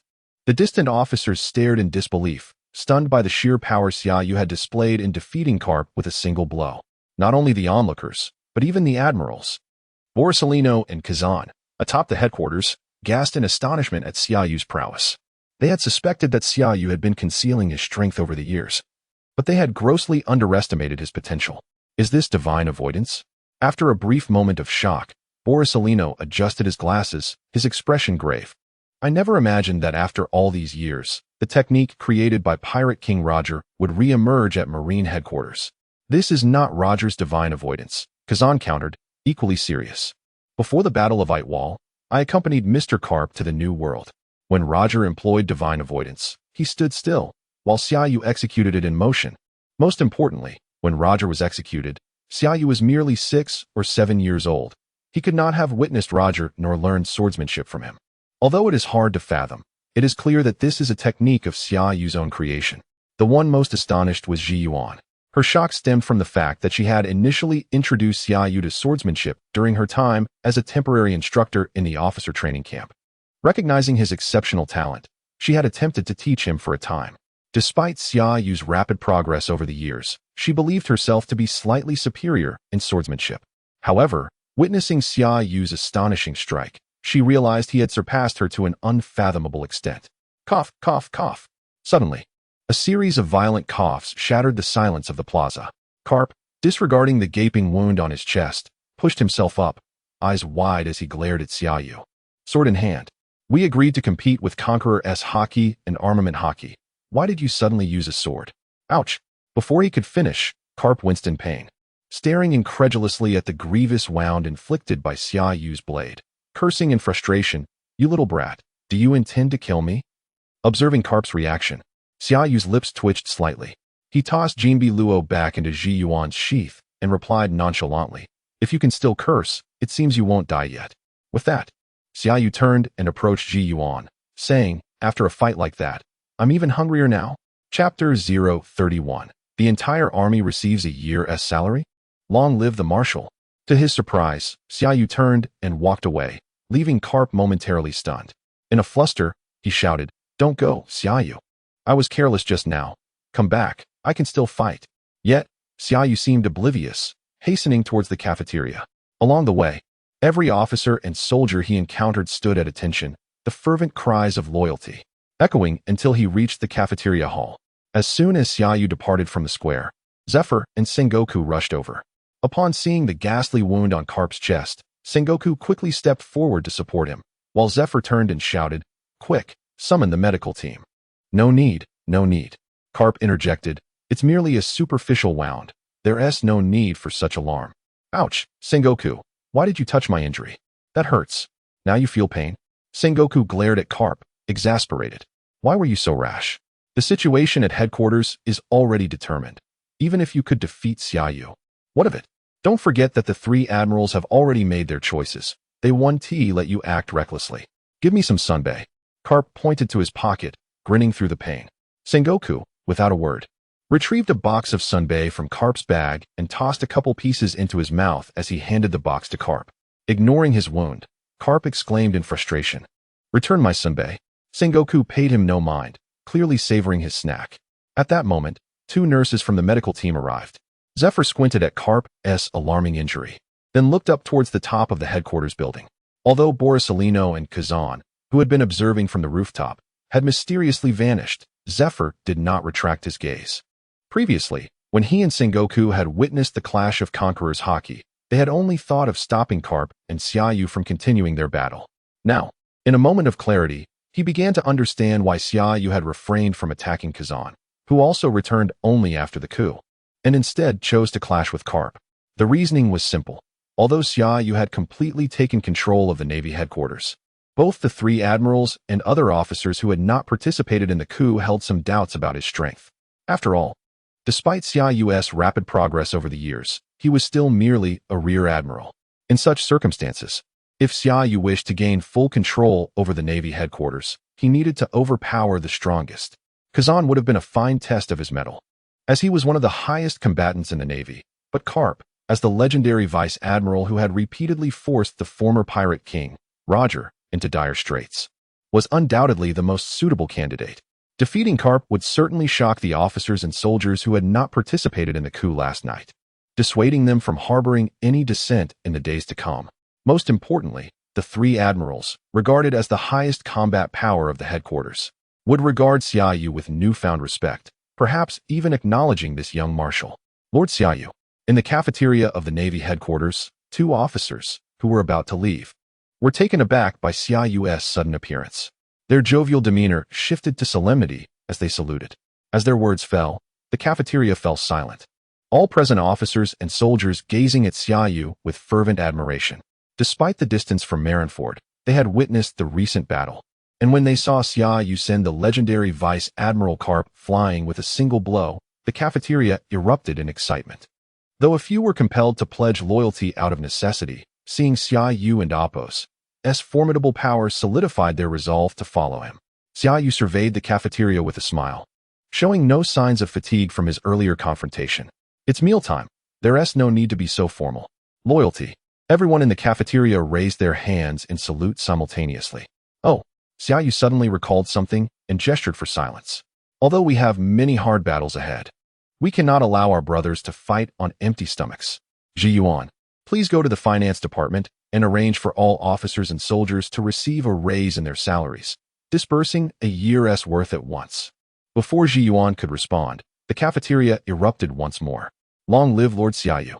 Haha, fantastic. We get a year's salary. Wah. Long live Lord Xiaoyu. With this money, my brother's wedding will be secure. Lord Xiaoyu, you must come to my brother's wedding. Among the crowd, some soldiers who had not participated in the coup were equally exhilarated, though some still found it hard to believe the reality of it all. Had they not been trapped in their quarters, they might have obeyed their superiors and fought alongside the soldiers who had followed Xiaoyu in the coup. Particularly, a young man in a Rear Admiral's uniform stood amidst the crowd, glancing around anxiously. Gathering his courage, he pushed through the throng to approach Xiaoyu. Marshal, about last night. Will those of us who did not participate also receive our salaries for the coming year? Of course. Xiaoyu smiled and nodded. The situation at headquarters is settled. Whether or not one participated in the events of last night, salaries will remain unchanged. Wonderful. The young Rear Admiral's eyes glistened with tears of joy. Thank you, Marshal. This money means the world to me. He stumbled over his words, overwhelmed with emotion, repeating I several times before standing tall and declaring with heartfelt sincerity, loyalty. He had once served under Rear Admiral Ghost Spider, but due to his younger sister's prolonged illness, the exorbitant medical costs had become unbearable. Initially, he managed, but soon he found himself borrowing from every colleague, leading to a point where they would avoid him. Desperate, he sought help from Ghost Spider, only to receive a cold reprimand. Fortunately, fate smiled upon him. The newly appointed Marshal Xiaoyu had decided to grant every officer and soldier a year's salary in one go. In that moment, he finally comprehended why Xiaoyu garnered such loyalty from so many officers and soldiers, not merely for his strength in defeating Carp, but for his evident compassion towards his subordinates. With the promise of a year's salary, the atmosphere in the cafeteria grew increasingly jubilant. However, neither officers nor soldiers dared to disturb Xiaoyu further. After Ji Yuan delivered the meals, Xiaoyu, seated by the window, ravenously devoured his food. It was not that he disregarded decorum. Rather, he had been starved during his recent investigations and subsequent imprisonment, and with his abilities enhanced to their peak, his appetite had surged dramatically. Ji Yuan, observing the youngest and first ever coup-leading marshal in Navy history, reminisced about Xiaoyu's initial days in the officer training camp. Back then, he was just 18, youthful and curious about everything. Though her experiences at the officer training camp instilled in her a firm belief that Xiaoyu would undoubtedly astound everyone in the future, she did not anticipate Xiaoyu's emergence in such a remarkable fashion. Suddenly, Xiaoyu set down her chopsticks and inquired about the current salary disbursement from the headquarters. Ji Yuan nodded and replied, it should suffice. However, if the headquarters were to sever ties with the world government, we may not be able to issue salaries next year. There's no need for concern. Knowing that we can still receive salaries for another year brings me some relief, Xiaoyu reassured. The Holy Land may not react with indignation to our potential separation. To them, it matters little who assumes the role of the Marshal as long as the Navy remains aligned with the world government. They might be inclined to reach a compromise. And at that point, we shall strive to maximize our interests. Upon hearing this, Ji Yuan did not relax. Instead, her expression turned grave. The headquarters is currently under control, which does not concern me. What troubles me are the various branch bases across the 4 seas and the Grand Line, as none of them have communicated any updates thus far. Chapter 032. Eliminate all pirates, leave no one behind. At the Holy Land Mariewa, within the headquarters of the world government, the Supreme Commander's office was enveloped in an atmosphere of tension. The commander, Kong, paced anxiously before his desk, while several officers from the intelligence department were frantically communicating with various branches under the world government, each clutching a den mushi. Report. Suddenly, one officer put down the den mushi, his expression grave as he turned to Kong. Sir, we are unable to establish contact with the Navy's scientific division. Report. The Navy's Special Operations Unit is unreachable. Report. The Justice Island has also reported that they cannot get in touch with Chief Justice Base. Report. We have successfully established contact with Impel Down. Hearing these successive reports, Kong immediately returned to his seat, his voice low and commanding. Cease all communication with the Navy headquarters and associated units. Immediately reach out to the bases in the Grand Line and the 4 seas. One officer cautiously inquired, Sir, what is happening? Why has the Navy headquarters suddenly lost contact with the Holy Land? Kong shot a stern glance at the officer, who, realizing the gravity of the situation, refrained from further questioning and began contacting the other branch bases. In the East Blue, at the Navy Base 153 in Shell's Town, a group of soldiers rushed into a dormitory, clutching confidential documents dispatched from the Navy headquarters. With a loud bang, they forcefully burst through the closed door. The officers resting inside sprang to their feet, staring in shock at the soldiers. Without hesitation, the leading soldier raised the documents and declared, "Orders from headquarters. Sergeant Monka, step forward." As the soldier's voice echoed, a towering officer, Sergeant Monka of Base 153, stepped forward. By the command of the new Admiral, Sir Xiaoyu. From this moment on, Sergeant Monka is promoted to Colonel and will take command of Base 153. Upon hearing this, fire ignited in Monka's eyes as he stepped forward, raising his right hand and shouting loyalty. Splendid.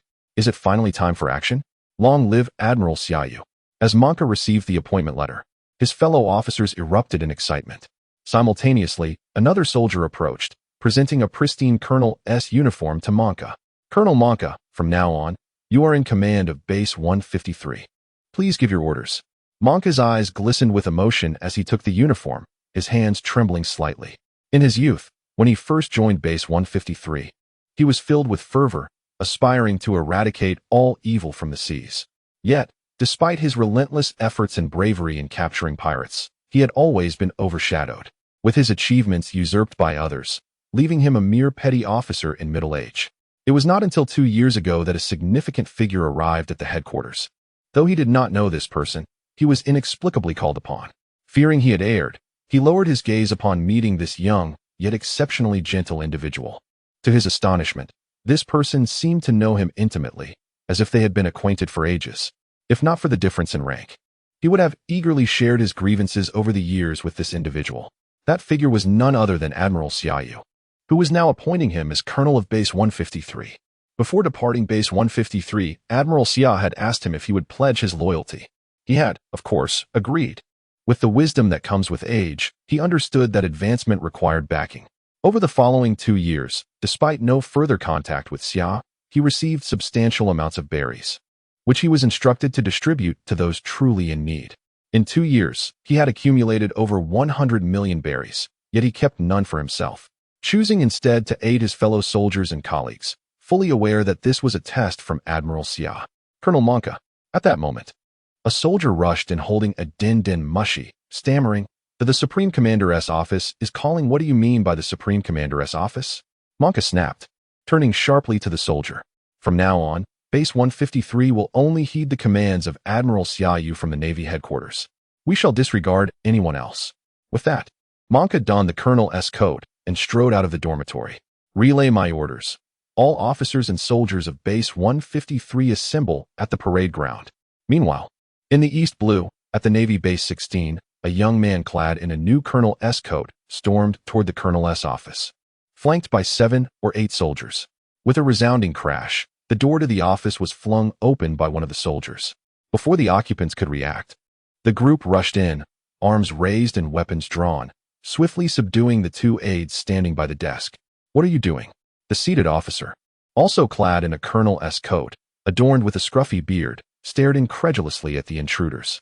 His desk was piled high with stacks of berries, many already scattered about. This officer was known as Mouse, a disgraced Navy officer abusing his position to exploit the innocent in his jurisdiction. "Mouse," the young man approached the desk, looking down at the colonel with authority. "Due to your long-standing collusion with pirates and oppression of the innocent within your territory, I, in my capacity as the newly appointed Colonel of Base 16, hereby sentence you to death. Execution to be carried out immediately." "What nonsense are you spouting?" Mouse exclaimed, rising abruptly.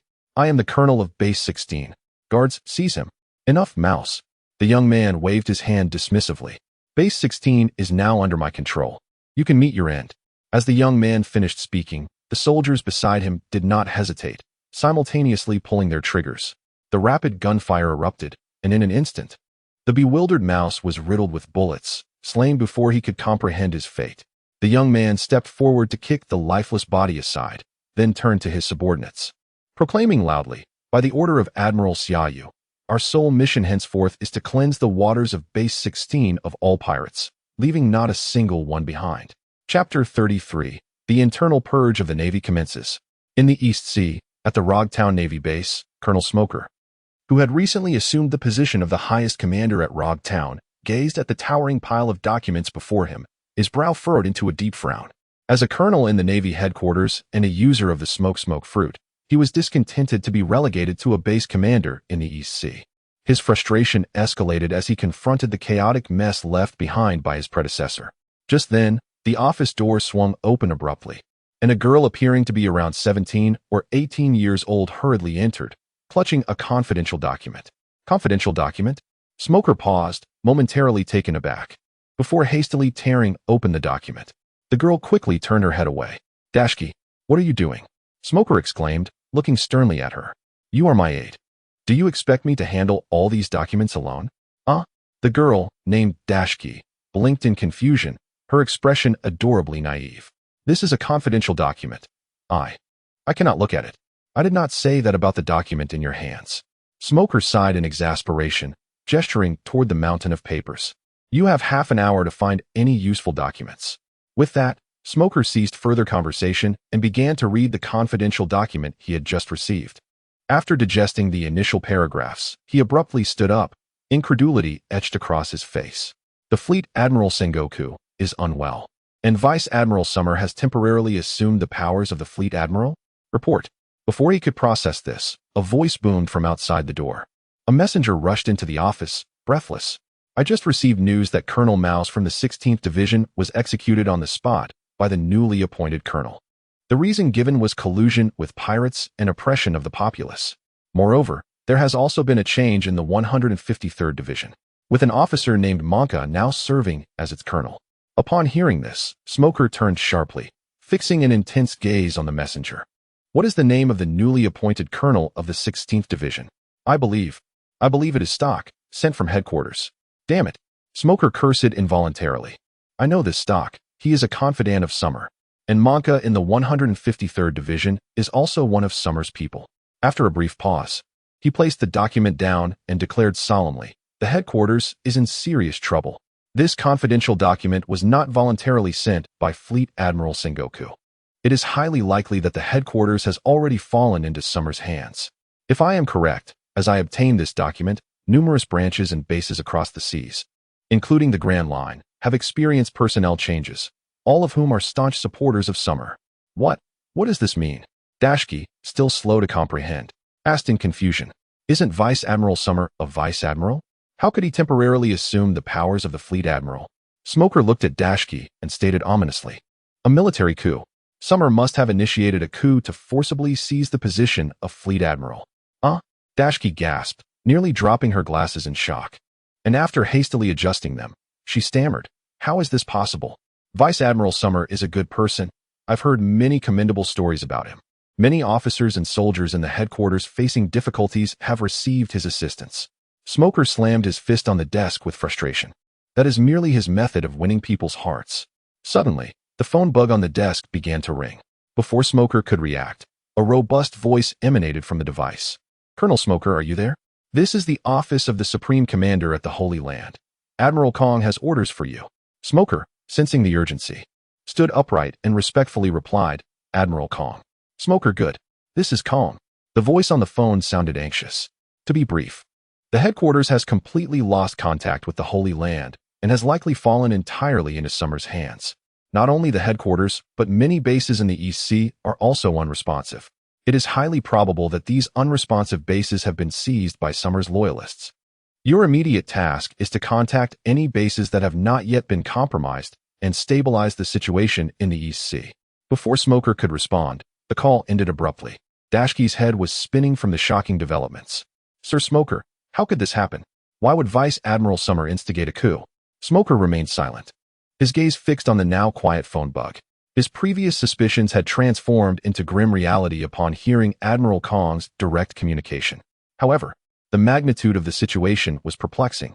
How had Summer, a mere vice admiral, managed to orchestrate such a substantial takeover, seizing control of the Navy headquarters and severing ties with the Holy Land? It was known that the Navy headquarters was not only under the command of Fleet Admiral Sengoku, but also protected by the highest combat capabilities of the 3 admirals and several vice admirals. Even if Summer had garnered considerable support over the years, as long as the three admirals remained loyal, it would have been impossible for the headquarters to fall so swiftly into his grasp. Not only was it improbable, but Summer could have also been eliminated by the three admirals. Yet, the reality was that within a single night, the Navy headquarters had succumbed to Summer's control. With Fleet Admiral Sengoku signing a document allowing him to act as Fleet Admiral. Key, the situation at the headquarters is dire. After a moment of calm reflection, Smoker slumped into his chair, weariness evident in his demeanor. Summer's swift takeover indicates that at least two of the three admirals have defected and are supporting him. Additionally, Vice Admiral Guion has been closely allied with Summer in recent years, and many vice admirals under her command must have participated in this coup. Dashki, bewildered, asked what? What should we do? Smoker slightly raised his head to gaze out the window, his expression complex. Summer dispatched stock to eliminate Colonel Mouse and installed Monka as the colonel of the 153rd Division, yet Rogtown remains eerily calm. Clearly, our new fleet admiral is offering me a choice. Still confused, Dashki repeated, Sir Smoker, what should we do? Wait. Smoker seemed to make a momentous decision, revitalized with determination. If Summer has instigated this coup purely for his selfish desires, I shall wager on the Navy's justice and fight him to the end. If he continues to uphold the Navy's justice after seizing control, I shall remain in Rogtown to fulfill my duties. I have no interest in power struggles. As Smoker surmised, at the very moment he received the document, more than half of the original commanders at major bases in the West Sea, North Sea, and South Sea were swiftly replaced. Thus, an internal purge within the Navy had officially commenced from the top down. Chapter 034, Seizing Power?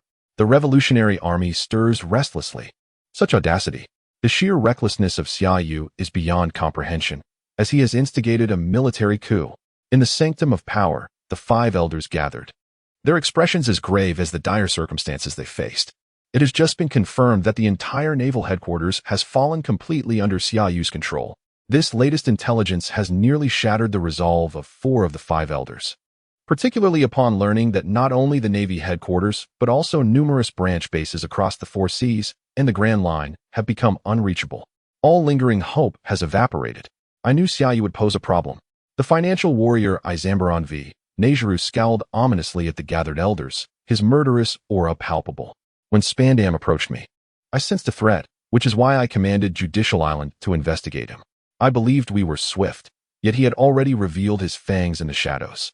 Spandam, why would he seek you out? Questioned the legal warrior Topman Vachali, seated prominently in the center. He is nothing more than a power-obsessed insect. Izambaron V. Nejiru retorted coldly. How he found me is inconsequential. What matters now is our course of action. According to the latest intelligence from Sora, it is clear that not only the three admirals of the Navy headquarters, but also numerous vice admirals have chosen to side with Xiaoyu. Many bases in the four seas and the Grand Line are undergoing personnel changes, indicating that Xiaoyu is intent on seizing complete control of the Navy from top to bottom. His audacity to initiate a coup and monopolize naval power suggests he will inevitably confront the world government with the might of the Navy at his back. Therefore, I propose we take advantage of his still nascent power. We should have Sora lead all forces, excluding the Navy, to surround Marineford. I am certain that if we apply enough pressure, there will be those within the Navy headquarters who will defect, Izambaron declared. After all, once they ally with Xiaoyu against the world government, they will bear the mark of traitors for eternity. Patience, Izambaron, Topman Vachali interjected, raising a hand with a serious demeanor. This matter is of utmost importance and requires careful deliberation. First, we must ascertain Xiaoyu's true intentions. If he merely desires to become the Marshal of the Navy headquarters, we could grant him that wish, allowing him to officially replace Sengoku. Of course, this would merely be a stalling tactic. Should he adhere to our directives after becoming Marshal, we can gradually undermine the Navy from within, and when the time is ripe, apprehend and execute him. Currently, he has just assumed command of the Navy, and his momentum is formidable. Even with Sora personally leading an assault, a victory would likely come at a tremendous cost to ourselves. Topman continued. Engaging in war with Xiaoyu's Navy would plunge the Grand Line into unprecedented chaos. If the pirates, the four emperors of the New World, or the Revolutionary Army seize this opportunity to strike, we may find ourselves in a precarious position, risking defection from our already wavering allied nations. I disagree. Izambaron V. Nejiru stepped forward, his voice low and resolute. What you describe is a stalemate between Sora and Xiaoyu's navy. It is undeniable that the Navy headquarters currently boasts 3 admirals, numerous vice admirals, and nearly 100,000 naval soldiers. Sora's attempt to subdue them in such a short time is nearly impossible. After a brief pause, Izambaron suddenly raised his head. But what if the Knights of God intervene? Given the magnitude of the upheaval at the Navy headquarters, Figureland Greenku has no reason to remain idle. If Figureland and the Knights of God were to arrive at the Navy headquarters and restrain the 3 admirals, the remaining naval commanders would pose little threat. As for the unruly Xiaoyu, he is merely a vice admiral. Moreover, we have the CP department, particularly CP9, led by Rob Lucci, who is known as the most formidable and ruthless killing machine in CP9's history. They have been lurking in Water 7 for the past year and could serve as a sudden strike force at the Navy headquarters. Time is of the essence. If we can decisively eliminate Xiaoyu, not only would this coup be quashed, but the Revolutionary Army and the so-called 4 emperors of the New World would be unable to act before we regain control. Upon hearing this, Topman fell silent, and the other 3 elders looked to him, clearly in agreement with Izambaron's strategy. That is unacceptable. Suddenly, a sharp voice pierced the air. The door to the chamber swung open, revealing a tall figure draped in a floor-length cloak, obscuring their form save for a pair of dark crimson eyes that emanated an oppressive aura, causing the 5 elders to rise swiftly and kneel in unison. Lordum, this Xiaoyu is not as simple as you imagine. Enveloped in their cloak, stepped past the elders to stand before the grand window. Their back turned to the 5 as they controlled their voice, speaking coolly. A battle broke out at the Navy headquarters recently. More accurately, a clash of Conqueror and Appos. As Haki. Within the 2 waves of Conqueror's Haki, I sensed a familiar presence, reminiscent of the Conqueror's Haki once wielded by Joy Boy. At this revelation, the 5 elders turned to him with expressions of shock. It seems your understanding of Xiaoyu is rather limited, said slowly, glancing back with a glint of coldness in their dark crimson eyes. Have you been seated in your positions for too long, causing your vision to blur? The abruptness of M's statement sent chills down the spines of the elders. You need not concern yourselves further. I will dispatch the Knights of God to investigate. As long as this Xiaoyu who instigated the coup is not of the D clan or connected to Joy Boy. This so-called coup is merely a change of leadership at the Navy headquarters. Meanwhile, due to the sudden personnel changes at the major naval bases across the 4 seas and the Grand Line, spies from various factions embedded within these bases swiftly relayed the information. Even the Navy headquarters received intelligence transmitted via encrypted Den Mushi to the Revolutionary Army's headquarters. On Baldy Island, the Revolutionary Army's headquarters, amidst the icy landscape, a cadre of the Revolutionary Army raced towards a nearby tent, clutching the recently received top-secret intel. Commander! Breathing heavily, the Revolutionary cadre burst into the tent, exclaiming, "We have received urgent intelligence from the Navy headquarters. Former Vice Admiral Xiaoyu instigated a coup last night and has seized control of the Navy headquarters by this morning. Numerous branch bases in the 4 seas and the Grand Line are undergoing an unprecedented internal purge, with all top officials replaced by Xiaoyu's trusted confidants." As the cadre's words hung in the air, the tent fell into a profound silence. Seated at the head of a conference table within was none other than Monkey D. Dragon, the leader of the Revolutionary Army, whose singular goal has made him one of the most wanted criminals by the world government since the World Conference 2 years prior. After a brief silence, Dragon, draped in a green cloak and bearing a fierce scar on his face, expressed disbelief. Vice Admiral Xiaoyu? The youngest Vice Admiral who has surged to prominence in the past 3 years? How could this be? How could a Vice Admiral dare to instigate a coup and succeed? When did the Navy headquarters become so vulnerable? The reporting officer replied, "This intelligence is personally dispatched by that esteemed individual, and it is infallible." Understanding the gravity of the message, Dorag rose decisively and commanded, "Relay orders to the 5 armies to closely monitor every movement of the world government. The moment they engage in battle with the Navy under Xiaoyu's control, the 5 armies shall strike simultaneously, seizing this opportunity to liberate as many nations as possible." Chapter 035. Kaido. This utterly dreary world would be better off destroyed. In the base commander's office of the G5 branch, located in the Grand Line, sat a tall middle-aged man with short hair and lightning-shaped sideburns. His name was Virgo, codenamed Onitake. He held the rank of Rear Admiral and served as the base commander of G5. However, this was merely his public persona. In truth, he was the highest-ranking officer of the Don Quixote family, the original Corazon, who had infiltrated the Navy as an undercover agent. Through his own efforts, he had ascended to the rank of Rear Admiral and ultimately became the base commander of G5. At this moment, he had shed his usual amiable demeanor. His face tense as he stared at the incessantly ringing call bug on his desk. After the phone insect rang 3 times, he picked it up and spoke in a low voice. "Who is this?" "Virgo, it's me," came a cool female voice from the call bug, belonging to Vice Admiral Dole. "Oh, it's Vice Admiral Dole." Virgo instantly reverted to his polite and approachable demeanor, inquiring, "What brings you to contact me? Have you received the documents signed by Admiral Sengoku? What is your opinion on Vice Admiral Xiaoyu's temporary authority as Marshal of the headquarters?" In the office of the G14 branch, a tall woman in her 30s stood against her desk, her dark short hair framing her face, revealing eyes filled with unease about the future. "I just received news that many branch bases across the seas have undergone large-scale personnel changes, with several newly appointed colonels being trusted confidants of Xiaoyu. If all goes as expected, I will soon be receiving a new Vice Admiral. After all, I do not share deep ties with him." "Vice Admiral Dole, you seem to imply something," Virgo replied in a calm tone. "From what you say, can I deduce that you believe Xiaoyu has initiated a coup to seize control of the headquarters and is now purging dissenters?" "ISN and Oppos, T that evident?" Dole and Oppos' voice rose slightly, her agitation apparent. "The speed at which Xiaoyu has taken control of the headquarters and orchestrated large-scale personnel changes across all bases in the Grand Line indicates that over half of the officers, including the 3 admirals, have sided with him. It may be even more severe than I imagined. Under such circumstances, whichever side we choose may lead to our downfall." "Why choose at all?"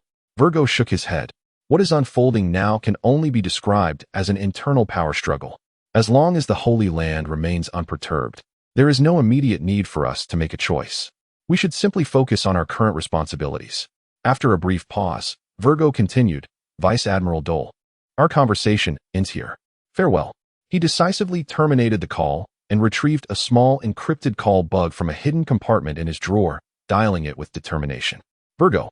As soon as the call connected, a familiar voice erupted from the call bug. "Contacting me at this moment is not a wise decision." Virgo's expression turned serious as he spoke. "Doflamingo, do you recall what I mentioned previously? I may be purged by the Navy. However, this is merely my speculation. I wish to remain and observe the developments." "What do you mean? What did you tell me?" A frantic voice responded from the call bug. "Virgo, has your memory failed you again? Then allow me to clarify." Without hesitation, Virgo succinctly recounted the events transpiring at the Navy headquarters. As he finished his account, silence enveloped the office, and the call bug seemed to become muted. After several seconds of quiet, a distinctive laughter erupted from the call bug. "Ha ha, I know this Vice Admiral Xiaoyu. I met him during the 7 Warlords Conference at Navy headquarters. He didn't seem remarkable at that time. Who would have thought that in just 2 years, he would cause such a stir at the Navy headquarters? A coup to seize the Marshal's position? Ha ha, I truly underestimated this Vice Admiral. The old geezers in Mariewa are surely going to be in a frenzy now, huh?" In the New World, on the island of Dressrosa, beneath the sunshade in the open courtyard outside the royal palace, stood a flamboyant man wearing sunglasses, a pink feather coat, and cropped trousers, raising a drink with glee as he laughed at the call bug before him. Doflamingo, leader of the Don Quixote family, king of Dressrosa, member of the Warlords of the Sea, and user of the string fruit. After a fit of laughter, Doflamingo seized the call bug and said solemnly, "Virgo, with your abilities, escaping should pose no challenge. What you must do now is to observe the changes. If they truly intend to replace you, this could be your chance to present your justice to the Holy Land. And you may be pleasantly surprised. If the Navy headquarters does not plan to eliminate you, it indicates their continued trust in you. Continue your infiltration. I need to know whether Xiaoyu merely seeks the position of Marshal or harbors greater ambitions." Without further ado, Doflamingo ended the call and swiftly dialed another phone bug. Worororo. As soon as the line connected, a rugged laugh resonated through the call bug. "Joker, long time no see." Meanwhile, on an unknown island in the New World, a chilling laugh echoed from a massive pit. Shortly after, a formidable figure emerged from the depths. "What did you say? Joker, a coup at Navy headquarters?" The deep voice reverberated through the air.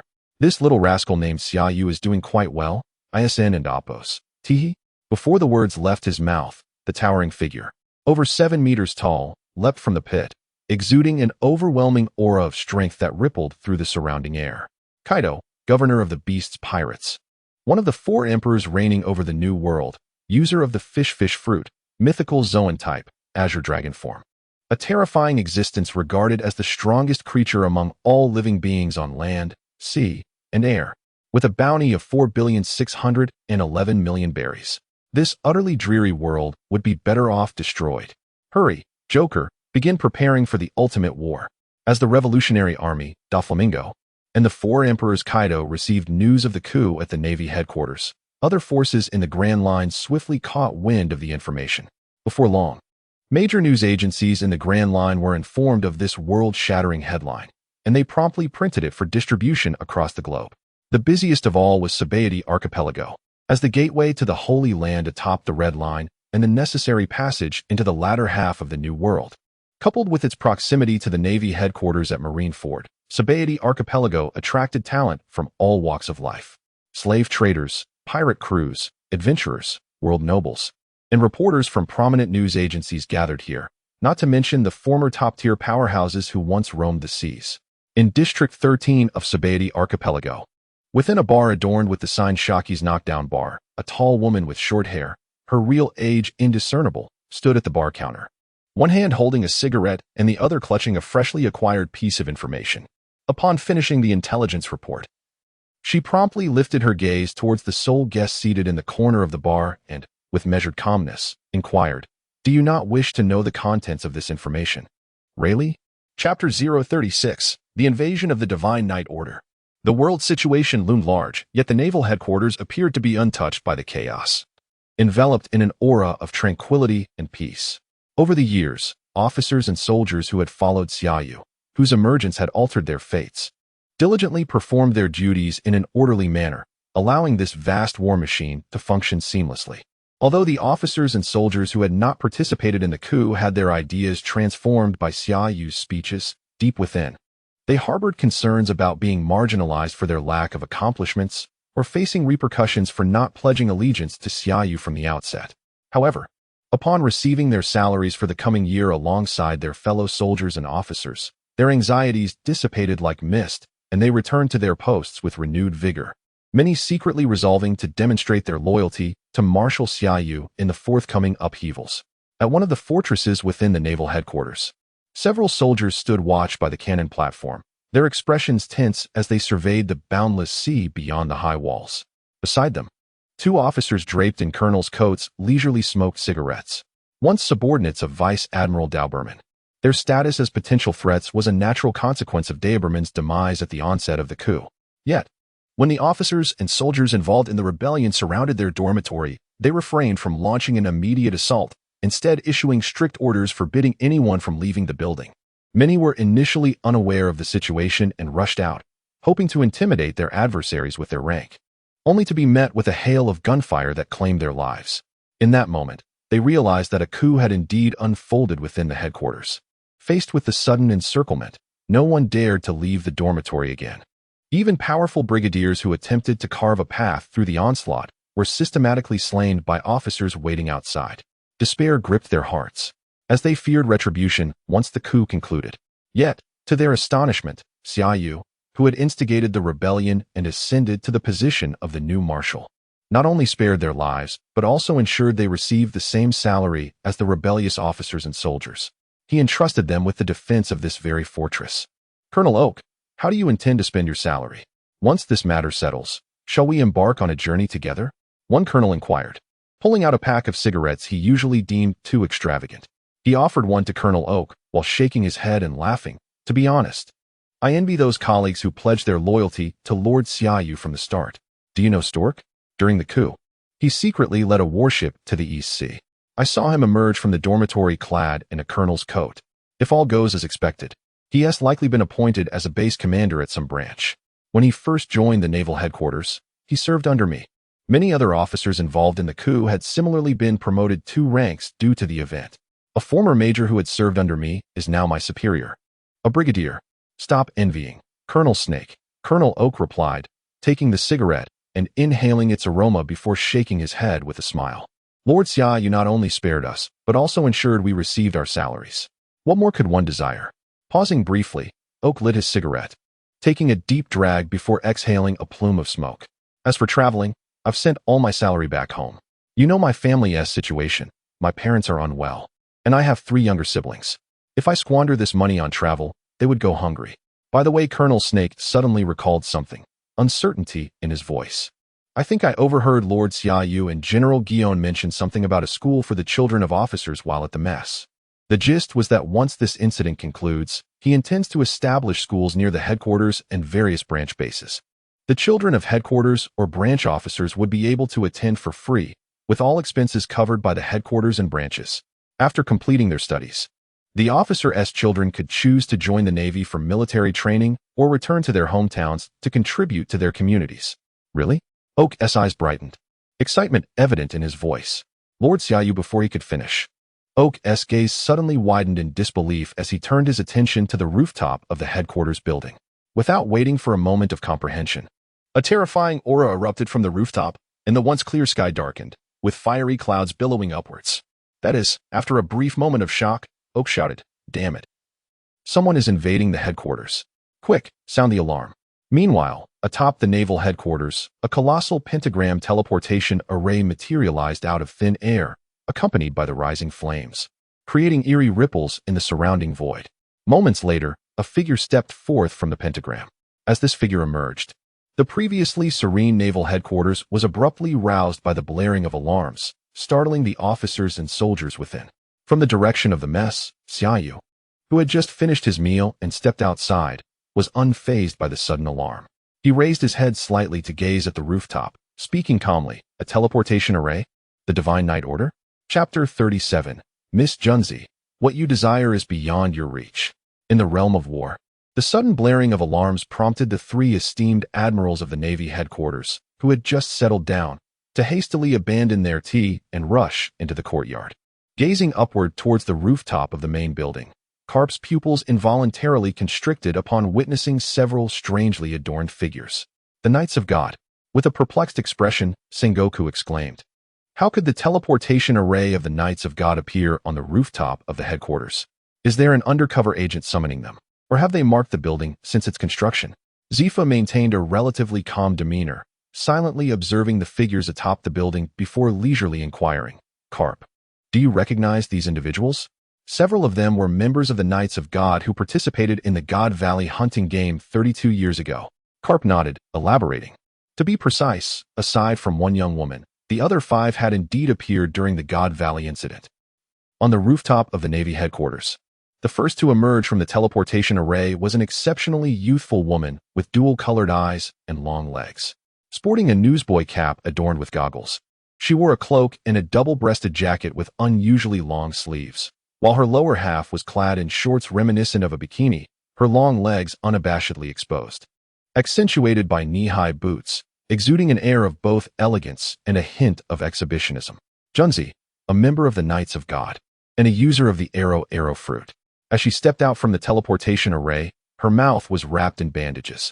Behind her, the teleportation array erupted with flames, unleashing a palpable pressure that rippled outward, distorting the very fabric of space, creating an eerie atmosphere. Following her, several figures materialized from the array. The next to emerge was a masked man bearing the number 46, wielding a Western sword, his features obscured by the mask. He was followed by an elegant woman clad in a cropped top, exuding a bewitching aura, and a demure-looking woman with short hair. As the 3 exited the teleportation array, the flames dissipated, leaving 2 oddly dressed men standing vigilantly, scanning the surroundings. Among them was a peculiar man, shouldering a long scythe and wearing a skull mask. Though he had not moved an inch, he emanated an almost suffocating aura of death, akin to the arrival of the Grim Reaper. Beside the skull-masked man stood another figure, a boyish-looking individual wearing a hood and carrying a long spear. As the 6 members led by Junzi appeared atop the headquarters, they were immediately surrounded by soldiers drawn to the alarms. In the next moment, a flash erupted, revealing Admiral Borisolino before them. Before Junzi and the others could react, Sakazuki and Kuzan stepped out from the rooftop exit, the 3 admirals of the Navy headquarters. Observing the trio's arrival, Junzi wasted no time and spoke first. It seems you have not been affected by the coup in the least. May I deduce that you all participated in this unprecedented coup in Navy history last night? In response, Borsellino, the first to reach the rooftop, surveyed the uninvited guests before him and languidly remarked, "The Knights of God? Quite formidable indeed. To arrive directly at the Navy headquarters via a teleportation array." "Borsellino, do not misunderstand," the long-haired woman interjected, stepping forward. "We are not here to hold you accountable, but rather to negotiate on behalf of the Holy Land with Vice Admiral Xiaoyu." Upon hearing this, Borsellino and Sakazuki exchanged knowing glances. Although they anticipated such a development, they were taken aback that the negotiators were members of the Knights of God. As admirals, they were well aware of the Knights of God's principal duty, to protect the celestial dragons residing in the Holy Land and maintain their order. Even if the knights occasionally departed from the Holy Land for specific missions, it was always in direct relation to the affairs of the celestial dragons. The occurrence of a coup within the Navy headquarters would typically necessitate the intervention of the five elders only when the situation became exceedingly dire. At this moment, however, the five elders had yet to make any statement, and the Knights of God had directly arrived at the Navy headquarters through the teleportation array, and not just one, but 6 members. This left them bewildered as to the situation in the Holy Land, rendering their stance on the matter somewhat elusive. "Bring Xiaoyu to us." Junzi stepped forward, aligning herself with the long-haired woman, her expression frosty. "If he wishes to secure his position as Fleet Admiral of the Navy headquarters, it would be prudent not to keep us waiting too long." What an audacious statement. Just as Junzi finished speaking, a chilling voice resonated. 2 figures emerged from the rooftop exit, Xiaoyu and Guillaume. Xiaoyu strode forward without pause and directly approached the 3 admirals, lifting his gaze to meet Junzi's, stating solemnly, "Miss Junzi, you lack the standing to negotiate with me, for what I desire is something you cannot provide." You recognize me?" Junzi's pupils involuntarily constricted. Her gaze fixated on Xiaoyu, astonished that he knew her name. It is worth noting that the Knights of God seldom appeared before the public, and many within the Holy Land were unaware of the exact number of their members. The Knights comprised not only celestial dragons residing in the Holy Land, but also numerous powerful individuals recruited from the seas, who often chose to conceal their identities upon joining. Most importantly, her membership in the Knights of God was relatively recent. Aside from a few members, even the 5 elders were oblivious to her current status as a knight. And here stood Xiaoyu, the orchestrator of the coup and the one seizing control of the Navy, who had only joined the Navy a mere 6 years ago and appeared even younger than her. Given this context, it was nearly impossible for Xiaoyu to know her name. Xiaoyu did not respond to Junzi. His piercing gaze swept across the remaining 5 members of the Knights of God, and in a tone devoid of emotion, he remarked, "If I am not mistaken, the 5 of you were also members of the Knights of God who participated in the God Valley hunting game 32 years ago. It seems you have fared rather poorly. How lamentable that you, who have been knights for over 30 years, now find yourselves following a mere girl. After so many years without recognition in the Knights of God, perhaps it would be wiser to shift your allegiance to me. I can offer you a promising future." Chapter 38. The Might of Conquerors Hockey. Sending the Knights of God flying. Xiaoyu spoke with an air of nonchalance.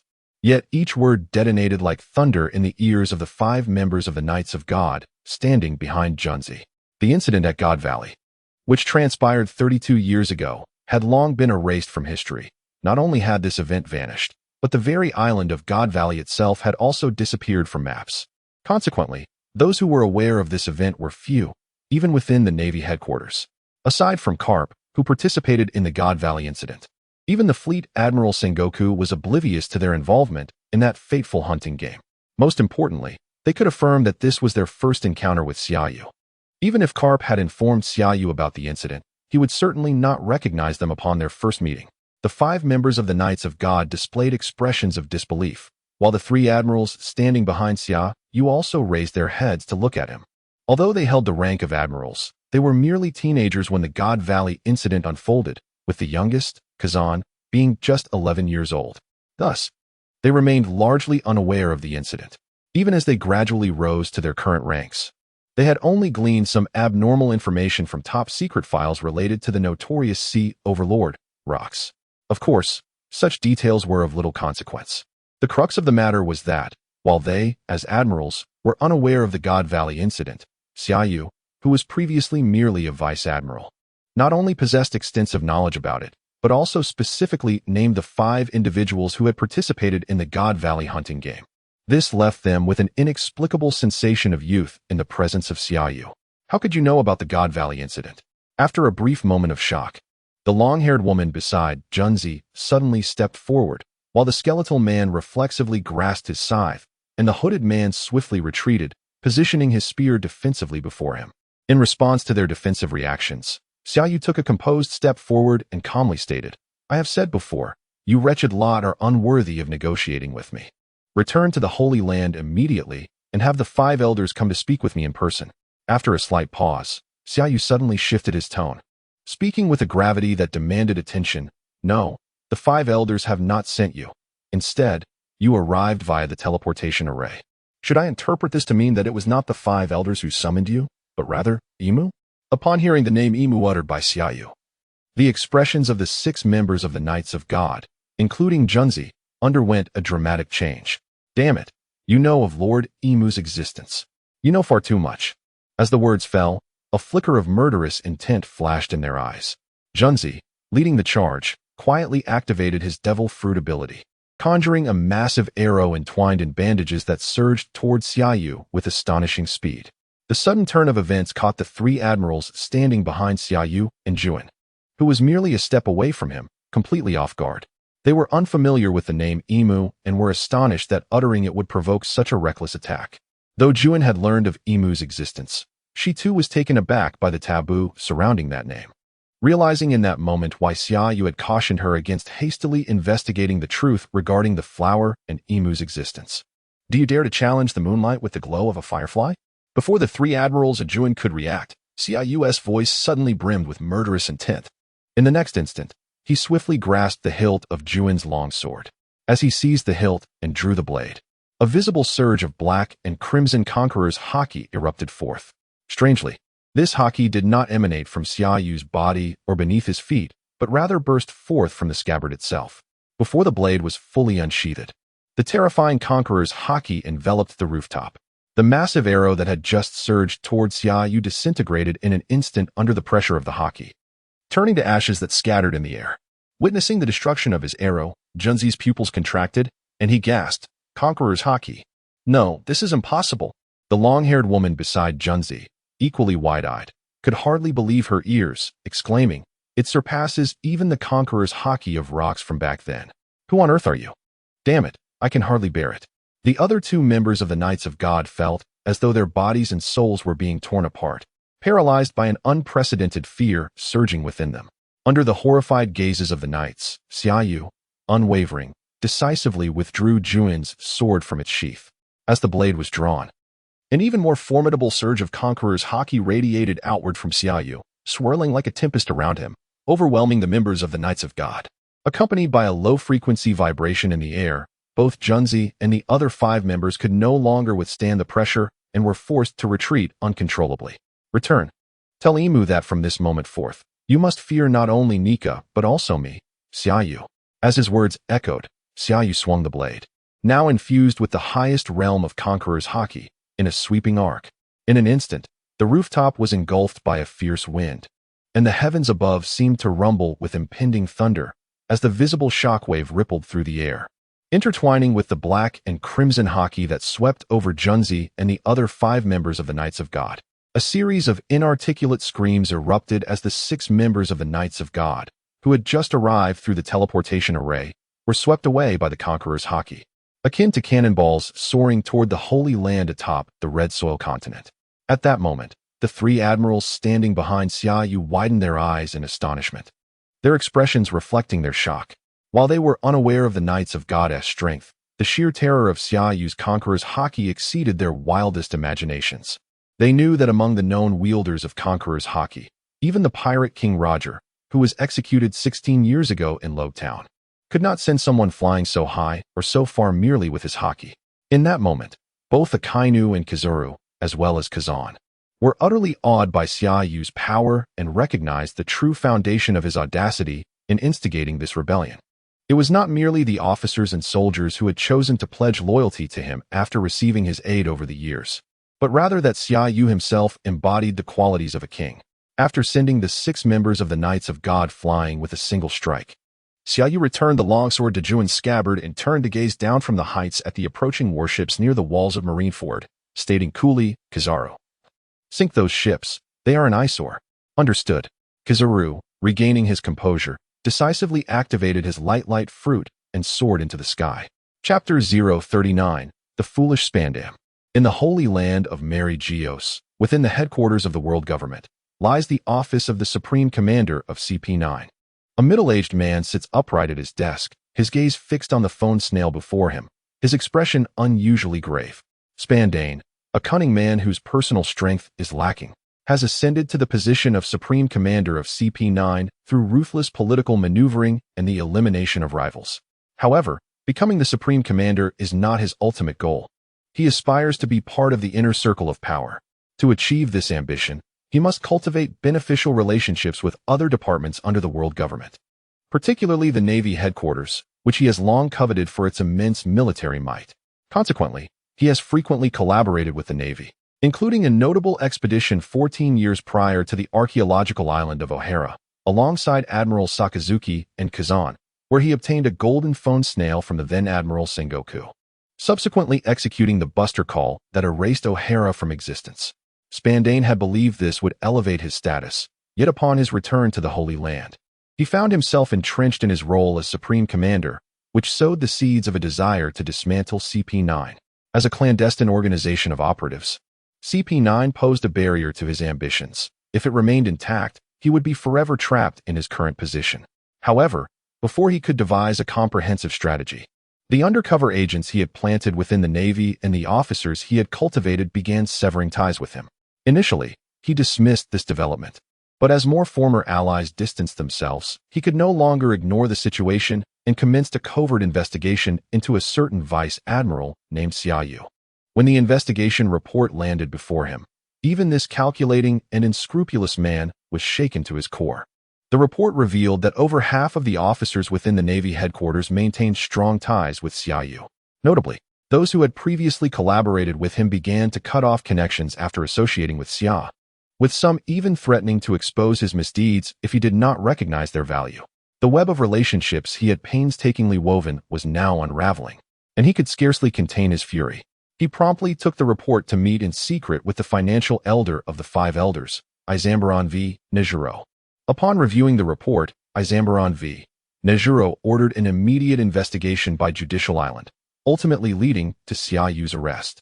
However, Spandane was blindsided when, as Xiaoyu was set to be transferred to Judicial Island for execution, he instigated a mutiny from within the Navy's prison, seizing the position of Fleet Admiral in a single night. This unforeseen turn of events shocked not only Spandane, but also the 5 elders of the inner circle of power. The true threat lay not in Xiaoyu's rebellion itself, but in his swift consolidation of power within the Navy. This indicated that not only had the 3 admirals turned their allegiance, but numerous veterans of the Navy also stood in support of Xiaoyu. "Father." Suddenly, the office door was forcefully flung open, and a man with half his face obscured by a mask rushed in, panic-stricken. "It's bad. That damned Vice Admiral Xiaoyu has seized the Fleet Admiral position. If he discovers that our investigation led to his trial, he will not spare us." Spandam, Spandane's foolish son, though not yet the Supreme Commander of CP9, had long been the public face executing Spandane's authority. Spandane furrowed his brow and replied sternly, "Spandam, how many times must I remind you to remain calm? There is no problem that cannot be resolved. If you panic at the first sign of trouble, how will you ever lead CP9? Father, can't you see?" Spandam slammed his hands on the desk, shouting, "The Holy Land has yet to take action. Clearly because Xiaoyu has taken control of the Navy and instilled fear in them. We are not facing a mere individual's rebellion. We are confronting the entire Navy." At his words, Spandane fell silent. He understood fully that this situation was unprecedented. It was no ordinary betrayal, but a potential severance of the Navy from the world government, posing a grave threat. Given such circumstances, the Holy Land had but one option: to concede and reach an accord with Xiaoyu, thus legitimizing his position as Fleet Admiral and ensuring the Navy continued to serve the world government. Yet, for such an agreement to materialize, someone from the Holy Land must bear the brunt of the fallout, for on the surface, Xiaoyu's rebellion had been ignited by an unexpected trial. Should the Holy Land relent, The responsibility would inevitably fall upon Spandane and Spandam. Just as Spandane pondered his strategy, Spandam suddenly glanced out the window, his eyes widening in shock. "Father, what is that?" "Huh." Spandane instinctively turned to look. In an instant, his pupils constricted. Outside, several figures were plunging from the sky at astonishing speed, tracing arcs like meteors as they descended towards Panga Square. Boom. Before either could react, a deafening explosion erupted. A cloud of smoke billowed from the direction of Panga Square. The unexpected scene triggered the alarms of the Holy Land, and amidst the blaring sirens, figures rushed in from all directions, encircling the square at breakneck speed. That lunatic wouldn't he dare to attack the Holy Land, would he? Watching the smoke rise from the square, Spandam swallowed hard and dashed out. Spandam, realizing his son had recklessly bolted outside, Spandane snapped awake and shouted after him, "Damn it, fool!" Regardless of his frustrations, Spandane immediately followed in pursuit. Upon their arrival at Panga Square, the smoke had begun to dissipate. The square, surrounded by a throng of people, revealed 5 conspicuous craters. Though the onlookers were on high alert, none dared to rush forward. Cough, cough. Accompanied by violent coughing, a figure emerged from one of the craters. Rising unsteadily, it was the soldier who had been sent flying by Xia Yu's Conqueror's Haki. Chapter 040. The Commander of the Knights of God. The proper unveiling of Conqueror's Haki. Step back. All of you retreat at once. As tensions escalated in the square, the crowd on the right suddenly parted, revealing a dignified elder clad in a cloak. His hair styled like a crescent moon, and a western sword sheathed at his waist, striding purposefully toward one of the large pits. Honored Lord Glynn, the sage. Upon the elder's arrival at the pit, a soldier emerging from the depths hastily knelt, disregarding the bandages that had fallen from his mouth. Upon hearing the soldier's address, the surrounding crowd erupted in astonishment. Lord Glynn? He is the commander of the Knights of God? My heavens, after all this time stationed in the Holy Land, I am witnessing this great man for the first time. Has the Knights of God been stirred into action? What on earth is happening? How could that woman in her undergarments have fallen from the sky? The esteemed Lord Glynn has personally intervened. Could it be that the Holy Land is under siege? The elder was none other than Fegalandu Glynn, the illustrious commander of the Knights of God, once a formidable presence in the Goddess Canyon. How disheveled you appear, soldier. Glynn looked down upon the soldier with an air of authority, then turned to the encircling crowd, commanding, "Everyone, return to your positions immediately. This area is under the jurisdiction of the Knights of God. No one may approach without my express permission." As Glynn's words echoed, the previously tumultuous crowd fell silent, orderly retreating. "Lord Glynn, I possess critical intelligence." Just as the crowd began to disperse, Spandam, rushing from the world government's headquarters, defied the flow and hastened towards Glynn. "Halt!" Before Spandam could reach Glynn, a member of the Knights of God stationed nearby drew his sword, its tip aimed at Spandam's throat. Startled, Spandam faltered, collapsing to his knees. Trembling as he implored, "Lord Glynn, I have vital information." Without sparing a glance at the kneeling Spandam, Glynn waved dismissively, "Remove him from my sight." At that moment, Spandane arrived. Without waiting for the Knights of God to act, he rushed to Spandam's side, urgently declaring, "Please, Lord Glynn, allow me to take him away." With no time to waste, Spandane swiftly hoisted the dazed Spandam and fled. Despite his position as the highest official of CP9, he felt like an insignificant insect in the presence of Glynn, who not only protected the celestial dragons, but also wielded the power to judge and execute them. As Spandane and his son exited the square, Glynn cut straight to the chase. "What transpired? How did you?" He paused, looking skyward with a hint of confusion. The soldier, maintaining his kneeling posture, replied, "In response to your inquiry, my lord, we were blown back by the Conqueror's Haki." "Excuse me?" Glynn's pupils narrowed as he glanced at the 5 members of the Knights of God behind the soldier. Was it that Rear Admiral Xia Yu who instigated a mutiny? Were you 6 unable to resist him? The soldier bowed his head in shame. "We had no opportunity to strike." Before he could finish, a sudden realization struck him, and he looked up at Glynn, lowering his voice. "Lord Glynn, Xia Yu knows of Lord Im's existence." The unexpected revelation left Glynn momentarily stunned, his eyes widening in disbelief. "What did you say?" Meanwhile, atop the Marine headquarters building in Marineford, Rear Admiral Xia Yu stood with his hands clasped behind his back, gazing at the warships slowly sinking beneath the waves, his eyes narrowing. Though these vessels bore the flag of justice, he recognized that not all aboard were from Justice Island. The majority were CP9 operatives. He had sensed their approach long before they arrived at Marineford, using observation hockey to intercept their thoughts, learning that they had been dispatched by Spandam. Spandam. A cruel smile played on Xiaoyu's lips. Spandam's audacity to send agents to appear concurrently with the Knights of God signaled that he had gained insight into their movements. This indicated that Spandam had infiltrated not only the Marine headquarters, but many departments within the Holy Land as well. Setting aside moral considerations, one could not deny Spandam's cunning in achieving this with his meager strength. Xiaoyu felt compelled to commend him.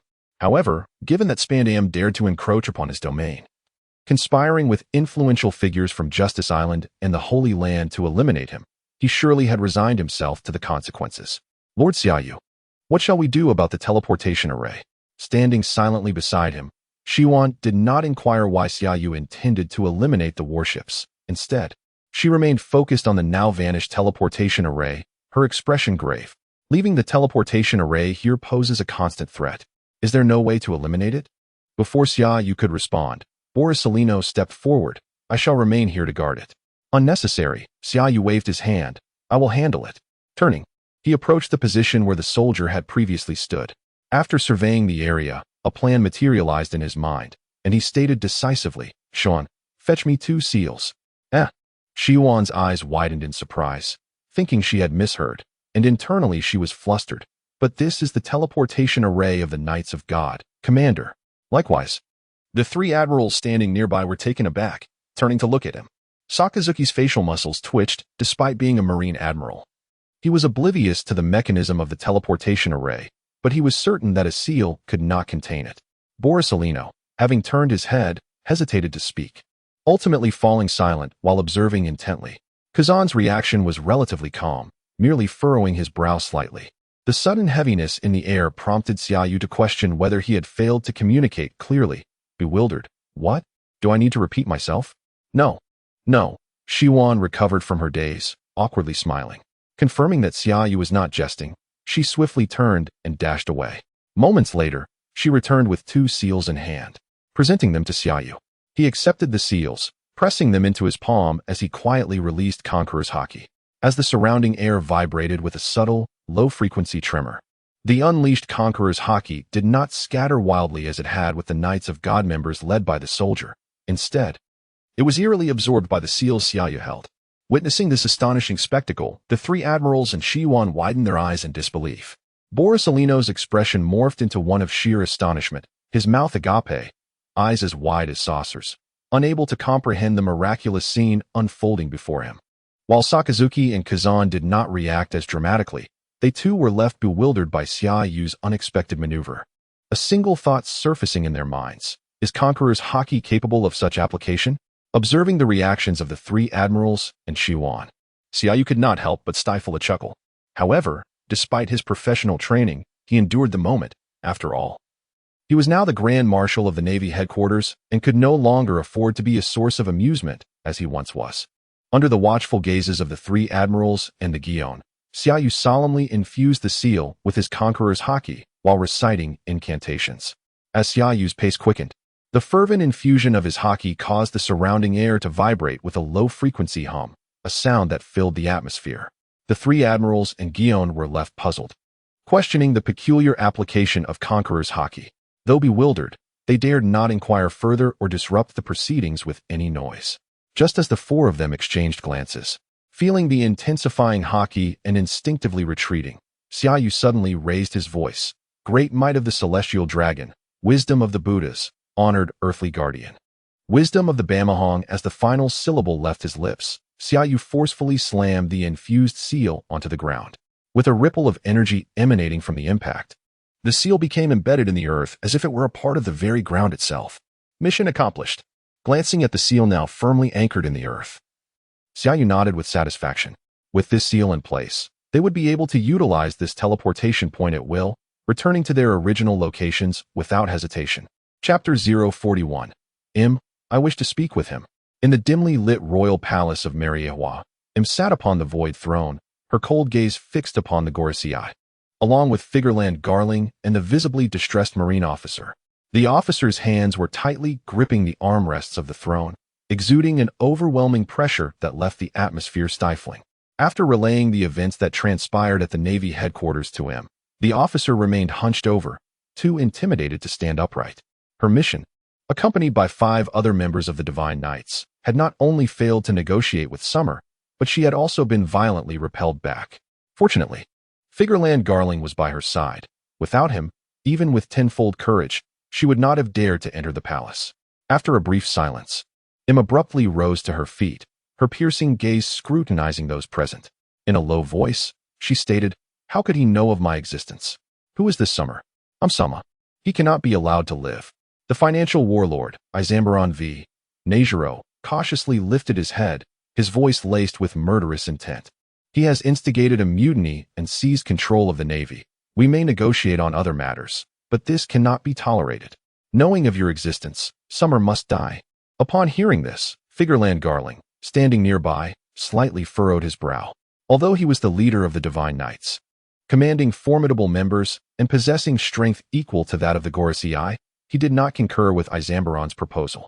Summer's audacity to initiate a mutiny and seize control of the Navy headquarters with minimal cost indicated that he possessed a trump card against the world government, a fact that had already been partially validated.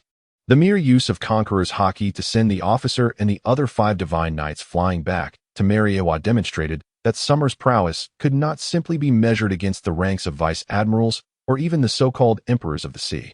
For even the formidable Rocks, who once raided God Valley, or Roger, the new pirate king, despite their unparalleled Conqueror's Haki, could not wield it to such an extent.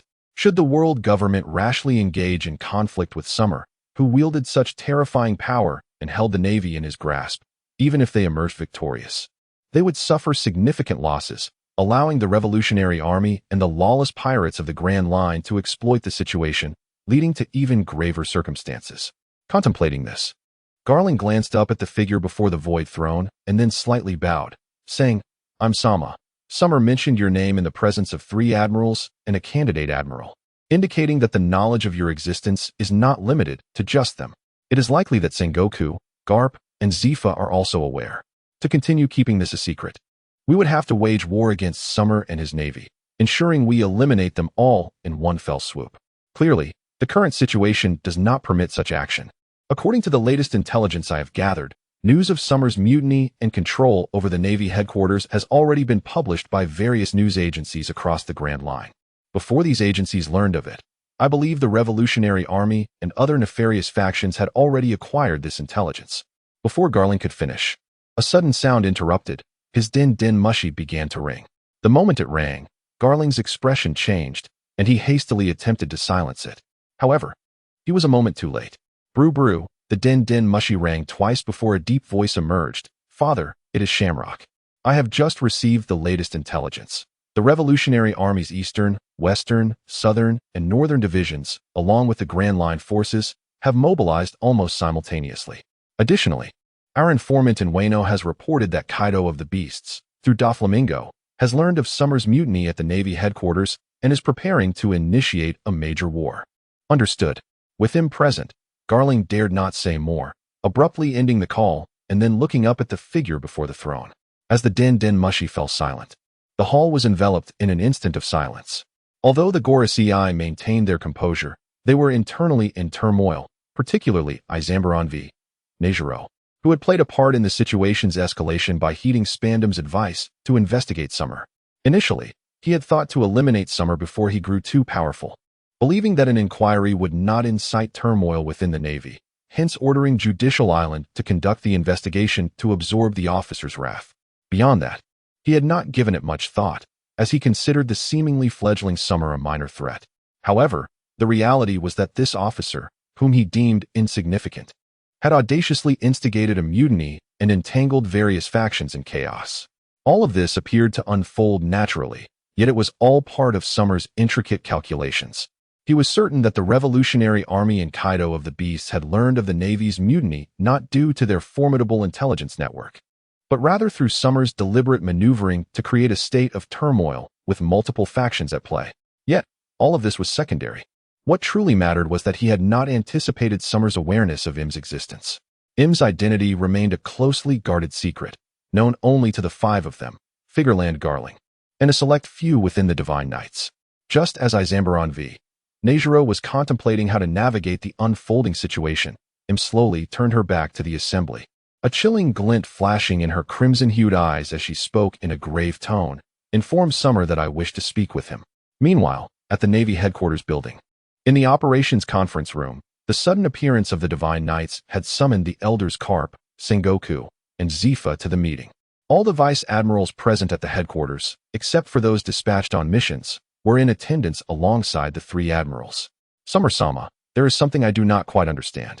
Before the meeting commenced, Gion, seated beside Summer, took the opportunity to voice her confusion. Why did you tell those members of the Divine Knights that they should fear not just Nika? Were you intentionally provoking them, or was there another purpose? It was neither provocation nor any ulterior motive, Summer replied with a smile. I simply felt that without saying something, it would lack a certain gravitas.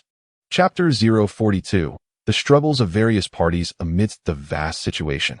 To her surprise, Xiaoyu's response left Jiyuan momentarily stunned, her beautiful eyes widening in disbelief before she shook her head with a bitter smile. Indeed, the Xiaoyu she knew had not changed despite seizing control of the Navy through a coup. From the moment Xiaoyu entered the headquarters until the onset of the rebellion, he had always exuded the charm of a humorous and witty youth. Even when faced with the presiding judge's questioning at the trial, he would lighten the atmosphere with remarks like, I prefer using Bailey to light my cigarettes. Is everyone here? Xiaoyu chose not to linger on this topic, instead looking around at the attendees with a calm demeanor, stating, before we commence the meeting, there is something I must inform you all. If all goes as expected, the Revolutionary Army and one of the 7 warlords, Don Quixote da Flamingo, should already be aware of the coup and have taken corresponding actions. Of course, their swift acquisition of this information post-coup was not due to the prowess of their undercover agents in the Navy headquarters, but rather a deliberate maneuver on my part. After a brief pause, Xiaoyu glanced at Borsalino and continued, the Revolutionary Army may learn of this even before da Flamingo, as their undercover agents within the Navy hold considerable ranks. As for the spies sent by da Flamingo, since they are not stationed at the headquarters, I relayed the happenings to him through another branch vice admiral. Or rather, I compelled him to make a choice. Upon hearing Xiaoyu bring up the topic of undercover agents before the meeting even began, Sengoku, who was listening in, raised his head in surprise. As a former fleet admiral of the Navy, he was well aware that numerous factions had infiltrated with their spies. Although he had managed to discreetly unearth some, he believed there were still many he remained oblivious to. Xiaoyu's revelation indicated he had long possessed a comprehensive understanding of these infiltrators.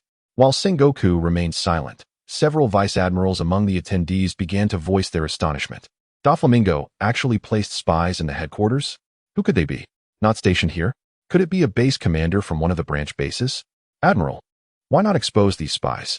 Xiaoyu raised his hand to signal for silence, a gentle smile gracing his face as he replied, not all spies need to be exposed. Often, allowing them to remain can be more beneficial than eliminating them. Their usefulness has already begun to manifest. Just now, we received word from the Sabeti archipelago that the Revolutionary Army, having learned of the internal coup, is mobilizing all 5 of its armies. I assure you, once the Holy Land is embroiled in chaos due to my coup, they will undoubtedly seize the opportunity to expand their territory and influence.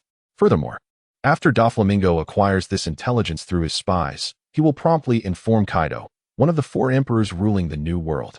You heard me correctly, da Flamingo, as a warlord of the sea, also operates under the alias Joker, acting not only as an intermediary in the underworld, but also maintaining close ties with Kaido. Once Kaido learns of our rift with the world government through da Flamingo, a figure who has long awaited the world's destruction, what actions might he take? While news outlets will eventually disseminate our actions across the globe, there will be a temporal discrepancy. At that moment, the Holy Land will seize this window of opportunity, aiming to swiftly suppress us with the intent to end the conflict decisively. My willingness to instigate a coup indicates that I harbor no fear of war with the world government. The critical issue lies in how other factions will respond once we engage in battle with the Holy Land. It is highly probable that the Revolutionary Army will refrain from launching an offensive against us at this juncture. Their primary objective has always been to overthrow the world government. So rather than attacking us, they might dispatch envoys to negotiate, as this presents them with the perfect opportunity to sway the Navy to their side. For the Revolutionary Army, the world government is their ultimate target, yet for other factions, particularly the lawless pirates roaming the seas, the Navy poses the most significant threat. Therefore, I intentionally stirred the situation prematurely, prompting the Holy Land to perceive that all parties harbor reservations, thus allowing them to sit down and negotiate with us calmly. Having expressed all this, Xiaoyu suddenly turned his gaze toward Karp, Sengoku, and Zifa, smiling. I imagine you are all eager to meet the puppet master behind the world government. I trust many of you are quite curious about this individual. If the Holy Land is willing to negotiate, we shall soon encounter this person. For once I sent those members of the God Knights back to the Holy Land, Im's existence will no longer remain a secret to us. As long as Im does not wish for the Revolutionary Army and the D family to reap the benefits of our conflict, you will soon have the opportunity to meet him. Brew, just as Xiaoyu concluded his statement, the quiet telephone bug before him suddenly rang. Following this, a familiar voice emerged from the device. This is Junzi. Upon hearing this, all eyes in the room turned towards her, particularly Sengoku and Karp, who, engrossed in focus, unconsciously reached for a box of snacks, consuming them absent-mindedly. Miss Junzi, it seems you have not been injured by the impact of the Conqueror's hockey. Xiaoyu squinted his eyes, then I can rest assured. After all, we have yet to reach the point of a reconcilable conflict. Who knows, we may become allies in battle soon. On the other end of the line, Junzi, standing within the grand hall of the Holy Land Palace, glanced nervously at the imposing figure before the throne. Not daring to linger, she got straight to the point. Lord Im wishes to see you. Very well. Xiaoyu did not hesitate, immediately inquiring, when? Tomorrow. Xiaoyu nodded. I hope to see Spandam and his son upon my arrival in the Holy Land. After concluding the call, he looked up at the gathering crowd, shrugging slightly. It appears the Revolutionary Army and Kaido will be working in vain. Holy Land, World Government Headquarters building in the office of CP9's highest commander, Spandane sat before his desk. His face ashen, his lifeless eyes fixed on the telephone buck. Just moments ago, he had received dreadful news. The several warships dispatched from Judicial Island to the Navy headquarters had been entirely sunk, with all personnel lost without a trace. Though the loss of these individuals was tragic, the crux of the matter lay in the Navy's willingness to sink ships bearing the judicial flag over a mere disagreement, which indicated that either Xiaoyu or he would pay a grave price for this incident. Judging from the Holy Land's reaction, the astute Spandane had deduced that the Holy Land would not engage in conflict with the Navy under Xiaoyu's control, at least not at this moment. A refusal to engage implies compromise and concession. Such concessions require a significant price, such as offering up himself, the highest commander of CP9, to quell Xiaoyu's wrath over the coup. Father! Father! Suddenly, Spandam's panicked voice echoed from outside the office. Before Spandane could gather his thoughts, Spandam burst through the door, rushing to the desk in a frenzy. The God Knights are on their way here. At this announcement, Spandane slumped helplessly into his chair, a glimmer of despair and fear flashing in his eyes. Chapter 43. A complete takeover of the Navy? What astonishing means. As the sun began its descent towards the horizon, it seemed to melt into the vast expanse of the sea, casting a magnificent crimson hue across the waters. After the meeting concluded, Xiaoyu found himself alone atop the headquarters building, squinting at the boundless ocean, his mind swirling with thoughts. 6 years ago, when he opened his eyes to discover he had traversed into the world of pirates, an exhilarating fervor surged within him, igniting his desire to roll up his sleeves and dive into action. Yet, alongside this enthusiasm lay a palpable fear of the unknown. For he was uncertain whether he would acquire the formidable abilities often depicted in the myriad of novels he had read before his transmigration. As time passed, the coveted abilities he yearned for never materialized. However, instead of succumbing to despair, he resolutely abandoned his fantasies and faced reality, dedicating himself to rigorous training while forging strong relationships with the soldiers and officers around him. Gradually, he came to realize that even without a system, he could carve out a place for himself in this world. Thus began his strategic planning, initially motivated by the desire to simply survive longer in this unfamiliar realm. As his strength and the number of allies grew, so too did his ambitions. Yet, according to his careful scheming, he understood that now was not the time to make a desperate gamble. With his current abilities and connections, he could at best survive the impending judgment. Seizing the position of admiral and commanding the Navy seemed nearly impossible.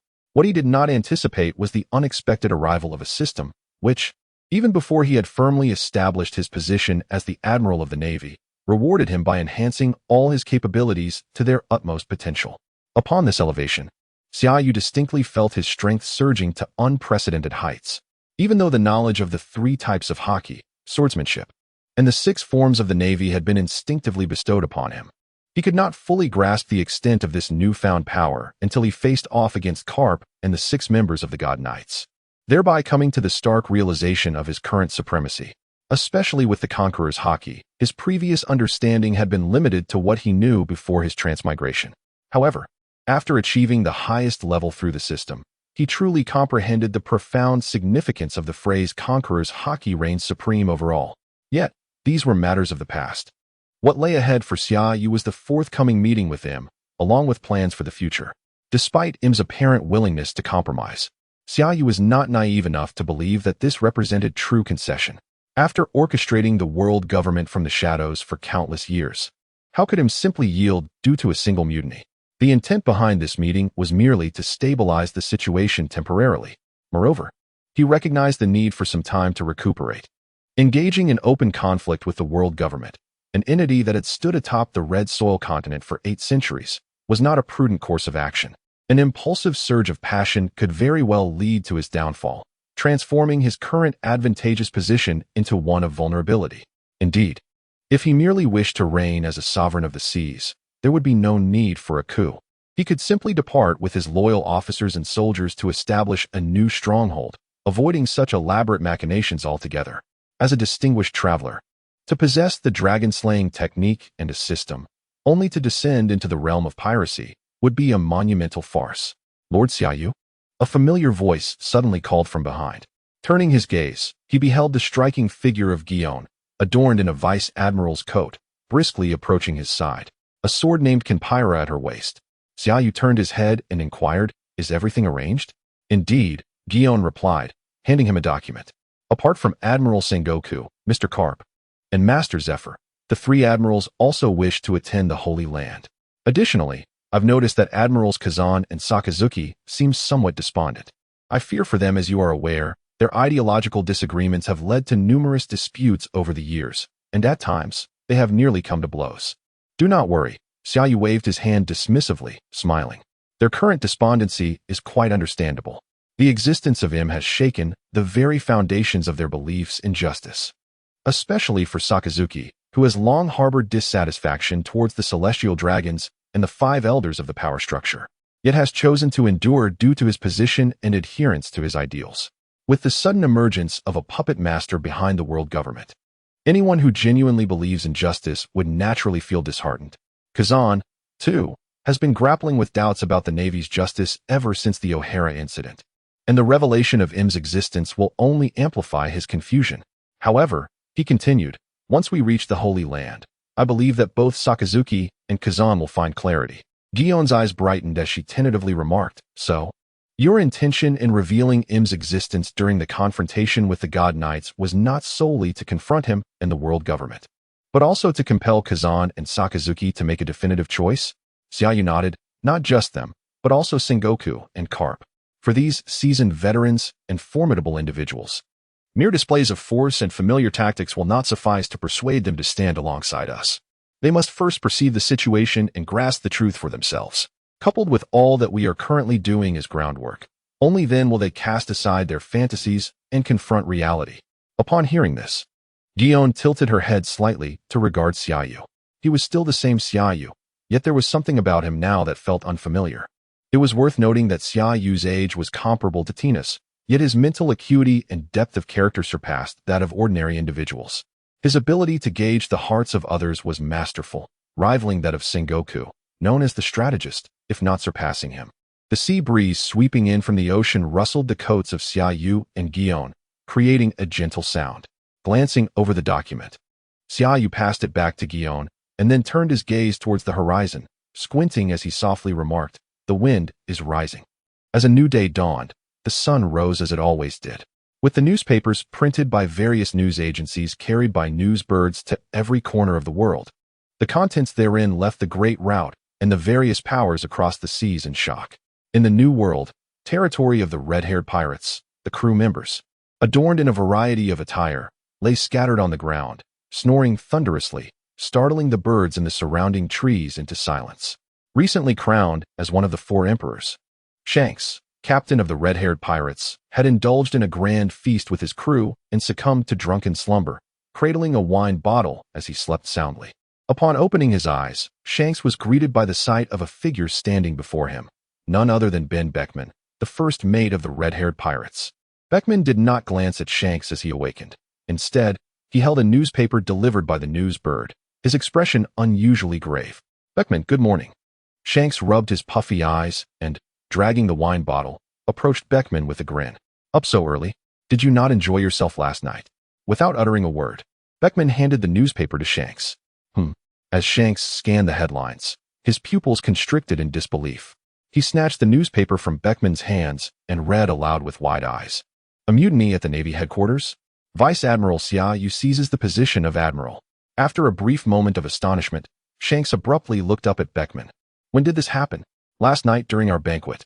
Beckman retrieved a cigarette and lit it, his expression grave. "Before you awoke, I established contact with intelligence operatives concealed in the Sabaody archipelago. Not only did the Navy headquarters, the Grand Line, and the majority of naval bases across the 4 seas undergo a thorough and swift cleansing, but all officers who have recently ascended to the position of base commander at these naval establishments are trusted confidants of this vice admiral." After a brief pause, Beckman glanced at Shanks, pondering the astonishing feat of having seized control of the Navy in merely a day's time. "I have a foreboding sense that the delicate balance between the Holy Land and the nations aligned with the world government, as well as the equilibrium that has existed for years between the Navy and the 4 emperors of the New World, will be irrevocably disrupted by this vice admiral." Chapter 044, Hawkeye? Crocodile.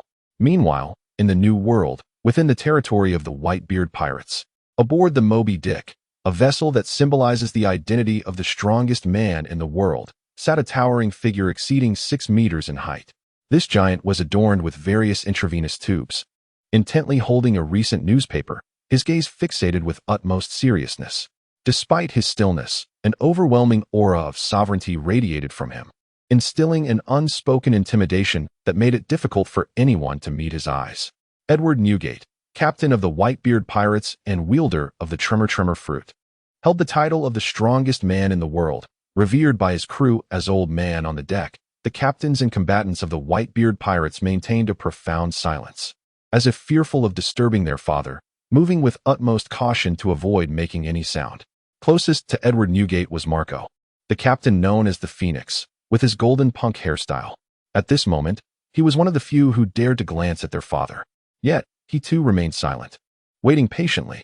Prior to Edward Newgate's perusal of the newspaper, they had already examined its contents and were aware that the world government and its navy had reached a critical juncture overnight. Although they were pirates and the strongest men ruling the New World, they were not easily shaken by sudden upheavals. Nevertheless, they could not afford to overlook the news that had just arrived. The rationale was simple. If the world government and its naval forces found themselves on the brink of war, it would inevitably disrupt the delicate balance that had only just stabilized in the New World.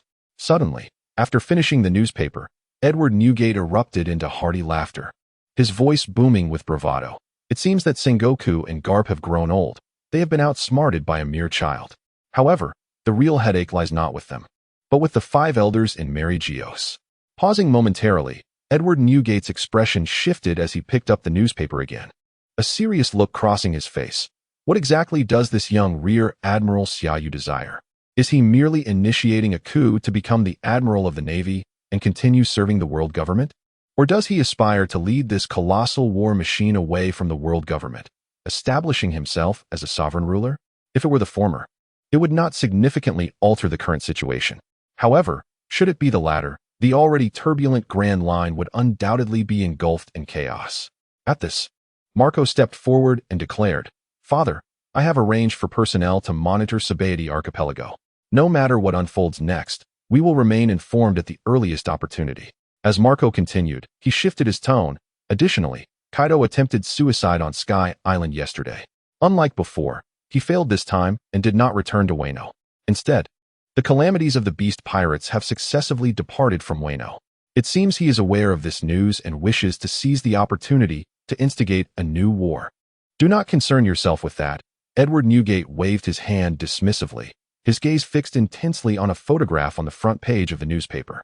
He articulated each word deliberately. Xiaoyu? He is indeed a remarkable young man. In a certain sea area of the Grand Line, on a small coffin-shaped boat braving the waves, a young man with hawk-like sharp eyes sat with his legs crossed, wielding a colossal sword with a cross-shaped hilt. Despite the splashing waves, an invisible force shielded him from the oncoming spray, dispersing it harmlessly. Draco Mihawk, known as Hawkeye, the foremost swordsman in the world. Once a Navy hunter and now one of the warlords of the sea under the world government, was at ease in his solitary space. Suddenly, a bird call pierced the air. Upon looking up, Mihawk spotted a news bird descending toward him. Without hesitation, he tossed the bird some berries while retrieving a newspaper. Upon glimpsing the headline, Mihawk, who had been relaxed mere moments ago, abruptly stood, his keen eyes flashing with shock. A coup at the Navy headquarters?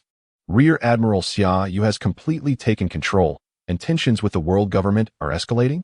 After swiftly reading the article, Mihawk snapped back to reality and looked ahead. He was not unfamiliar with the name Xiaoyu. During a Navy summons, as one of the warlords of the sea, he had attended a meeting at the Navy headquarters. Although he had never met Xiaoyu, he had overheard several officers speak of a young powerhouse who had mastered the 6 powers of the Navy in just 6 years. Moreover, this young talent possessed remarkable skills in swordsmanship, rivaling many of the Navy's strongest swordsmen. Rear Admiral Xiaoyu? After a brief silence, a spark of battle intent ignited in Mihawk's eyes. To think you have grown to such an astonishing level, taking control of the Navy headquarters in just 1 day. It is time for us to meet. As his words faded, the formidable aura characteristic of the world's greatest swordsman surged forth. In the next moment, his coffin-shaped boat accelerated toward the Navy headquarters at breakneck speed. However, mere seconds later, as the boat surged through a wave, it unexpectedly malfunctioned, coming to a standstill. Looking at the drifting boat, Mihawk, who had been filled with vigor just moments ago, was now beset by confusion. He let out a resigned sigh. After swiftly scanning the surrounding waters and confirming the absence of any vessels, he adeptly removed his supreme sword and began to paddle through the waves. In the first half of the Grand Line, within the Alabasta Kingdom, in a dim room of the largest casino and Opos, Rain Banquet and Opos, in Rain Base, a formidable man sat with his back to the sole beam of light, emitting a disquieting low laugh. Ha! Who would have thought that the Navy headquarters would be completely overtaken by a rear admiral? As his words trailed off, the man suddenly turned, revealing a face marred by a cross-shaped scar and slicked-back hair, exuding an air of ambition. Sir Crocodile, a member of the Warlords of the Sea and founder of the criminal organization Baroque Works, codenamed Mr. Zero. At present, no one in Alabasta was aware of his true identity, for he was busy constructing a righteous hero persona in Alabasta, seeking opportunities to execute a long-conceived plan. Mississippi. All Sunday, Crocodile said, glancing towards the shadowy corner as he turned, a cigar clenched between his teeth. It seems our plan must be advanced. As Crocodile's words echoed, a tall young woman donned in a white cowboy hat emerged from the shadows. Nico Robin, the vice president of Baroque Works, codenamed Miss All Sunday. A flower fruit user and the sole survivor of the O'Hara incident, had been branded a demon by the world government and was offered a bounty of 79 million berries. Upon casting a glance at Nico Robin emerging from the shadows, Crocodile's expression turned grave as he remarked, "It is highly probable that the world government or the Navy headquarters will issue a summons to the 7 warlords of the sea. Should the Navy find itself at odds with the world government due to this insurrection, the warlords, caught in the crossfire, will be the first to suffer repercussions. To ensure our plans remain unaffected, I must temporarily depart from Alabasta. I entrust the affairs of Baroque Works to you." At this juncture, a subtle curve graced Crocodile's lips, and his gaze, intense and unwavering, locked onto the woman before him, adorned with a white cowboy hat. "I hope you will not disappoint me, Nico Robin." Chapter 045, Quietly Become a Legend. The Dark King Rayleigh. As the world's major powers stirred amidst the upheaval at the Navy headquarters, a large warship sailed steadily away from the Marineford port, cutting through the waves towards the Sabaody archipelago. On the deck of the warship stood Xiaoyu, clad in the Marshal's code of the Navy headquarters, flanked by 3 admirals, each harboring their own thoughts. Jiyuan maintained a respectful distance from Xiaoyu, her hand resting on the hilt of her sword as the sea breeze billowed her coat. Beneath her calm exterior, however, lay a heart brimming with tension. This was, of course, understandable. Although the Holy Land had made concessions and the enigmatic Im had chosen to meet with Xiaoyu, it did not guarantee their sincerity. Should the Holy Land renege, an unprecedented fierce battle would surely ensue. Don't be nervous. Xiaoyu broke the silence on the deck, as if sensing Jiyuan's thoughts. He spoke lightly. Even if the Holy Land were to go back on their word, they could not possibly restrain us. The current situation leaves them no room for error. Not only are we on edge, but every move made by the Holy Land stirs the nerves of the informants lurking in the shadows. At his words, Jiyuan shook her head with a faint smile. Since the day she met Xiaoyu, he had always appeared to her as the boy next door. Although she recognized his rapid advancement over the years and his inevitable greatness, she never anticipated that she would find herself comforted by him like a little girl in need of reassurance. She was indeed a bit anxious, yet not afraid. Despite being considerably older than Xiaoyu, his sudden utterance of dawn and appos, TB nervous warmed her heart. Unbeknownst to her, the boy who once trained under her tutelage had now grown into a towering figure, a source of great comfort. As the Navy headquarters was not far from the Sabeti archipelago, the islands soon came into view. The warship did not head to the naval base located in the Sabeti archipelago, but instead made directly for the port leading to the Holy Land. As the warship approached the port, the calm facade of the Sabeti archipelago was shattered, with informants from various factions lying in wait springing into action, covertly observing the large warship departing from the Navy headquarters.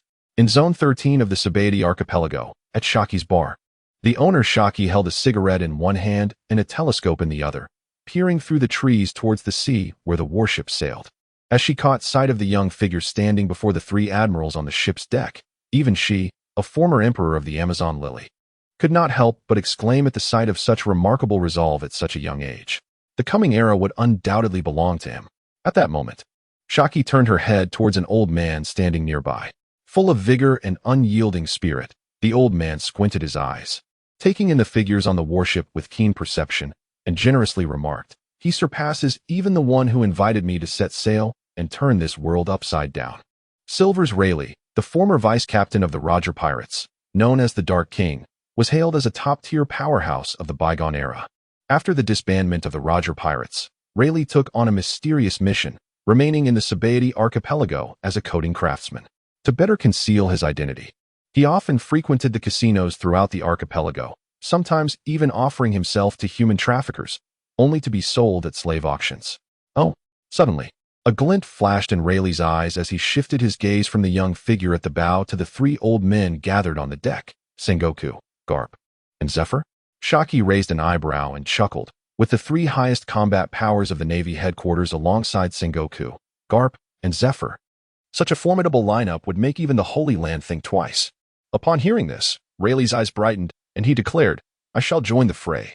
Before he finished speaking, his figure flickered and vanished, seamlessly merging into the nearby woods. When he reappeared, he was by the port leading to the Holy Land. At that moment, numerous Navy soldiers stationed in the Sabeti archipelago had gathered at the port. Led by Vice Admirals Stolo Berry and Bastille, hundreds of Navy soldiers stood in two neat rows, their demeanor disciplined and their gazes fervent. With the arrival of the warship from the Navy headquarters, merchant vessels supplying food to the Holy Land hastily retreated, shifting to the waters beyond the port. All the merchants aboard these ships gathered on their respective decks, eagerly watching the warship glide into the harbor. As the warship docked, Stolo Berry and Bastille, who had been waiting at the port, immediately stood tall. Jiyuan and the three admirals leaped off the deck, with Jiyuan standing on the left while the three admirals faced her, awaiting Xiaoyu's descent from the ship. However, Xiaoyu, who had been standing on deck, was suddenly nowhere to be seen. Rayleigh, hidden in a discreet corner, paid no attention to the three admirals and Jiyuan disembarking from the warship. Instead, he subtly unleashed his observation haki, extending its reach to 100 meters. Through this heightened perception, he captured every lurking informant in the vicinity, eavesdropping on their whispered conversations without missing a word. With the three admirals, along with the former Fleet Admiral Sengoku and the legendary hero Garp, Xiaoyu was clearly preparing to confront the Holy Land head-on. Xiaoyu was indeed making his stand, yet the Holy Land seemed to have made concessions. Otherwise, he would not have arrived in such a manner, but would have led the Navy directly against the Holy Land. Where was he? Where could he be? He had just been on the deck, and now he had vanished in the blink of an eye. Now was not the time to worry about his whereabouts. Rather, one had to consider what would transpire when he, along with the three admirals, Sengoku, Garp, and Zephyr, approached the Holy Land. What could possibly happen? The Holy Land had conceded, allowing Xiaoyu to secure greater rights for the Navy. Yet, there existed another possibility. The Holy Land might feign a lowly stance, luring Xiaoyu and Appo's party into their midst, only to strike decisively and eliminate them. Are you serious? Not to mention, the entire Navy was under Xiaoyu's control. The Revolutionary Army, having obtained this intelligence earlier, had deployed its 5 major forces simultaneously. If the Holy Land dared to renege at this moment, they would be met with an unprecedented revolutionary storm. Rayleigh shook his head at the inconsequential chatter he had overheard through his observation hockey, then withdrew his focus, raising his gaze towards the warship's deck. Meanwhile, inside the vessel, Xiaoyu exited the restroom, accepting a handkerchief from a waiting soldier to dry his hands, stating simply, "Let us depart." With that, Xiaoyu strode purposefully out of the ship's cabin. Upon reaching the deck, he was momentarily taken aback, his eyes narrowing as he subtly turned his head towards Rayleigh's direction on the shore. At that very moment, Rayleigh had also just retracted his observation hockey and was looking towards the warship, when Rayleigh noticed Xiaoyu, who had just stepped onto the deck. Suddenly turning his gaze in his direction, a jolt surged through his heart. From Xiaoyu's reaction and expression, it was clear that he had been detected. If Rayleigh were merely an ordinary coding craftsman, being exposed would be of little consequence. However, the crux of the matter lay in the fact that he had completely concealed his presence since arriving, and with the cover of the foliage. Not even the 2 informants lurking 10 meters to his right had detected him.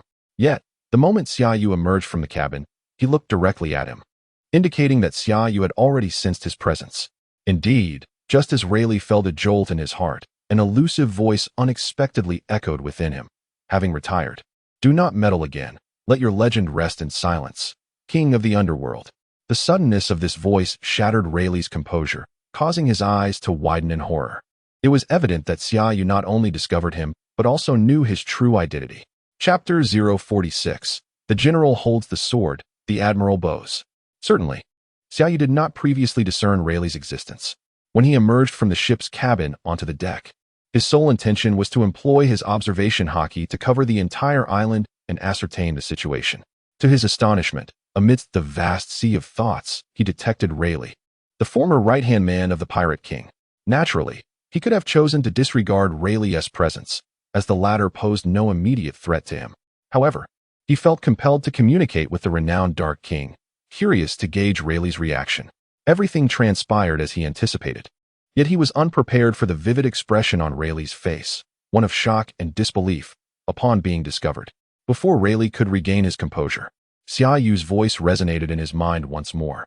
"Once this matter is resolved, I shall find time to visit the former empress of the Amazon Lily, Xiaqi, at her bar, for as an informant, she may prove beneficial to me." Once again, Rayleigh was taken aback by Xiaoyu's profound knowledge of Xiaqi's identity and background, stirring tumultuous waves within him. After a brief moment of astonishment, Rayleigh shook his head and chuckled, recognizing the formidable nature of this young man. Was this a warning meant for him? Not wishing to retreat, Rayleigh stepped out of the shadows and into the sunlight, gazing at the figures standing on the battleship's deck. He conveyed through his hockey, "I wish you a successful journey, the new Marine Fleet Admiral, Xiaoyu." On the deck, a smile graced Xiaoyu's lips. He chose not to engage further with Rayleigh and decisively stepped forward. As soon as Xiaoyu descended from the battleship, the waiting Navy soldiers, along with Admirals Stolo Berry and Bastille, immediately raised their hands in salute, exclaiming in unison, "Loyalty." Simultaneously, Jiyuan unsheathed his renowned sword, Kenpira, holding it aloft as he bent forward. "Admiral." Xiaoyu blinked in confusion, asking, "Jiyuan, what are you doing?" Jiyuan maintained his bow, earnestly stating, "Without a sword at your side, Admiral, you may lack some of your imposing presence." With that, he raised Kenpira high above his head and presented it before Xiaoyu. Observing this, the 3 admirals opposite Jiyuan lowered their heads, evidently desiring Xiaoyu to bear a sword. Without hesitation, Xiaoyu accepted Kenpira, fastening it to his waist. He pressed down on the hilt with one hand as he strode past Jiyuan and the 3 admirals. As he moved forward, Jiyuan promptly followed. with the three admirals trailing closely behind. The final figures to descend from the deck, Sengoku, Garp, and Zephyr, witnessed this scene and couldn't help but smile. Particularly Zephyr, who, as he observed Xiaoyu walk toward the lift leading to the Holy Land amidst the company of the three admirals and Jiyuan, felt an inexplicable mist rise within his eyes. He had not anticipated that the aspirations he had long harbored would manifest through his student, Xiaoyu, with such decisive clarity. He believed that the Navy would, under Xiaoyu's command, undergo a profound transformation, emerging as a truly righteous force. From a distance, Rayleigh gazed in awe at Xiaoyu, who had confidently received the long sword and was striding forth. The admirals bowed their heads as Sengoku, Garp, and Zephyr stood behind him. A supernova exclusive to the Navy was steadily rising. At that moment, Rayleigh seemed to witness the prologue of a new era unfurling before his eyes. In the Holy Land, Mariehua, upon learning from the lift attendant that Xiaoyu's group had arrived at the port, the soldiers dared not delay, immediately making their way to the entrance alongside several members of the God Knights. Upon their arrival, a familiar figure was already waiting for them. Shamrock? The soldier voiced his surprise. What brings you here? The man at the entrance was none other than Shamrock, the eldest son of the God Knights leader, Figurando Green. Unlike the soldier and other members of the God Knights, Shamrock, while also draped in a black cloak, bore a hood that set him apart. Should a formidable figure from the Grand Line behold the face concealed beneath that hood, they would undoubtedly be taken aback. For Shamrock possessed a visage strikingly akin to that of Shanks, who had recently ascended to one of the four emperors of the New World. Shamrock's gaze remained fixed on the ascending lift as he calmly stated, I am also a member of the God Knights. You should not be here at this moment. The soldier furrowed his brow, replying earnestly, accompanying Xiaoyu to the Holy Land are not only Jiyuan, but also the three admirals, Sengoku, Garp, and Zephyr. If they were to see your face, how many secrets do you believe we still possess? Before the soldier could finish, Shamrock abruptly interjected, the existence of Lord M is no longer a secret. What significance does my identity hold for them now? Upon hearing this, the soldier ceased his protests and turned to stand beside Shamrock, both of them gazing at the lift.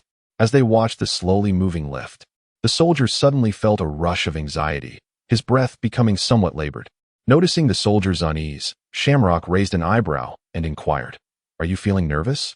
The soldier sheepishly nodded, his expression serious. You should know what I fear most. They are arriving. Standing next to the soldier, a long-haired woman suddenly lifted her gaze, her demeanor akin to that of a warrior bracing against an impending threat. Soon, the lift ascended and came to a steady halt at the entrance. Following that, Jiyuan and the three admirals exited the lift ahead of Xiaoyu, positioning themselves to either side. As Sengoku, Garp, and Zephyr prepared to follow, their eyes caught sight of Shamrock standing alongside the soldier, causing them to freeze momentarily. Shanks. After a brief moment of surprise, Garp was the first to snap back to reality. In the next instant, he clenched his fists and charged out of the lift, roaring at Shamrock. Bastard. Don't think I want to recognize you just because you're wearing a hood. It's one thing to corrupt my grandson. But how dare you come to the Holy Land? Garp. As if anticipating Garp's reaction, Sengoku interjected in a timely manner. Don't be impulsive. He is not Shanks? Garp turned his head to glance at Sengoku. Sengoku refrained from elaborating. He had never encountered Shamrock before. Yet reason dictated that the individual before him was not the captain of the red-haired pirates who had recently entered the New World. Of course, whether or not this person was Shanks was of little consequence, for Sengoku was far more eager to witness the enigmatic M, who had long been orchestrating the machinations of the world government from the shadows. The three admirals and Jiyuan also took note of Shamrock, their astonishment evident upon seeing his face, yet their surprise remained limited.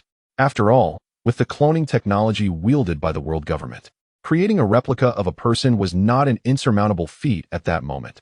Xiaoyu emerged from the lift, wearing a warm smile as he explained to Garp, Sengoku is correct. This individual is not Shanks, but rather Shanks' identical twin brother, Stinks. Almost simultaneously, the soldier, Shamrock, and the long-haired woman beside him widened their eyes in disbelief. Clearly, as Shamrock had surmised, Xiaoyu was aware of M's existence and, by extension, his own identity. However, the question remained, who exactly was Stinks? Chapter 47. Emptying the magazine in a second is not my limit. Shamrock, momentarily stifled by Xiaoyu's sharp retort, grasped the hilt of his western sword at his waist, eager to retaliate, yet restrained by caution. His trepidation was not rooted in fear of Xia Yu's formidable strength, capable of sending 6 members of the Divine Knights flying with his conqueror's haki, but rather in the concern that a lapse in composure might jeopardize their mission.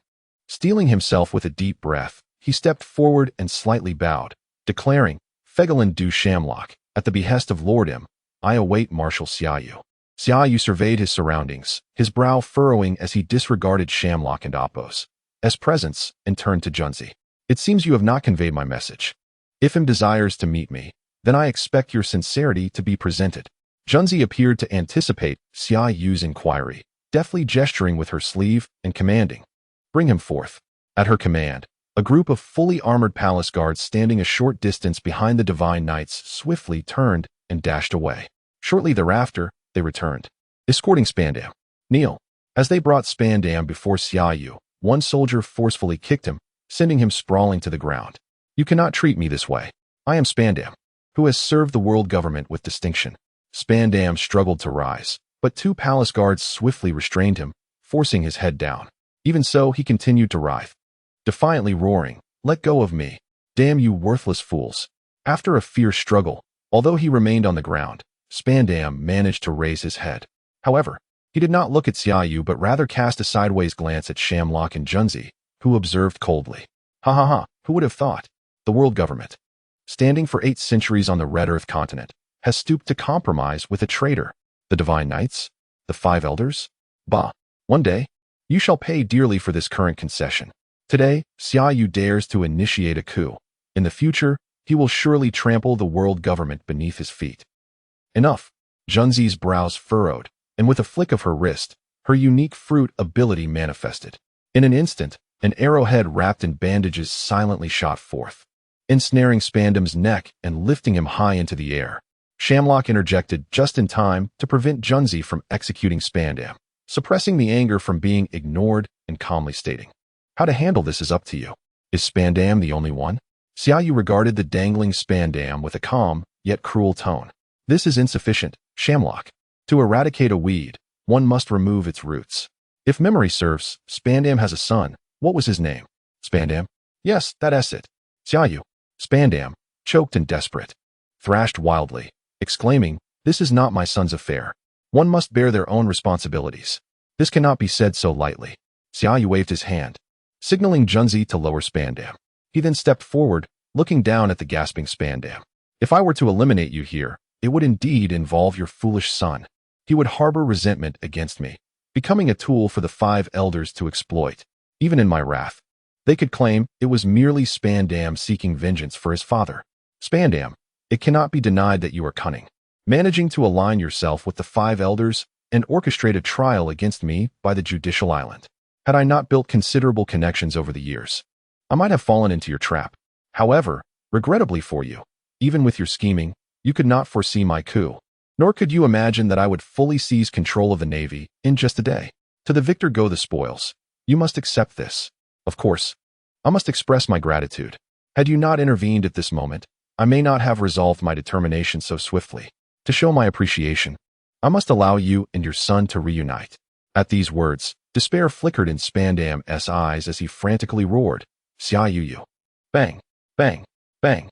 Before Spandam could finish his sentence, a palace guard stepped forward, swiftly raising his firearm and decisively pulling the trigger at Spandam's head. The sudden turn of events left everyone present wide-eyed and taken aback, with Shamlock instinctively gripping the hilt of his sword in preparation to draw. Marshal Xia Yu. Before Shamlock could unsheath his sword, the palace guard, having emptied his magazine, stood erect and saluted Xia Yu, declaring, "Please forgive my actions in executing this man before you. Emptying the magazine in a second is not my limit. It is merely a demonstration of my loyalty to you." "What does this mean?" Xia Yu blinked in confusion. Over the years, he had longed to cultivate trusted subordinates within the Holy Land. But the station Navy personnel had been drawn from the headquarters and special forces before his ascension, directly commanded by the Supreme Commander, Kong. Moreover, prior to the coup, he had merely been a vice admiral, unable to freely enter the Holy Land to establish his plans. If he could not even win over the Navy station there, it was futile to consider the palace guards. As if sensing Xia Yu's thoughts, the palace guard hastily removed his heavy helmet, revealing a youthful face. Marshal Xiaoyu, this is our first encounter. However, I have long heard of your deeds. They say you grant any request. My parents were brutally murdered by pirates years ago. Although my sister was rescued, she was gravely injured and left disabled.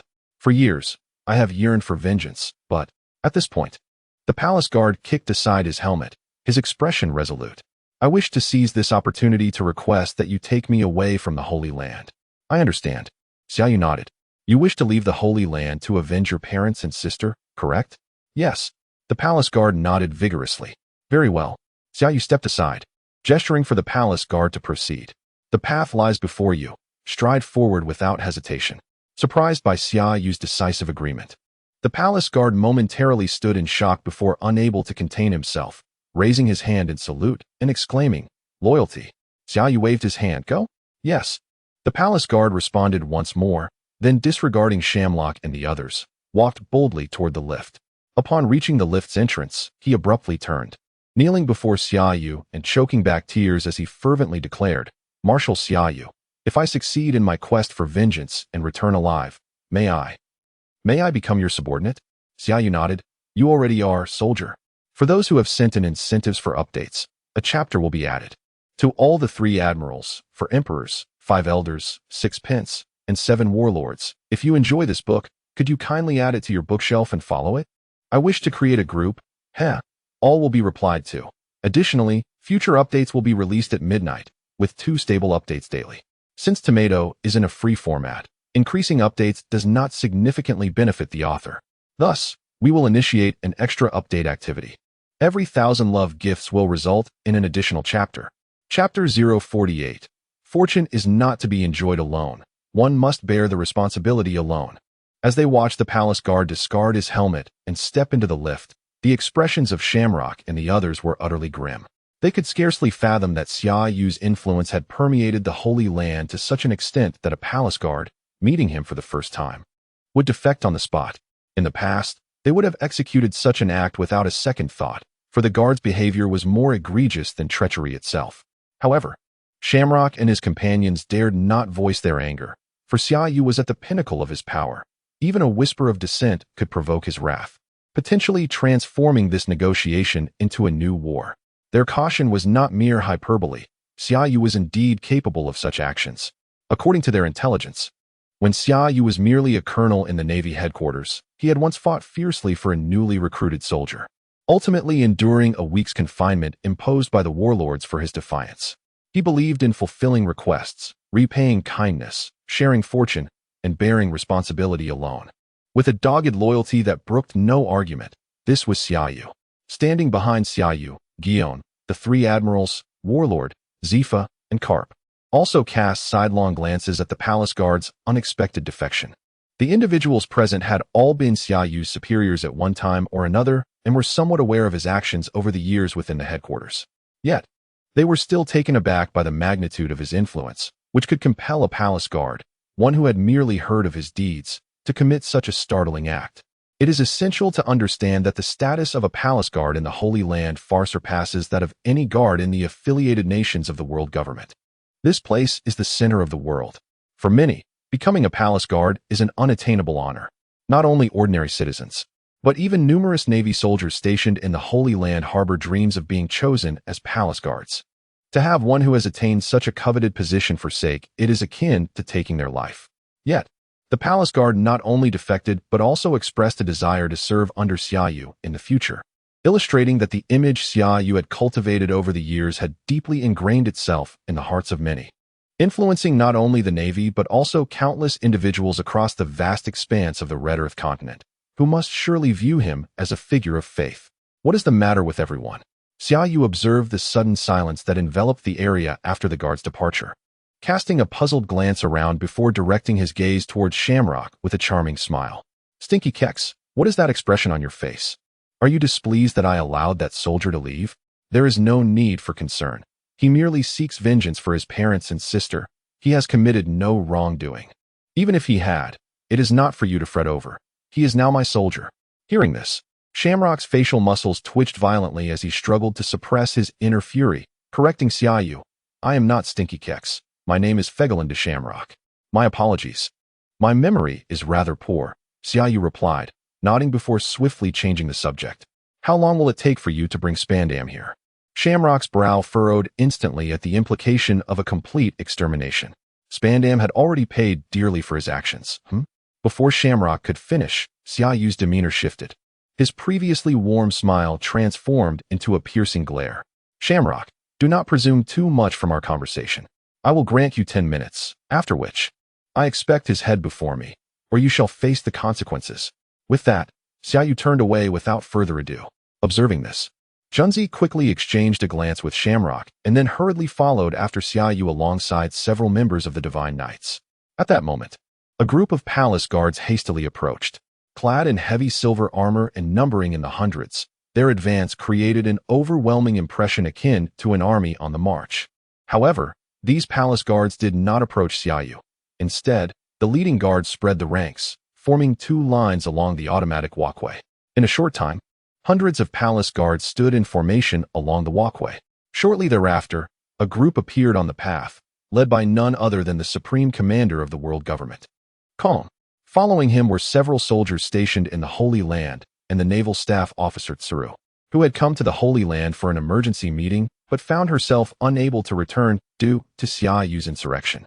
Admiral Xiaoyu, you have truly accomplished something remarkable, Tsuru said as she stepped forward, her gaze intense as she looked up at Xiaoyu. Her tone, calm yet infused with complex emotions, carried an urgency. Are you so eager? You must know that we all have high hopes for you. Just give us a little time, and you could seamlessly become the new chief of the Navy headquarters. Faced with Tsuru's reproach, Xiaoyu hesitated, caught between words and silence. Tsuru had been the first superior to place such expectations upon him since his entry into officer training, especially during his days training under Guion, where she had never failed to show up, even preparing sumptuous meals for him from time to time. Xiaoyu, well done. Before Xiaoyu could respond, a pink figure suddenly leaped out from behind the towering Kong. It was a girl with strawberry blonde hair, adorned in a pink hat and dress, her entire appearance radiating a charming allure. Kong's granddaughter, who had just turned 20, was a paramecia-type whip fruit user, capable of commanding anything that had been whipped, including structures. Yet, none of this was particularly significant. What mattered was that before gaining her powers, Kong was a sweet, adorable pink little girl. However, as she matured and acquired the whip fruit abilities, she had gradually morphed into Xiaoyu's nightmare. During his time in the officer training camp, Xiaoyu would often visit Tsuru's home for meals, leading to a growing familiarity between him and Kong. After Xiaoyu left the training camp, Kong would frequently visit his office, brandishing her steel whip and causing all sorts of chaos, her behavior becoming increasingly unrestrained, leading to numerous misunderstandings among colleagues. Moreover, Tsuru's favoritism towards Xiaoyu sparked rumors within the Navy headquarters, initially suggesting that Xiaoyu was to be Tsuru's chosen son-in-law and eventually spiraling into absurd tales of a secret marriage at Kong's 18th birthday, claiming that a newborn in the family quarters was actually their child. In desperation, Xiaoyu resorted to sending her to a secret special forces unit, preferring to keep her out of sight. For Xiaoyu, marriage was out of the question. Women would only serve as burdens on his ambitious path. With great undertakings yet to accomplish, how could he concern himself with family? Chapter 49. Sheath your arrogance. Let him come. The sudden appearance of the peacock, accompanied by a single phrase of commendation, left both Admiral Crane and the empty CPU in a state of disarray. The 2 venerable figures, whose combined age approached 2 centuries, turned their heads in unison, their facial muscles twitching. Peacock, do not leave me hanging like laundry on a line. After chastising her granddaughter for her imprudent behavior, Admiral Crane immediately shifted her gaze towards Xiaoyu, who had once been a beacon of hope but had now committed an act of rebellion. She intended to voice her thoughts, yet the words faltered on her lips, swallowed by the gravity of the situation. At this juncture, any utterance would be futile. Xiaoyu, no longer silent, stepped forward with a composed demeanor and spoke. Admiral Crane, if you have come to inquire about the origins of these events, it is unnecessary. The arrow has been loosed, and there is no turning back. My only course is to forge ahead. After a slight pause, he redirected his gaze toward Kong, Supreme Commander. I trust you are well. Have you come with orders, or merely to question my motives for reaching this juncture? Kong, suppressing the fury boiling within, replied gravely. You have caused such a tumult. How could I not intervene? Let go of me. You are crushing my hand. A sudden wail pierced the air. Moments later, half of Spandam's face, obscured by a mask, was forcibly brought forward by two members of the Divine Knights. Xiaoyu, Spandam, engulfed by the specter of death, recognized Xiaoyu immediately, despite it being their first encounter. In a frenzy, he clutched Xiaoyu's leg, trembling as he pleaded, "Lord Xiaoyu, I am not at fault. I beg you, spare me. I promise I will never seek vengeance." "What is this?" Xiaoyu's brow furrowed as he realized the Divine Knights had brought Spandam before him. "I demand his head, not his pathetic wailing." Upon hearing this, the two Divine Knights looked up at Shamrock, who simply nodded in response. Without hesitation, one of the knights dragged Spandam away and swiftly drew his sword, delivering a decisive blow. "How unfortunate," Xiaoyu muttered, casting aside the words as he entered the automatic walkway. The unexpected arrival of Admiral Crane made it unsuitable for him to linger. Were it anyone else questioning him, he would feel no remorse. Yet, it was Admiral Crane, who had shown him considerable care over the years. While it is said that kindness does not belong in warfare, he was not a mere object, and facing her inquiries left him at a loss. Thus, the best course of action was to depart swiftly, intending to revisit once matters had settled. "Xiaoyu, wait for me." Just as Xiaoyu stepped onto the automatic walkway, before Jiyuan and the three generals could catch up, the peacock dashed toward him. However, she was intercepted by Junzi, who had arrived at Xiaoyu's side first. "You cannot accompany him." With her progress thwarted, the peacock's expression darkened. "On what grounds can I not accompany him? I am a colonel of the Blade Troop." Hearing this, Xiaoyu, who had distanced himself within the automatic walkway, turned back helplessly. "Peacock, this is not the time for frivolities. Return." "Oh." Under Xiaoyu's stern gaze, the peacock, who had intended to retort, quickly swallowed her words, reluctantly returning to Admiral Crane's side. Jiyuan, who had been silent, chose not to greet Admiral Crane. Although she shared a close friendship with her, as Xiaoyu had indicated, this was not the moment for casual conversation. After casting a silent glance at Admiral Crane, she proceeded with the three generals past Crane and Kong. "Carp, you stay." As Sengoku, Zifa, and Carp passed by, Kong suddenly interjected. "Xiaoyu wishes to see someone you cannot meet." Carp snapped his head up, eyes wide with disbelief. "Why can't I?" Kong and Apos' expression grew serious. "Because you are AD."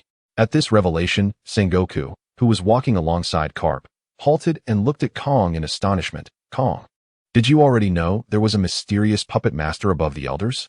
In response to Sengoku and Apos' inquiry, Kong shook his head with a sigh, his tone softening as he glanced at the young figure slowly departing on the automatic walkway.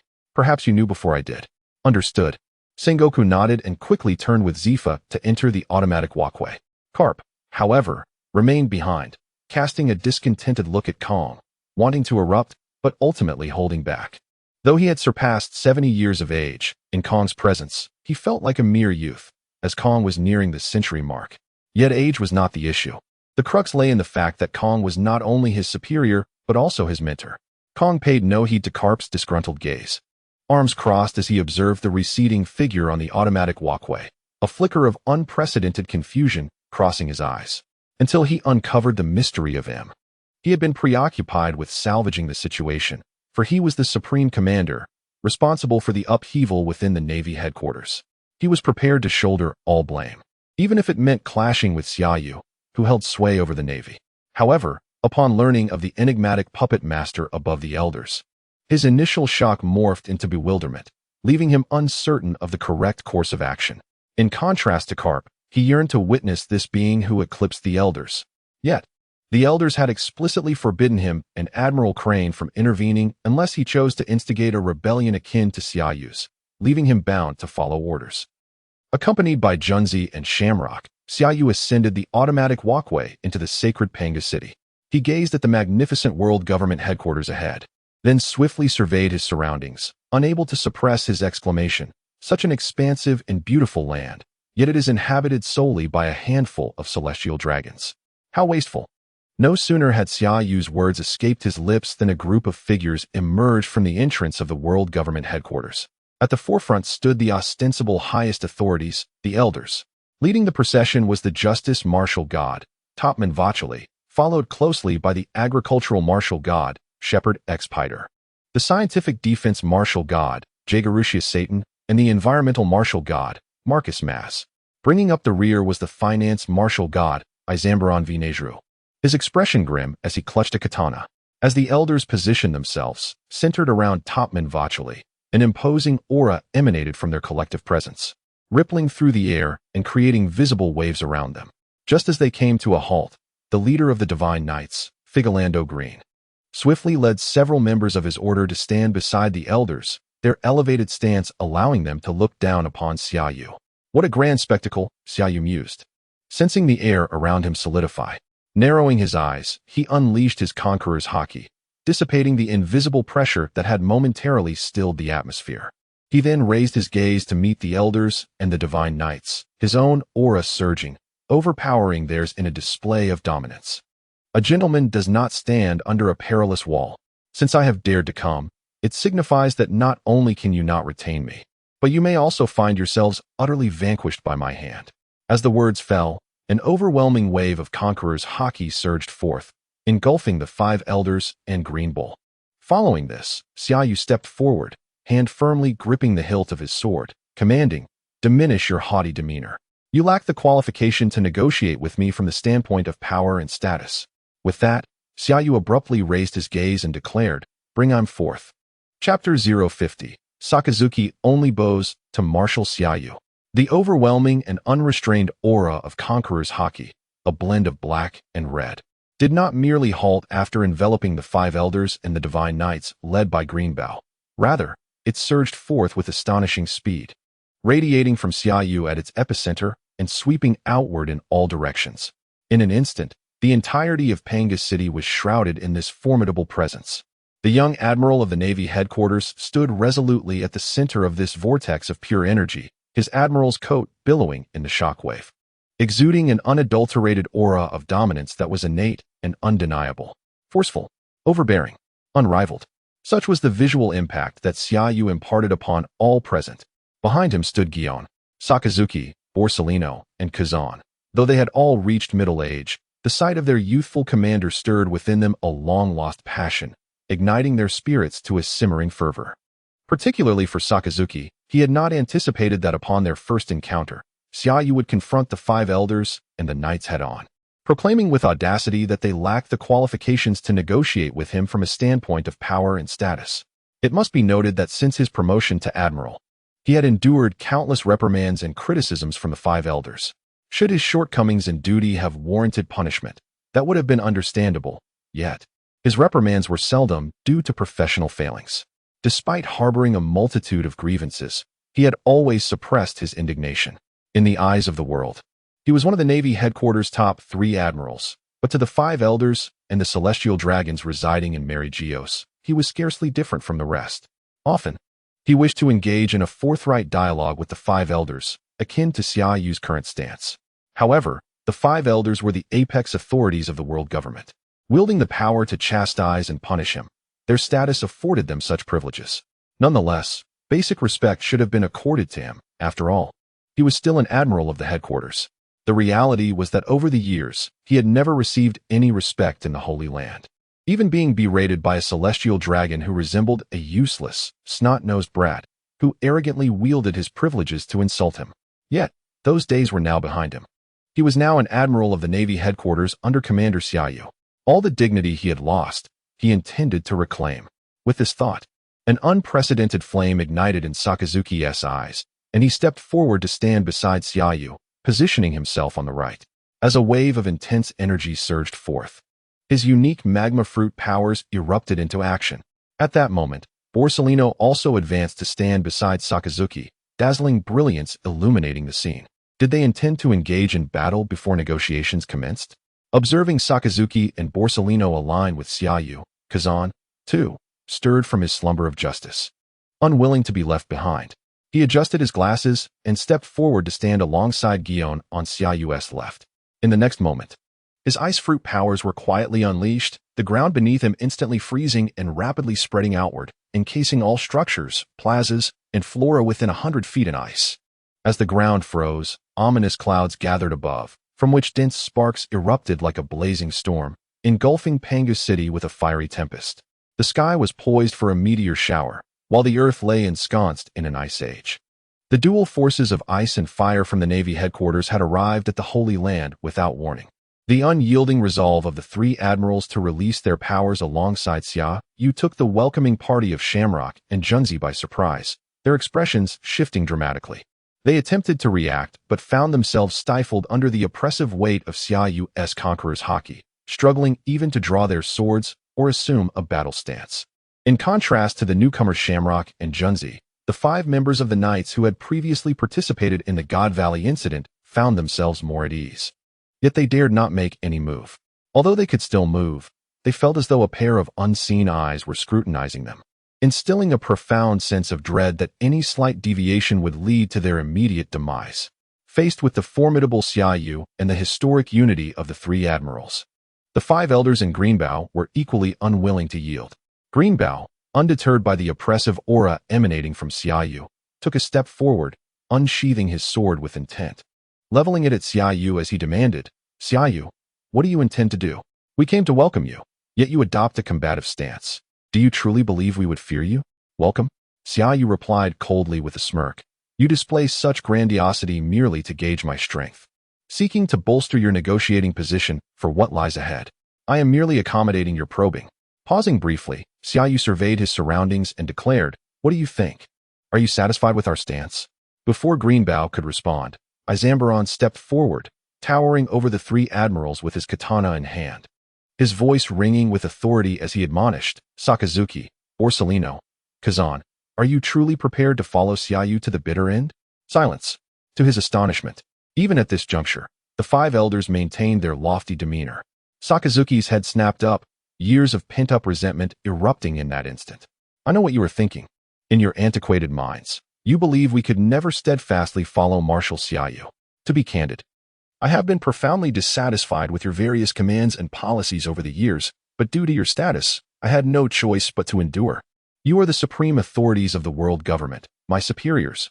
Obeying orders is a soldier's duty. Yet those days are now behind us. From this moment forth, Sakazuki bows solely to Marshal Xia Yu." Chapter 051. The throne of void now belongs to me. Above the celestial expanse, ominous clouds swiftly enveloped the sky, heralding the descent of a meteor volcanic eruption that instilled an unprecedented sense of dread among all present in Mariehua. The atmosphere, laden with tension, spread at a staggering pace to every corner, compelling the world nobles residing in the Holy Land to retreat in disarray to their respective abodes, shielded by their bodyguards. Damn it, the meteor volcanic eruption.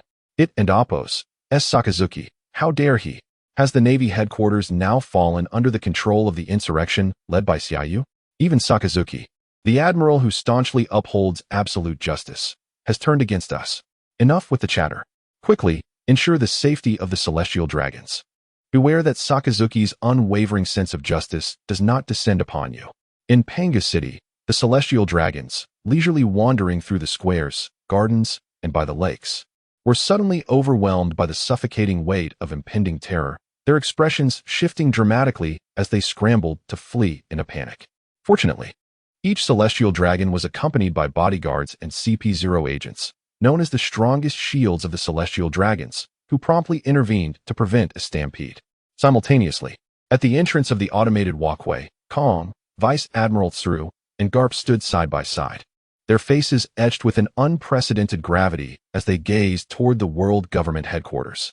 The peacock beside them glanced skyward at the meteor volcanic eruption flashing like sparks in the ominous clouds and instinctively positioned herself behind Vice Admiral Tsuru. Is Admiral Sakazuki and Appos' meteor volcanic eruption a precursor to conflict? Pausing momentarily, she turned to Garp, her voice laced with uncertainty. "Mr. Garp, should a battle ensue, whose side will you take? Fear not, conflict will not arise." Garp's demeanor shifted from his usual joviality to one of solemnity as he intently surveyed the direction of the world government headquarters.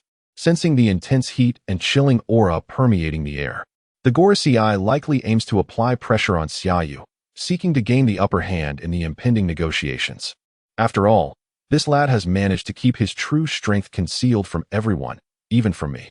The Gorosei must first gauge his capabilities. However, it was evident that Xia Yu had not granted them a favorable disposition, and at that moment, Sakazuki had entirely aligned himself with Xia Yu, using the meteor volcanic eruption to signify to the Gorosei that this was the Holy Land. Should war break out, he would first unleash magma upon the worthless celestial dragons dwelling within Panga City. Upon hearing Garp's candid criticism of the celestial dragons, both Kong and Tsuru turned their heads in unison. Yet, they refrained from intervening, for Garp had always harbored disdain for the privileged celestial dragons. Even before them, he would not hesitate to label them as worthless.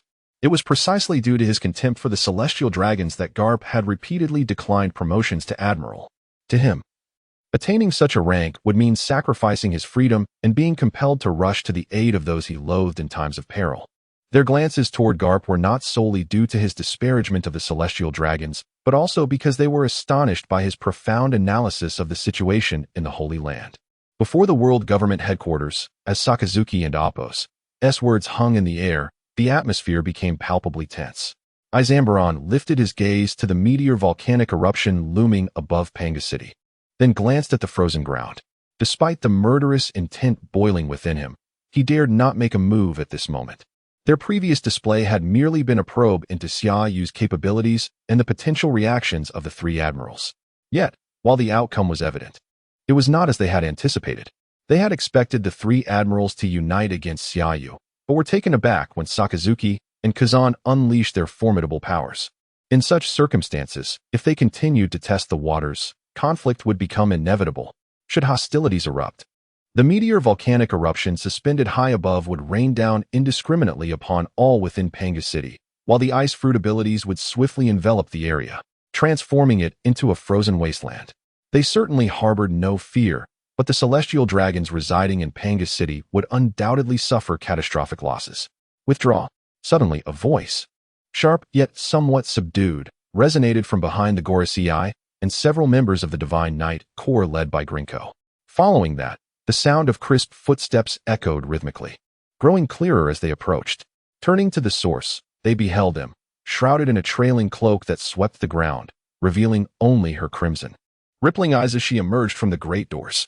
Upon witnessing this, the Gorosei and Grinko's Divine Knight Corps members promptly parted to the sides, bowing respectfully as they addressed her in unison. Lady M, with her crimson, rippling eyes, continued forward without pause, gazing down upon Xia Yu and his companions standing below the steps. Almost simultaneously, the three admirals, along with Sengoku and Zifa behind them, raised their heads. Incredulity etched on their faces as they beheld the tall figure that commanded the respect of the Gorosei and Grinko. Despite having accepted M's existence, the sight of her left them momentarily dazed. Follow me. Ignoring the three admirals, Sengoku and Zifa, regarded Xia Yu for a moment before her sharp, yet low voice resonated again.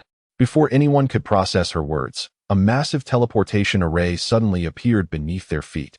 In the next instant, the surroundings darkened, and they found themselves inexplicably transported to a dimly lit royal palace hall. This is before he could finish his thought. Sengoku's eyes widened in realization. The Holy Land Palace. No sooner had he spoken than his pupils constricted in horror as he turned to the tall figure enveloped in a cloak standing before them. Under his gaze, that figure ascended the steps and stood before the void throne at the hall's pinnacle. As Im reached the void throne, she slowly turned her head, her crimson, rippling eyes scanning the astonished faces of Sengoku, Zifa, and the three admirals.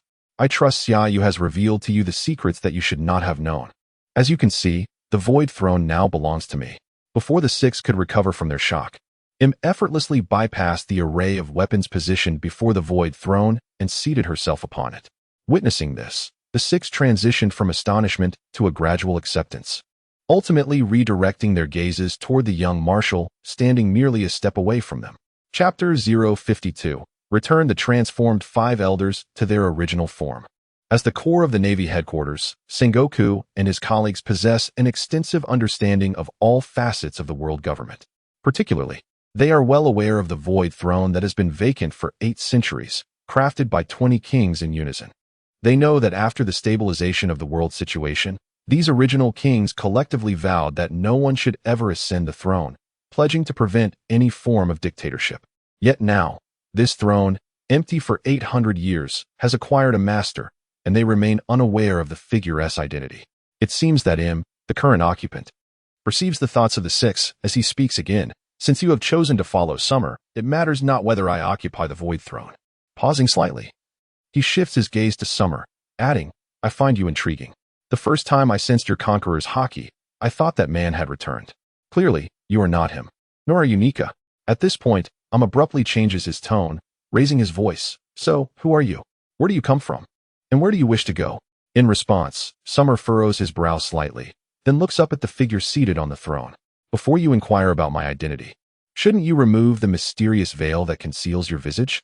After all, we are engaged in a fair dialogue. Before he could finish, two nearly tangible black-red beams of light erupted from Summer's pupils, enveloping him in an instant. The next moment, Summer had appeared before him, swiftly reaching for the veil that obscured his face. Impudent. Although caught off guard by Summer's unexpected attack and blinding speed, Im reacts with remarkable swiftness.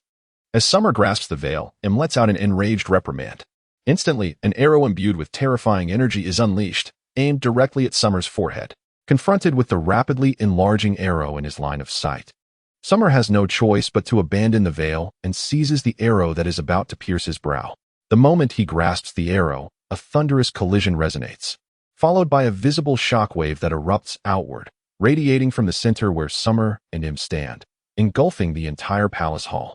Before anyone present can react, a colossal shadow suddenly materializes on the wall behind the throne, casting a dominating gaze upon Summer, who holds the arrow. The other end of the arrow is shockingly connected to this enormous, monstrous shadow. Surprised by Summer's sudden assault on Im, the five elders, standing opposite the three admirals, Sengoku, Zifa, and Gion, are the first to respond, unleashing a wave of terrifying energy from within their beings. In an instant, they transform simultaneously. What in the world is this? Sengoku nearly loses his composure upon witnessing the five elders morph into fearsome creatures. Gion and Zifa, sensing the looming threat, instinctively adopt a combat stance. The three admirals, too, are taken aback by the sudden turn of events, their eyes widening in disbelief as the five elders take on their monstrous forms. The first to complete the transformation is the finance warlord, Izambaron, whose lower body morphs into the limbs of a skeletal horse, while his upper body remains largely unchanged, presenting a terrifying centaur-like figure. Beside him, the agriculture warlord, Shepherd X, transforms into a gigantic sandworm, its body entwined with black flames, reminiscent of a creature that has emerged from the depths of hell. The legal warlord, Topman Vachali, also transforms, becoming a massive boar-like creature wreathed in flames, its sharp tusks glinting ominously in the dimly lit hall. The environmental warlord, Marcus Maz, undergoes an exaggerated transformation into a hybrid bird-snake form, soaring above the other four elders, its claws poised to strike at Summer, who had brazenly attacked him. What sends shivers down the spines of the three admirals and Gion is the transformation of the scientific defense warlord, Jiguru Saton, whose lower half becomes a gigantic black spider, while his upper half is adorned with imposing bull horns. An overwhelming pressure fills the palace hall as the five elders complete their transformations, instilling a profound sense of dread in Sengoku, Zifa, the three admirals, and Gion, plunging them into a nightmarish reality. At that moment, Summer, holding the arrow, suddenly turns, unleashing an overwhelming wave of Conqueror's haki that envelopes the freshly transformed five elders. A deafening low-frequency vibration ripples through the air, as the immense force of Conqueror's haki crashes against the monstrous forms of the five elders. Unable to withstand the sudden onslaught, Saton, now a massive spider entwined in black flames, emits a piercing scream. In an instant, he reverts to his original form, collapsing to the ground as if utterly drained. Thud, thud, thud. The other four elders, unable to resist the overwhelming surge of Conqueror and Appos, as haki, also revert to their original forms. Witnessing this visually striking scene, the three admirals, Sengoku, and Zifa stare in astonishment, with Sengoku unable to suppress a gulp. He, too, is a wielder of Conqueror's haki. Yet he has never witnessed someone wield it to such an extraordinary degree, from a rookie to a formidable admiral, then to the fleet admiral of the Navy. This display is nothing short of miraculous. Although the three admirals had previously witnessed the awe-inspiring spectacle of Summer sending the Knights of God flying from the rooftop of the Navy headquarters, they remain unprepared for the shock of seeing him face the highest authority of the world government, the five elders. To revert the five elders to their original forms with mere Conqueror's haki raises unsettling questions about what might occur if a full-scale battle were to ensue. an unsettling thought they dare not pursue further. At this moment, they comprehend the true meaning behind Summer's earlier words to the five elders and Grinke. A gentleman does not stand beneath a dangerous wall. Suddenly, a terrifying sword aura erupts forth. As the five elders revert, Grinke, standing alongside them, makes his move. However, the moment he unsheaths his sword, releasing a fearsome sword energy, Akainu steps forward, his molten fist clenched with lethal intent. Grinke, if you dare to strike, I will stop you at any cost. As Akainu's words echo, Borsellino, Kazan, and Gion swiftly position themselves beside him. This time, Sengoku no longer remains a mere observer. Im's actions from the Void Throne have shattered any illusions he once held about the world government, prompting him to stand resolutely beside Zifa. Meanwhile, all members of the Knights of God, including Shamrock and Junzi, adopt a battle-ready stance. Enough. Just as tensions reach a boiling point, I'm, seated upon the throne, interjects Grinke. Stand down. Before Grinke can respond, Im turns his gaze towards Summer, who has just forced the five elders back to their original forms with his conqueror's haki, saying, let us conclude this mutual probing. Undoubtedly, you are worthy of a fair dialogue with me. After a brief pause, Im continues, his tone solemn. Junzi, offer a seat to Admiral Summer. Slow down. Xiaoyu spoke up just in time, releasing the arrowhead he held tightly in his grasp.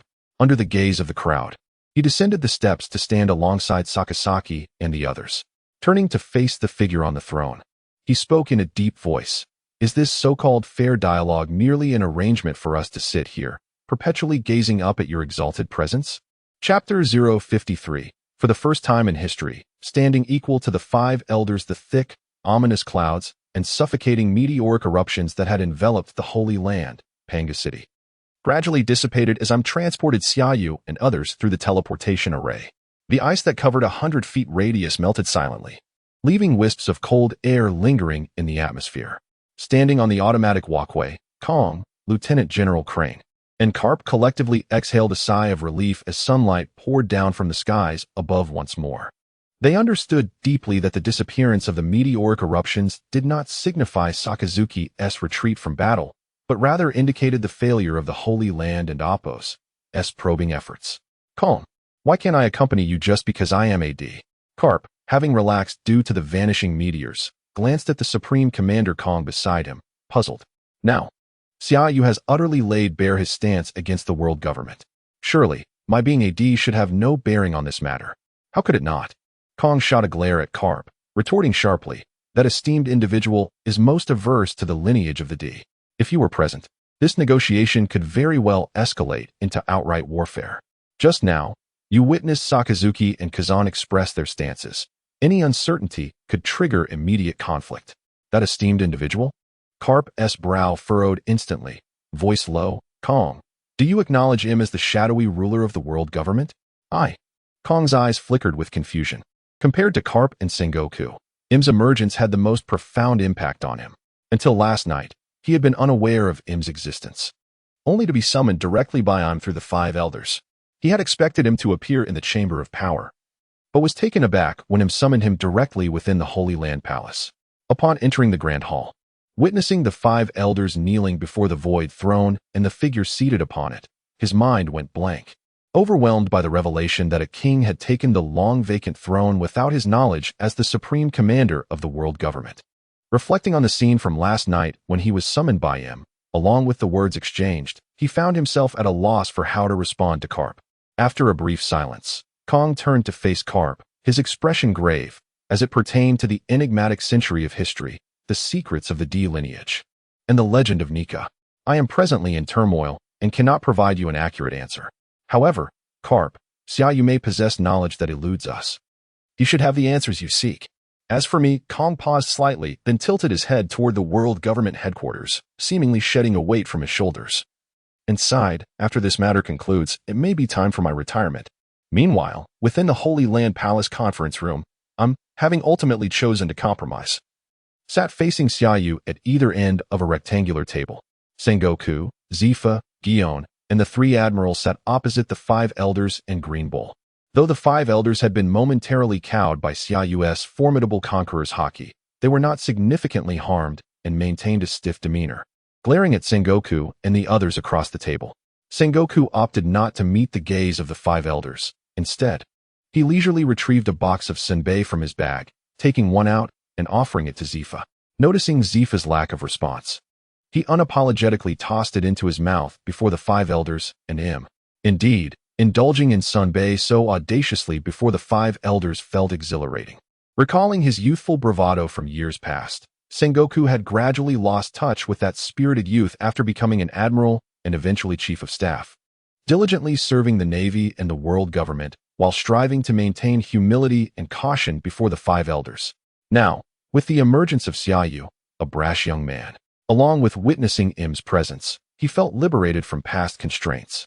Most importantly, he inexplicably felt a sense of satisfaction from seeing a child he had watched grow rise to prominence, restoring a sense of pride within himself. After tossing another piece of senbei into his mouth, he savored the moment, narrowing his eyes in enjoyment, and glanced at Xiaoyu, embodying the expression of a proud mentor watching his protege thrive.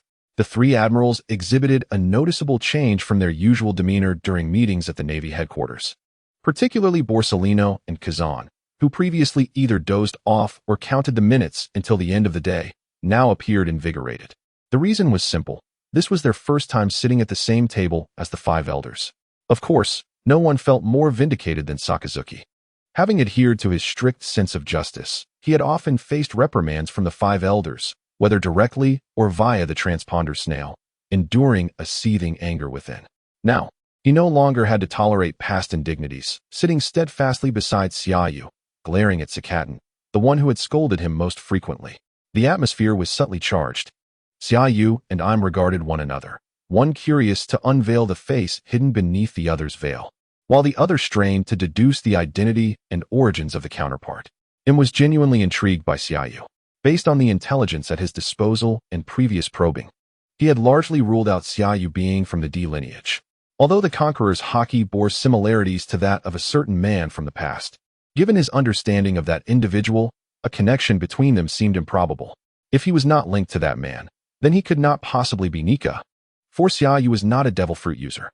Indeed, it was precisely because of these eliminated possibilities that Im was willing to engage in dialogue with Xiaoyu. For Im, the only significant threats in this world were the D lineage and Nika. Other formidable beings, even those at the pinnacle of the seas, would either be recruited into the Holy Land to join the Knights of God or otherwise eliminated. If they could not be recruited or eliminated, then the only recourse was to sit down and negotiate. Enough, Sengoku. Suddenly, Isan Baron could no longer tolerate the incessant crunching of senbei emanating from Sengoku. Glaring at him with wide eyes, and intoned, "This is not the time for eating senbei." Sengoku, chewing his snack, replied somewhat incoherently, "You lack the authority to issue commands to me."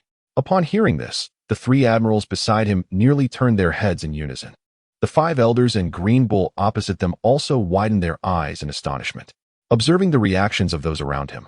Sengoku felt an inexplicable thrill and could not help but laugh heartily, finally voicing the words he had longed to say for years, "Ah." After a brief pause, Sengoku suddenly glared at the three admirals. "What are you looking at?" "We are in a meeting." Chapter 054, Sakazuki and Amp, Oppo's, S. Fury. "Let us begin." Xiaoyu ceased to ponder whether the visage concealed beneath Im's veil belonged to a man or a woman. Instead, he asserted, "Since this is a negotiation, all parties must exhibit their sincerity. As the hosts present, should you not make your intentions known?" He proposed to commence with the matter of naval funding, which had previously been disbursed by the Holy Land's financial department. From this year onwards, the annual allocation for the Navy will be increased tenfold. No sooner had Xiaoyu and Oppo's S words settled than Izambalin sprang to his feet, flustered and incredulous. "What? A tenfold increase? Do you have any idea how much the Navy's funding is each year?" Before Izambalin could receive a response, Sakazuki rose abruptly. Shedding all restraint and speaking with a fierce tone, "You had better remain silent until Marshal Xiaoyu has finished speaking. Otherwise, I shall not hesitate to eliminate you." "Sakazuki, you are being outrageous." Satan glared at Sakazuki, commanding him to sit down. "Who do you think you are?" Sakazuki, removing his military cap, leaned in close to Satan, exuding a palpable aura of menace. "You are the most detestable of the 5 old geezers. Continue to point fingers at me, and I shall make you my next target." Sensing Sakazuki and Oppo's S hostility, Both Borisolino and Kazan exchanged glances, their expressions laden with confusion. What has come over Sakazuki? His temper is explosive. Xiaoyu, too, was taken aback by Sakazuki's readiness to resort to violence. First against Green Bull, then Izambalin, and now Satan. It seemed he was ready to lash out at anyone. Satan, visibly agitated, struggled to suppress his anger as the muscles in his plump face twitched.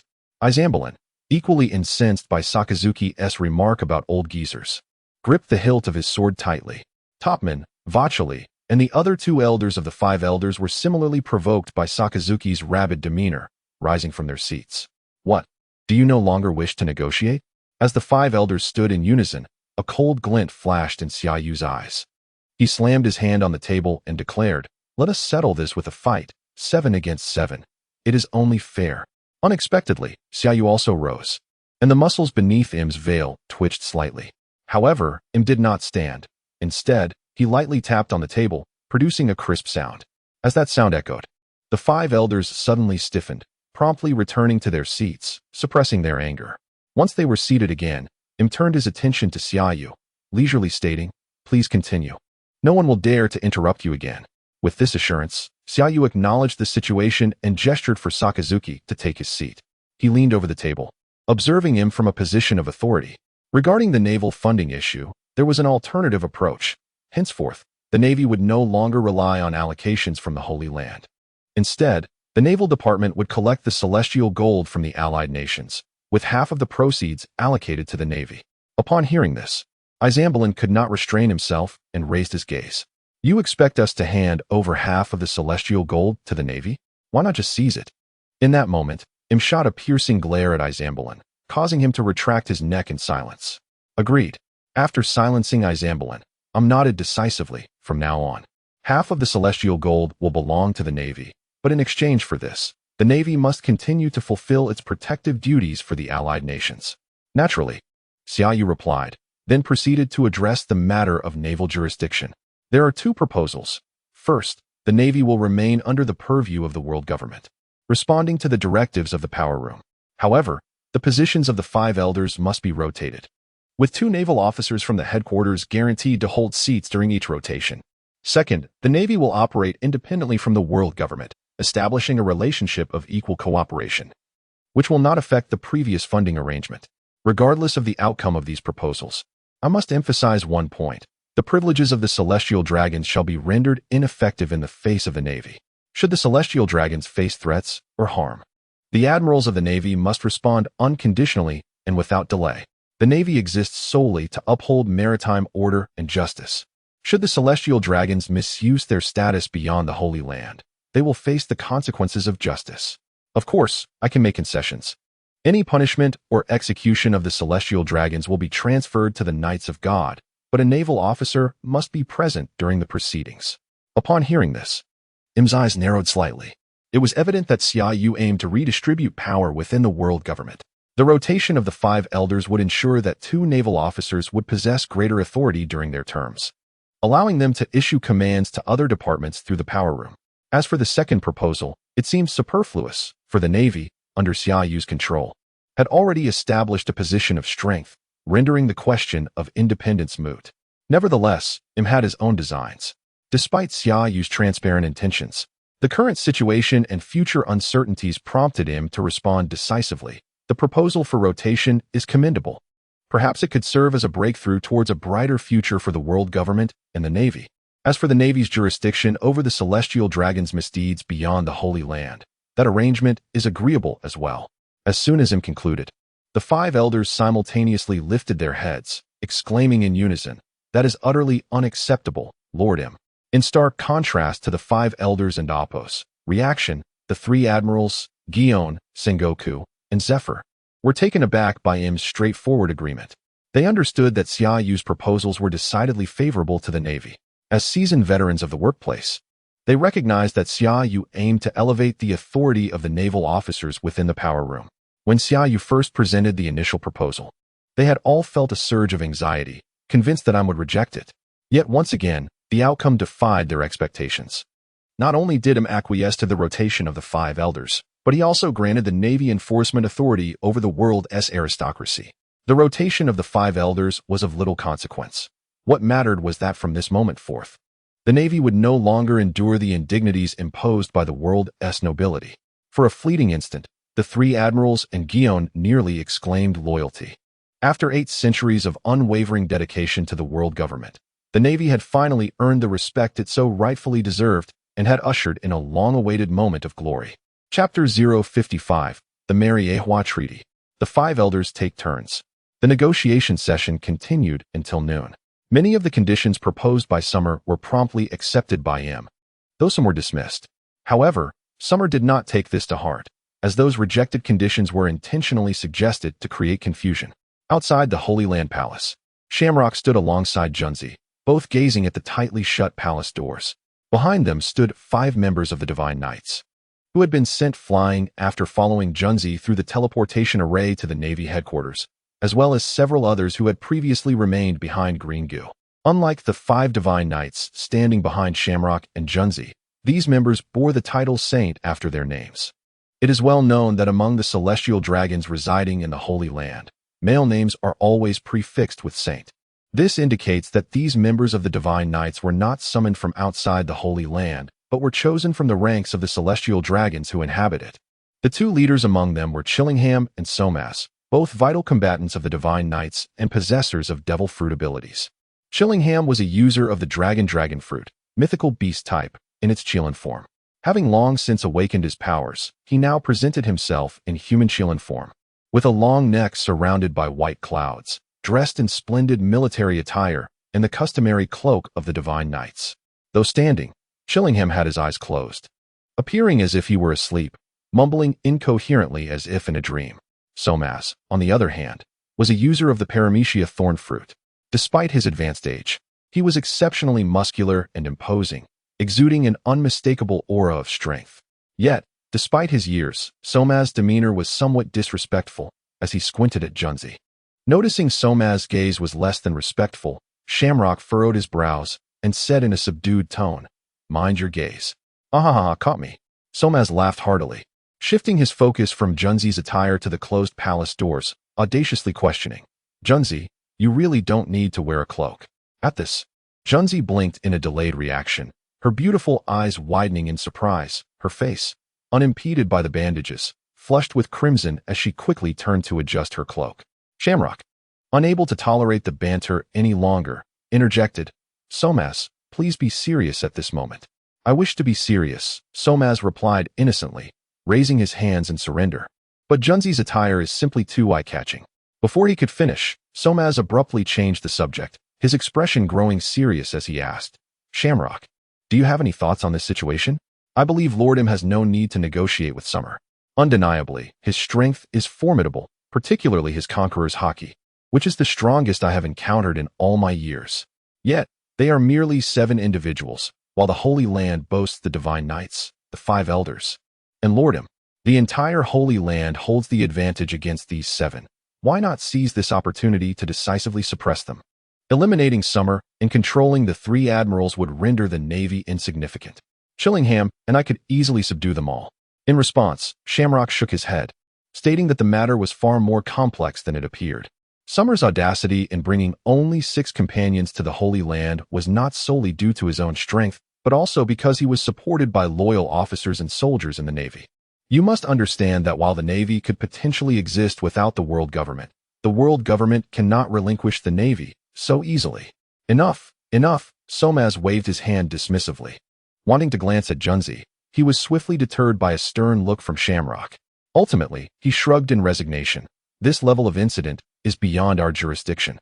With Lord M personally overseeing things, I trust it will be resolved promptly."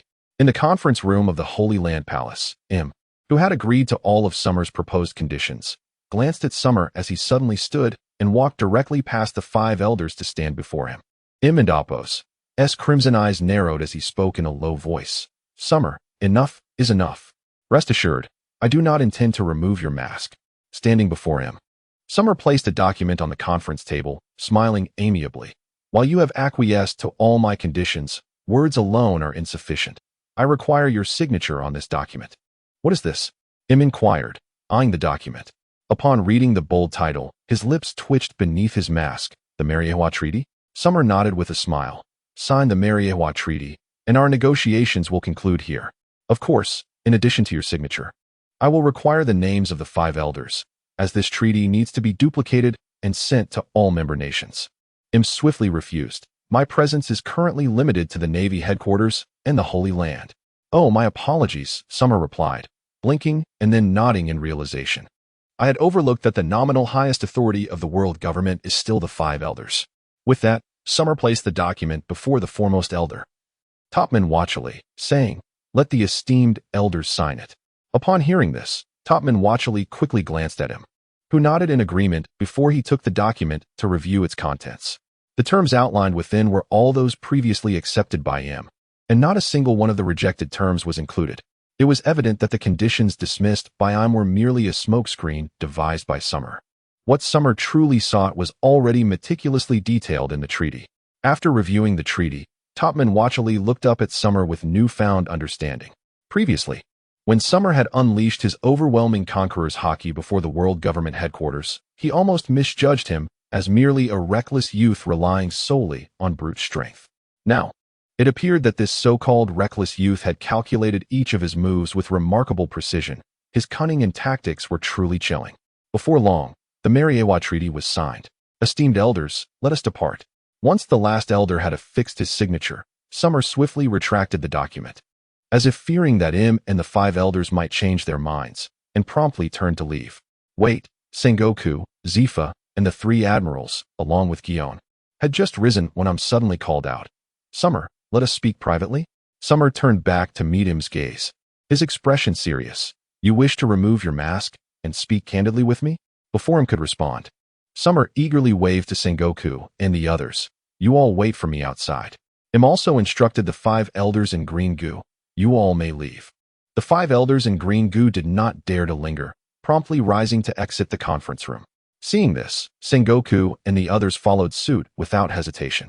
Soon, only Summer and Im remained in the conference room. As the door closed behind them, immediately fixed his penetrating gaze on Summer, stating without preamble, "You do not belong to this era." Summer met Im's gaze, somewhat perplexed. Before he could process the statement, Im continued to clarify. If you were born in this era, your conqueror's haki could not possibly be so formidable. I previously speculated whether your haki might be the remnants of that man's power, but after my recent observations, it is evident that it is not. There exists but one answer. You, like myself, do not belong to this era.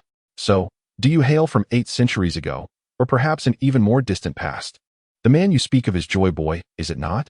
Sensing the hint of bewilderment emanating from Im and Appo's rippling eyes, Xiaoyu could not help but chuckle softly.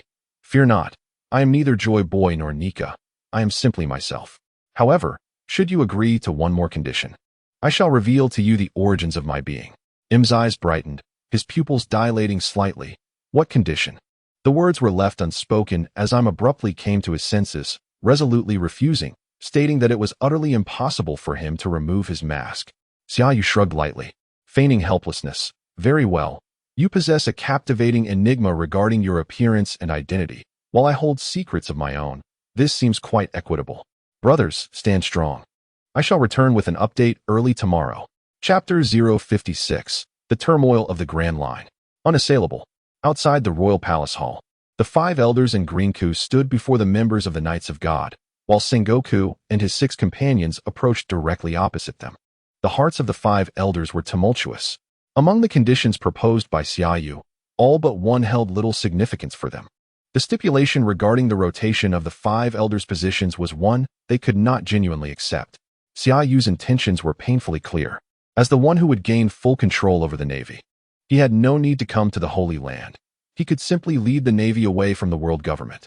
The reason he refrained from doing so was straightforward. Such a drastic move would lead to colossal losses for both sides, potentially resulting in mutual destruction, thus benefiting the Revolutionary Army, the lawless pirate factions in the Grand Line, and all affiliated nations.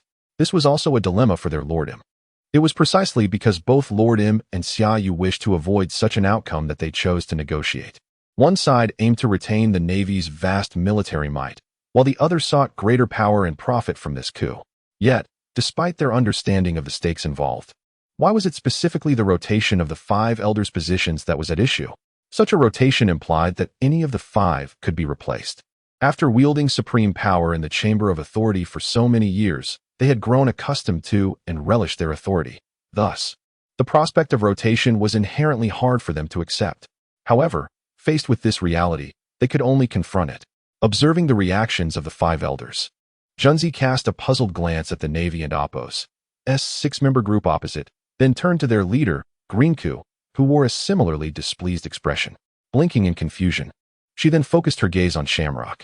Although Shamrock did not exhibit much reaction, he could surmise from the expressions of his father and the 5 elders that this negotiation would likely conclude with Xia Yu's complete victory.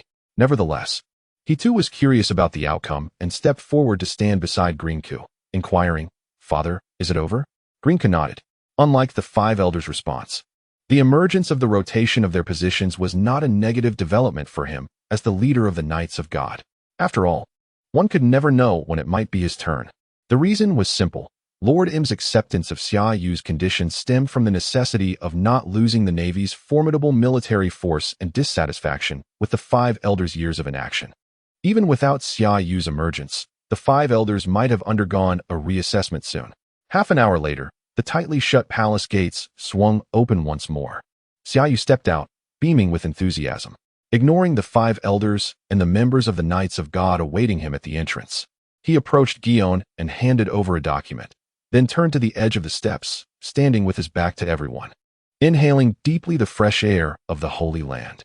Xia Yu and Appo's sudden action left the Navy and Appo's 6-member group, along with the 5 elders and the Knights of God, bewildered. However, he soon stood with his hands clasped behind him, surveying the surroundings. He mused aloud. How wasteful it is for such an expansive red earth continent to control so much land. Before his words had fully settled, he turned abruptly to the Navy's 6-member group. Addressing Zifa, "When you rotate into the position of the 5 elders, be sure to arrange for some people to cultivate a piece of land to plant something. In my hometown, nearly everyone enjoys farming, and I am no exception." Zifa selectively disregarded Xia Yu's penchant for agriculture, his eyes widening in disbelief. "Me? Rotate as a 5 elder?" Xia Yu nodded. "You and Sengoku." Before Zifa and Sengoku could process this, Xia Yu shifted his gaze to the 5 elders. Taking note of their sour expressions, unable to contain his amusement, he laughed. "What is wrong with you? It's just relinquishing 2 positions. Is it really necessary to wear such gloomy faces? Hey, Izambaron, do you need a mirror to see your expression, especially your wide-open eyes? Be careful they don't fall out." Then turning to Satan, Xia Yu's smile vanished, and he continued, "I know you're unhappy, but have you considered why I'm agreed to the rotation of the 5 elders' positions? Ultimately, it stems from your inadequacies, especially in recent decades, first with the Rocks Pirates raid on God Valley, followed by the dawn of the Great Pirate Era. What have you done in the face of the increasingly rampant pirates? Aside from issuing bounties, what else could you accomplish? Since you lack superior strategies, it would be prudent to make way for those who are capable." Without allowing the 5 elders a chance to retort or react, Xia Yu waved his hand decisively and declared, "Let us go." Seeing this, Guion quickly tucked away the document and hurried to catch up. Subsequently, the 3 admirals followed suit without hesitation. Zifa and Sengoku, however, remained momentarily stationary, gazing at one another. After several seconds of stunned silence, they simultaneously exclaimed, "Are we becoming the 5 elders?" Xia Yu, who had already moved a distance away, glanced back at the dazed Sengoku and Zifa, then called out, "Sakazuki." Instinctively, Sakazuki stood at attention. Observing this, Xia Yu chuckled, "It's not work time. No need to be so serious." Sakazuki remained silent, his posture still rigid. "Well, if that is your preference," Xia Yu shrugged lightly. "Next time during the rotation, you can take your turn among the 5 elders and let off some steam with Topman, Izambaron, and the others." "What?" Both Sakazuki and Zifa reacted in shock, their eyes widening. "Not just you," Xia Yu replied earnestly. "From now on, the positions of the 5 elders will rotate among the 3 of you and Guion." Upon hearing this, Guion, Borisolino, and Kazan were taken aback, their heads snapping up in surprise. They wished to voice their thoughts, but found that any words felt inadequate. Ultimately, they straightened their postures like Sakazuki and saluted Xia Yu, declaring in unison, "Loyalty." "Ha ha ha, splendid. Xiaoyu laughed heartily at the four standing before him, exclaiming, "The Grand Line is stirring, and the seas are roiling with fury. We shall eradicate all pests. Unassailable. Ah, now that feels right. As of now, a total of 998 gifts. Rounded up, it's just about 1,000 additional updates. No matter the power of love, brothers, whether you vote or not, love is right here, unchanged. More updates continue tomorrow. Don't ask why. Just know it's love." Chapter 057. Im's calculations supporting a naval king? After Xiaoyu and his companions departed, Im immediately summoned the 5 elders and Green Gu. In the dimly lit palace hall, Im sat motionless upon the void throne, resembling a statue, with his dark red ripple eyes devoid of any emotional fluctuations, gazing down upon the 5 elders and Green Gu from an elevated position. The 5 elders did not stand, but rather knelt before the void throne, prostrating themselves on the ground, while Green Gu, as the commander of the Knights of God, performed a single knee kneel. "I know what you are thinking." After a brief silence, Im's voice resonated in their ears. "Are you wondering why Xiaoyu, who should be condemned for treason, was allowed to negotiate a series of conditions with me? Not only yielding 2 positions in the power room, but also granting him privileges akin to yours." Upon hearing this, the 5 elders stiffened. They indeed harbored such thoughts, yet dared not voice them. The reason is simple. If Monkey D, Garp from the D lineage, could become a naval hero, and you, who should have long perished, could ascend to the ranks of the 5 elders wielding the highest power in the world, then why can't I support another naval king? As more individuals become aware of my existence, the world will undoubtedly experience further upheaval, potentially accelerating Nika's resurgence on the Grand Line. 800 years ago, 20 initial kings formed an alliance against Nika. The world government of 8 centuries later is already in turmoil. Can you manage it alone? Xiaoyu harbors ambition. Indeed, considerable ambition. Yet this is not entirely a negative trait. Ambition implies a demand, and as long as he is not of the D lineage nor Nika, fulfilling his demands is acceptable. Do not speak of merely 2 positions, as long as he proves useful to me. Allowing him to replace you is not out of the question. As these words fell, the 5 elders broke into a cold sweat, their bodies tense, not daring to breathe. Clearly, Lord M was dissatisfied with their performance over the years and sought to seize this opportunity to issue a warning while testing if he could nurture replacements for them. Should they continue to be ineffectual, their fate would not be a dignified exit from the power room to enjoy their twilight years. Death would be their only outcome. For as long as M desired their existence, they could live long lives. Should he find them useless, even if they were 1,000 miles away, he could effortlessly reduce them to ashes. Observing the 5 elders' reactions, M concluded his remarks.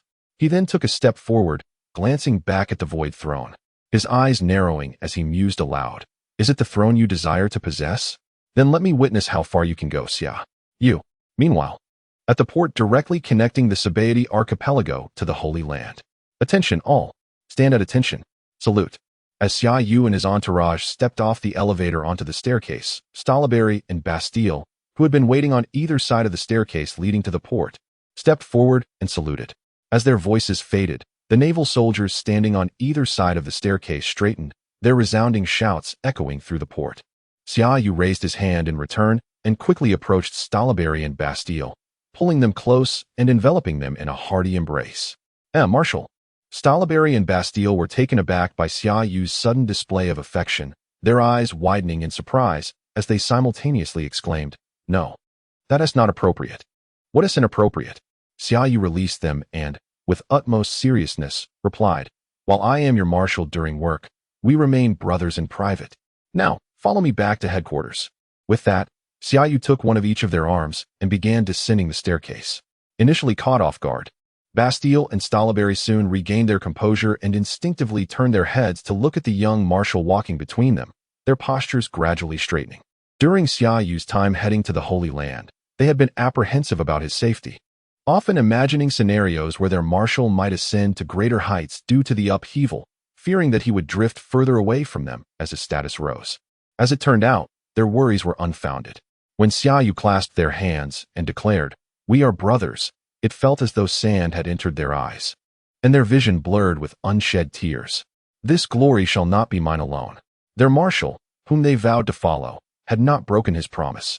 Damn it, the world government has compromised. It was almost unbelievable that Xiaoyu had departed the Holy Land so swiftly. His expression clearly indicated that he had obtained everything he desired. Quick, report the situation immediately. As Xiaoyu set forth to the Holy Land, various intelligence personnel who had been monitoring this significant event had not even had the chance to eat lunch before hastily taking their positions upon his sudden return. Before long, news agencies worldwide, the Revolutionary Army, the four emperors of the New World, and the complex underground forces of the world received the news in succession. In District 13 of the Sabeti Archipelago, inside the bamboo bar, Xiaoqi withdrew a cigarette from her pack, lit it, and exhaled a puff of smoke. She then turned slightly to regard the figure standing outside the bar, speaking slowly. Rayleigh, in the truth you witnessed alongside Roger and Laughtail. Was there any sign of this young Marshal? Standing outside, Rayleigh gazed at the massive warship returning to the naval headquarters through the dense foliage and shook his head. There are no records associated with him. Then it seems your plans from back then may require some alteration. Xiaoqi stepped out of the bar, leaning against the door, and remarked, You chose to remain in the Sabeti Archipelago while Jabba stayed in Elbath to await the arrival of the person Roger anticipated. Now, that person has not emerged. Yet the naval headquarters has given rise to a young Marshal who has compelled the Holy Land to concede, seizing control of the Navy with thunderous momentum. It is not difficult to infer that his next target will surely be the eradication of pirates. If he truly intends to cleanse the Grand Line and the pirates of the Four Seas, then the individual Roger anticipated may very well meet an untimely end. Upon hearing this, Rayleigh turned to Xiaoqi, smiling. Although I was once a pirate, if he can indeed eradicate piracy and restore peace to the world, I would welcome such a day. Oh, a glimmer of astonishment flickered in Xiaoqi and Appo's eyes. Unable to believe such words came from the mouth of Roger's former right-hand man.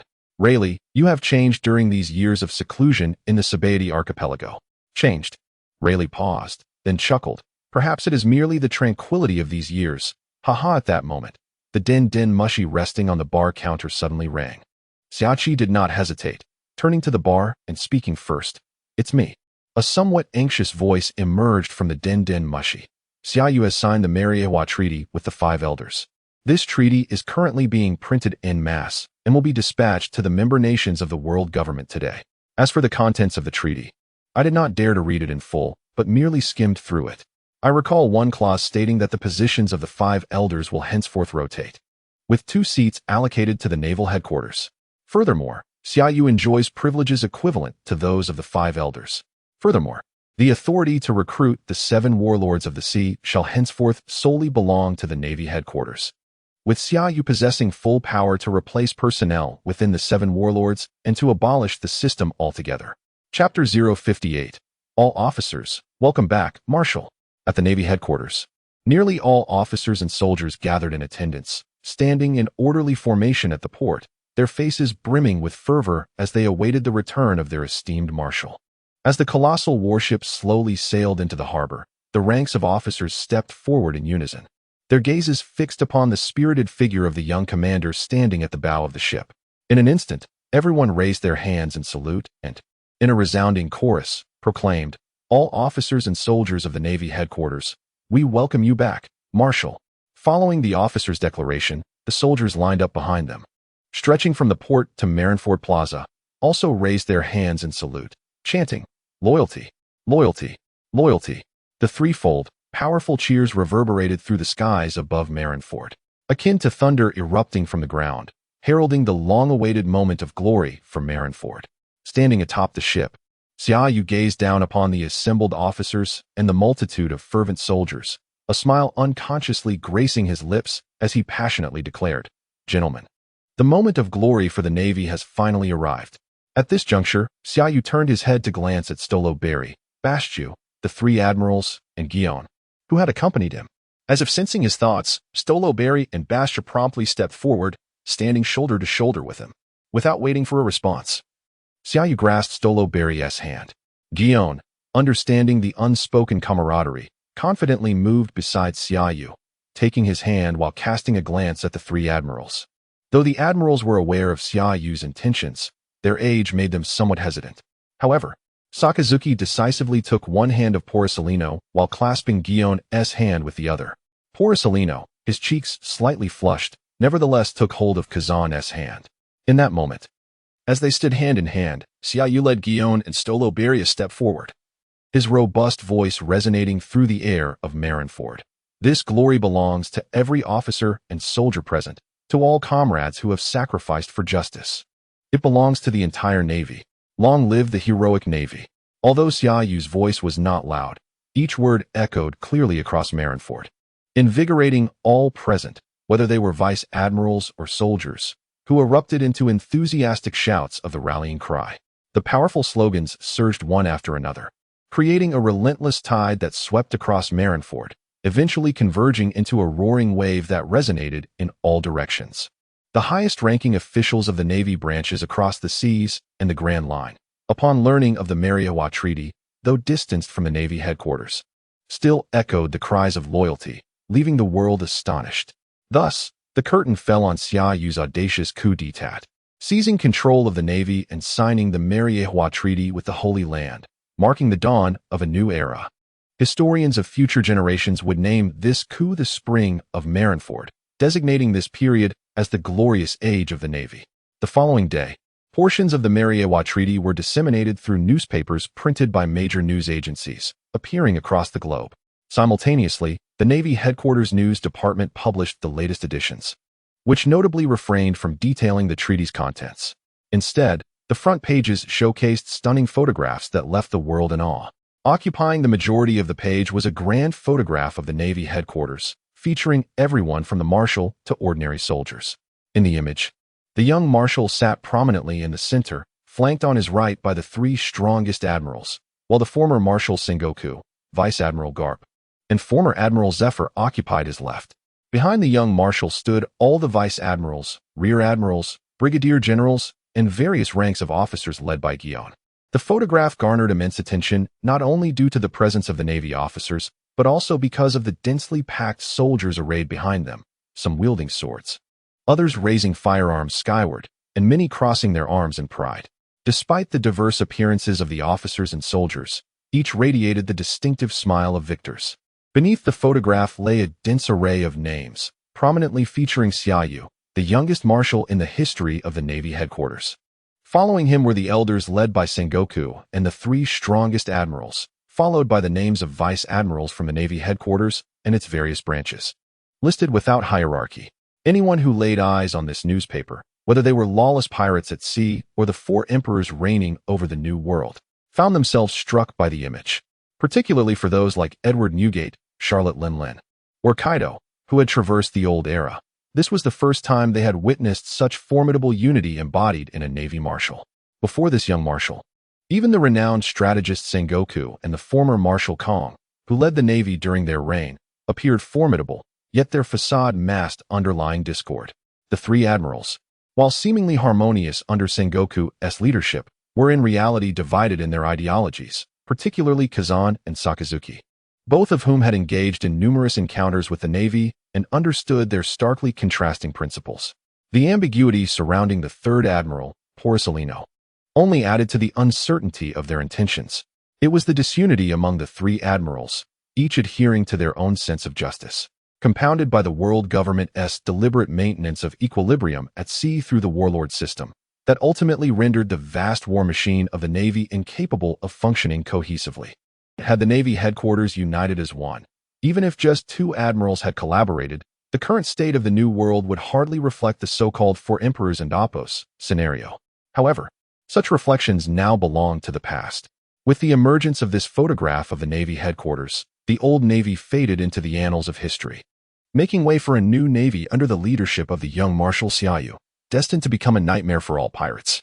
In Area 13 of Sabaody Archipelago, Rayleigh, having just finished applying a coating to a ship, sat with several coating workers, newspapers from the Navy headquarters in hand, absorbed in thought as he gazed at the young Marshal seated at the center.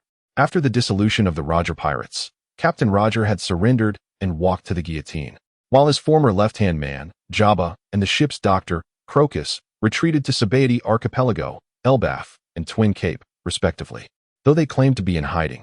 Their true purpose was to await the emergence of a member of the D-Clan, imbued with formidable strength, will, and unparalleled cohesion as envisioned by Roger. Undoubtedly, the young Navy Marshal depicted in the photograph possessed immense strength and an unmatched ability to unite. Yet the absence of AD in Xiaoyu's name left a lingering question. However, these considerations now seem trivial. The seas ahead would undoubtedly tremble before this powerful and united navy. Xiaoyu was destined to shine as the brightest beacon of this era. A sudden drop in temperature left me feeling somewhat dizzy, likely a cold. Therefore, the next chapter may be delayed. Chapter 059. Mihawk's arrival for an appointment? What appointment? At the Navy headquarters, within the officers' family housing area, in the yard of the Xia family, Sakazuki sat cross-legged, meticulously tending to a potted plant. Nearby, Borisolino leisurely watered the flowers and grasses in the yard. On the grass opposite them, a large sunshade was set up, beneath which Sengoku and Garp were embroiled in a heated argument over a box of sunbae, their faces flushed with indignation. Garp, in particular, was irate, having only managed to snatch 2 pieces for himself, while Sengoku devoured the rest, prompting him to ball his fists in readiness to confront Sengoku.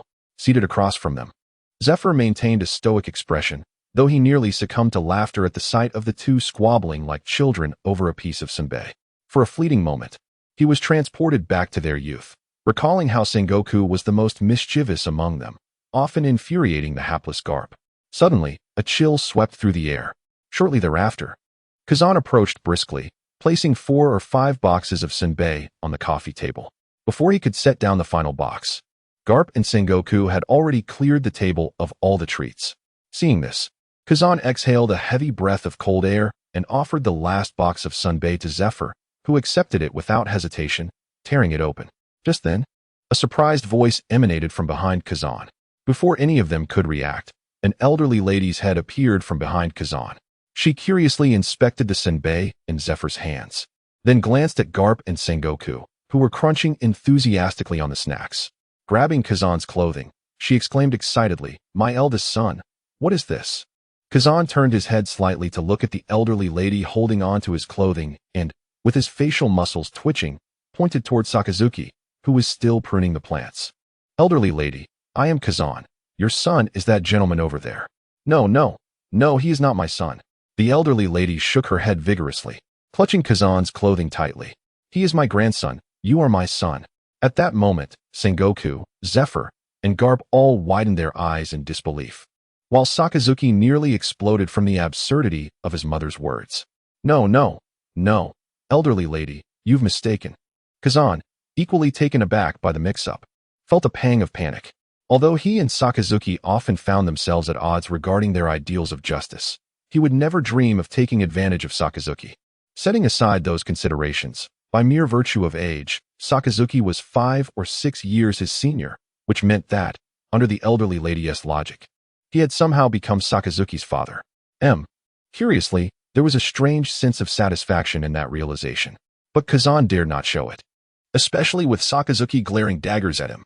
"I am not mistaken," the elderly lady insisted stubbornly, shaking Kazan's clothing. "Son, you are biased. You bought for them, but not for me. Mother is angry." Kazan inhaled deeply, casting a historic glance of plea towards Sakazuki. Concerned that his mother would continue to embarrass him, Sakazuki quickly stood up and jogged over, awkwardly stating, "Mother, you've mistaken. I am your son, Sakazuki. What is wrong with you, child? You are my grandson. By the way, what is your grandson's name?" The elderly lady paused briefly, then, without further thought, redirected the conversation, pointing at the sunbae in Zephyr and Appo's hands and gripping Kazan tighter. "Son, I want to eat that." "Oh dear, this is troublesome," Kazan thought, glancing at the grip on his clothing. He wanted to shake her off, but was wary of the potential backlash. Resolutely, he decided to appear more composed and attempted to adopt the role of a dutiful son. "All right, mother, please wait a moment. I will go buy it for you." "No, I want to go with you," the elderly lady insisted, still holding onto his clothing. "Very well," Kazan surrendered, nodding repeatedly like a dutiful son. "All right, I will take you with me." With that, Kazan took the elderly lady's hand and, trying to match her leisurely pace, they exited the yard together. Just as they stepped outside, the elderly lady stopped and gazed curiously at a bicycle parked under a tree by the gate.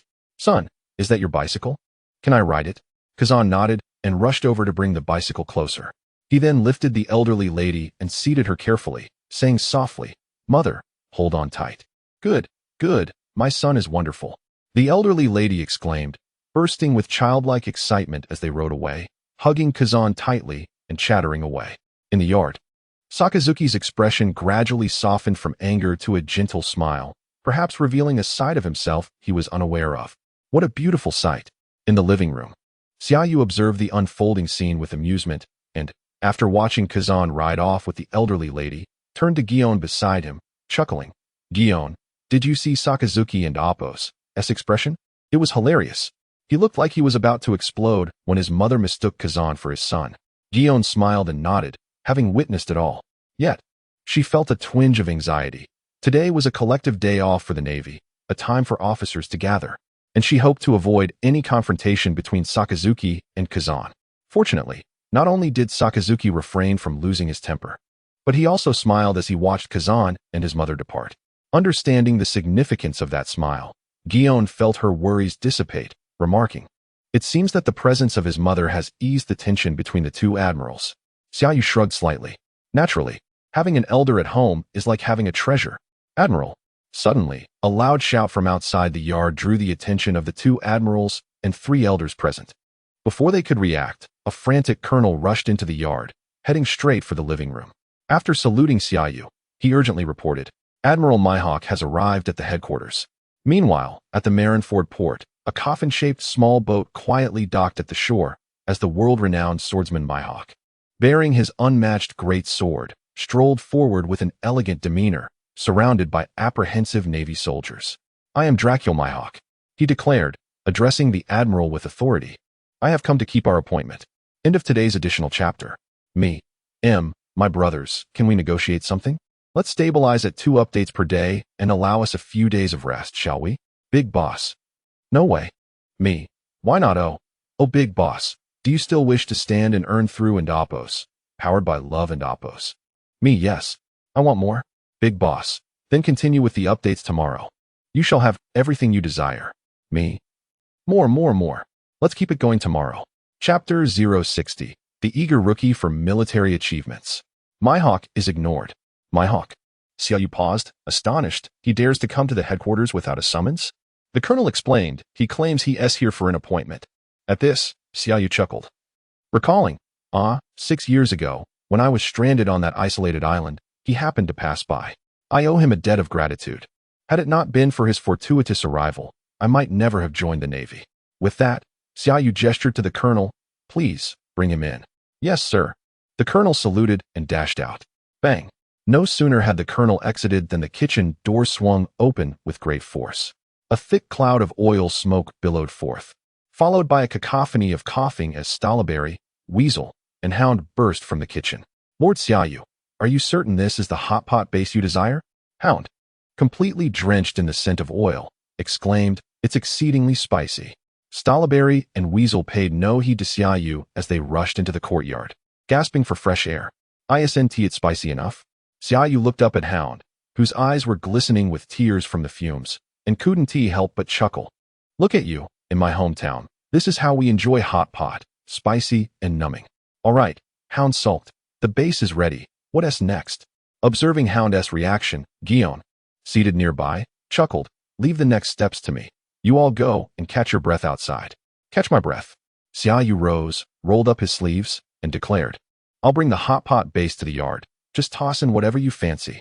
With that, he dashed back into the kitchen, retrieving the prepared vegetables and meats to carry outside. Seeing this, Hound sprang into action, hastily arranging tables and stools. Soon, an array of vegetables, meats, and fruits was laid out in the courtyard. The aroma from the boiling hot pot base wafted through the air, causing Carp and Sengoku to lose interest in their rice crackers. As they hurried to the dining table, clamoring to throw their favorite ingredients into the pot. As Sengoku, Carp, and Zifa settled down, Weasel, Stalaberry, and Hound gathered around the table. Just as Xiaoyu took his seat beside Zifa with his bowl and chopsticks, Polysolino and Gion approached. Gion glanced around and noticed Sakazuki was missing. She quickly turned her head towards the opposite side of the courtyard. There stood Sakazuki, pacing anxiously, his gaze fixed on the entrance. Sakazuki, stop pacing. Xiaoyu, aware of his restless anticipation, urged, if you're worried, just go take a look. No, it's unnecessary. Sakazuki responded stiffly, having his thoughts seen through. I'll wait here. You all go ahead and eat. He resumed his pacing, casting glances at the entrance. At that moment, the familiar sound of a bicycle bell rang out. Soon after, Kazan appeared around the corner, pedaling swiftly towards the courtyard gate. Spotting Kazan returning alone on his bicycle, Sakazuki wasted no time, springing towards the gate and demanding, "Where's my mother?" Without a word, Kazan slowly turned around. On his back, an elderly woman, her frail form resembling that of a child due to her age, clung to him, one hand around his neck and the other clutching several bags of snacks. Beaming with joy, "Mother!" Astonished to find his mother perched on Kazan's back, Sakazuki nearly fell apart. He rushed forward, lifting her off Kazan's back with urgency. Once he had his mother safely in his arms, he glared at Kazan. "How could you let my mother ride on your back? What if she fell?" Kazan, looking exasperated, replied, "I couldn't help it. She insisted on being carried." Hearing this, Sakazuki's tone softened, and he stammered, Thank you." Kazan glanced at Sakazuki in surprise. After years of working together, it was the first time he had heard such words from him. Yet, none of this mattered as much as the transformation in Sakazuki since reuniting with his mother. Previously a wild dog during their time in the Holy Land, ready to strike at anyone, now in front of his mother, Kazan witnessed a gentleness in Sakazuki and Appo's eyes that he had never seen before. "Let us go. It's been a long time since we've dined together," Kazan suggested after a brief silence. "Shall we have a drink?" Meanwhile, at the Navy headquarters, Mihawk, accompanied by a colonel, felt an odd sensation of having come to the wrong place as he entered Marineford Square. He recalled his last visit, prompted by a summons, which left him with a somewhat oppressive feeling. Soldiers stood at attention, their demeanor somber, even under the bright sun, as if they were bracing for battle.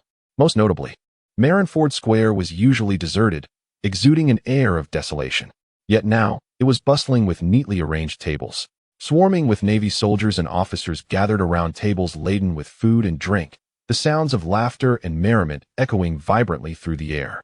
The colonel, having learned of Mihawk's acquaintance with the then non-Navy Xiaoyu from 6 years prior, approached with newfound confidence, proudly announcing, "Today is a collective day off for the Navy. Admiral Xiaoyu has ordered all officers and soldiers to set aside their duties and feast in the square. Family and friends of officers are welcome to join." After a brief pause, the colonel turned back to Mihawk, instinctively blurting, "Eagle Eye, did you come here specifically to mooch off the food?" Mihawk, bewildered, regarded the colonel. Was it really necessary for the world's greatest swordsman to come to the Navy headquarters for a free meal? However, just as he was about to retort, his stomach betrayed him with an embarrassing growl. "Ah, I knew it." The colonel laughed heartily, turning away. "No need to fret. Admiral Xiaoyu is preparing hot pot at home. Since you're an old acquaintance of his, I'm sure there will be more than enough wine and beef for you." With his stomach's protest silencing any rebuttal, Mihawk followed the colonel through Marineford Square, soon noticing a peculiar phenomenon.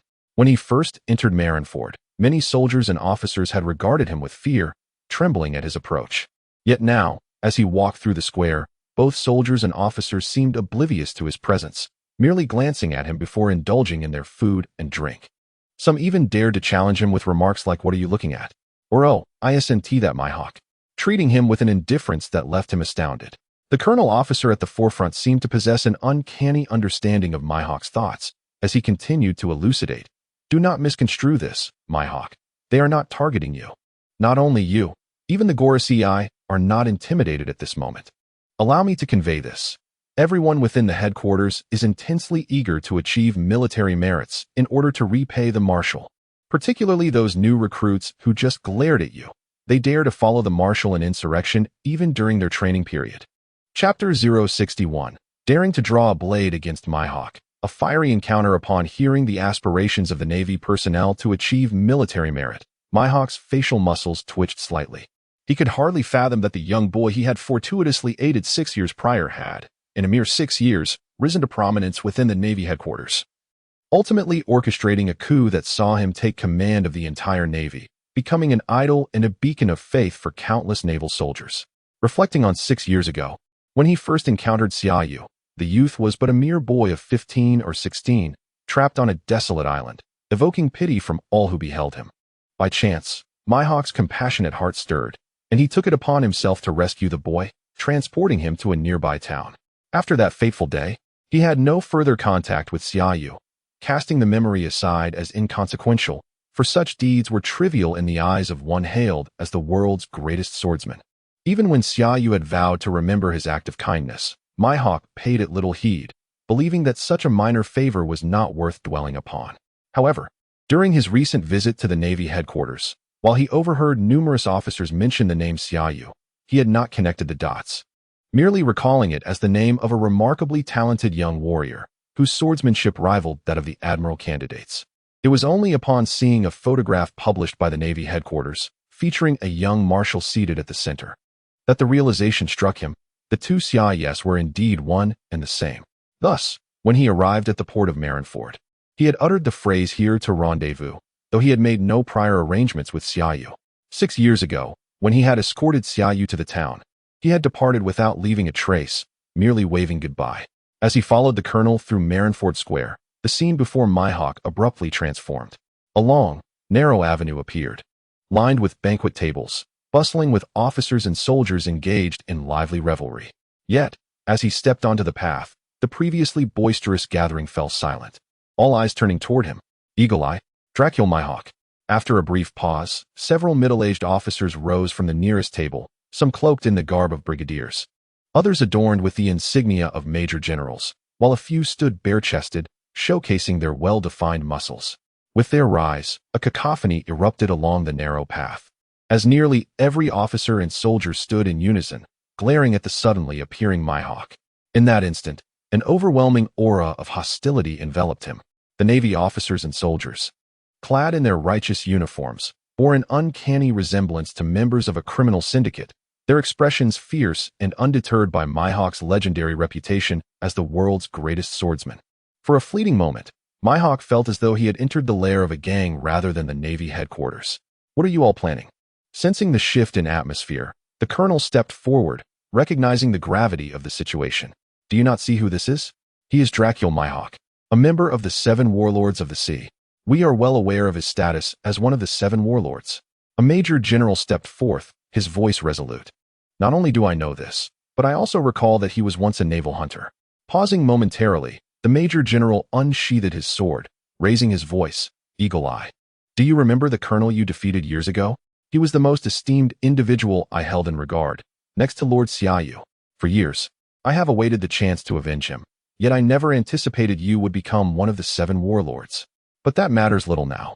After Lord Xiaoyu signs the treaty at Mariewa, the system of the 7 warlords will soon be abolished." At this juncture, the major general stepped forward, raising his voice once more. "In the name of naval justice, I, Noah, a major general of the Navy headquarters, challenge you. Dracula Maihawk, I seek your guidance. And I, Eagle-Eye, I too nearly met my demise beneath your blade. Ahaha, how could I miss out on such an affair?" While many in the crowd attempted to counsel caution, their actions revealed their intent. As they rose to stand behind Major General Noah, several officers aligning themselves alongside him, collectively presenting a formidable front against Dracula Maihawk. "Oh, I did not expect these naval officers to not only lack fear, but to rise and challenge against me." Maihawk's eyes glimmered coldly. Behind him, his formidable blade seemed to resonate with his intent, exuding an almost suffocating aura of death as it surged toward the obstructing naval officers. "So this is the Navy under Xiaoyu's command?" Surveying the gathered assembly, Maihawk stepped forward, his hand grasping the hilt of his sword, his eagle-like gaze igniting with intensity. "Though your bravery is commendable, even in 100 years, you shall remain no match for me. Yet, I do not reject any swordsman's challenge. If you desire to battle, I shall oblige."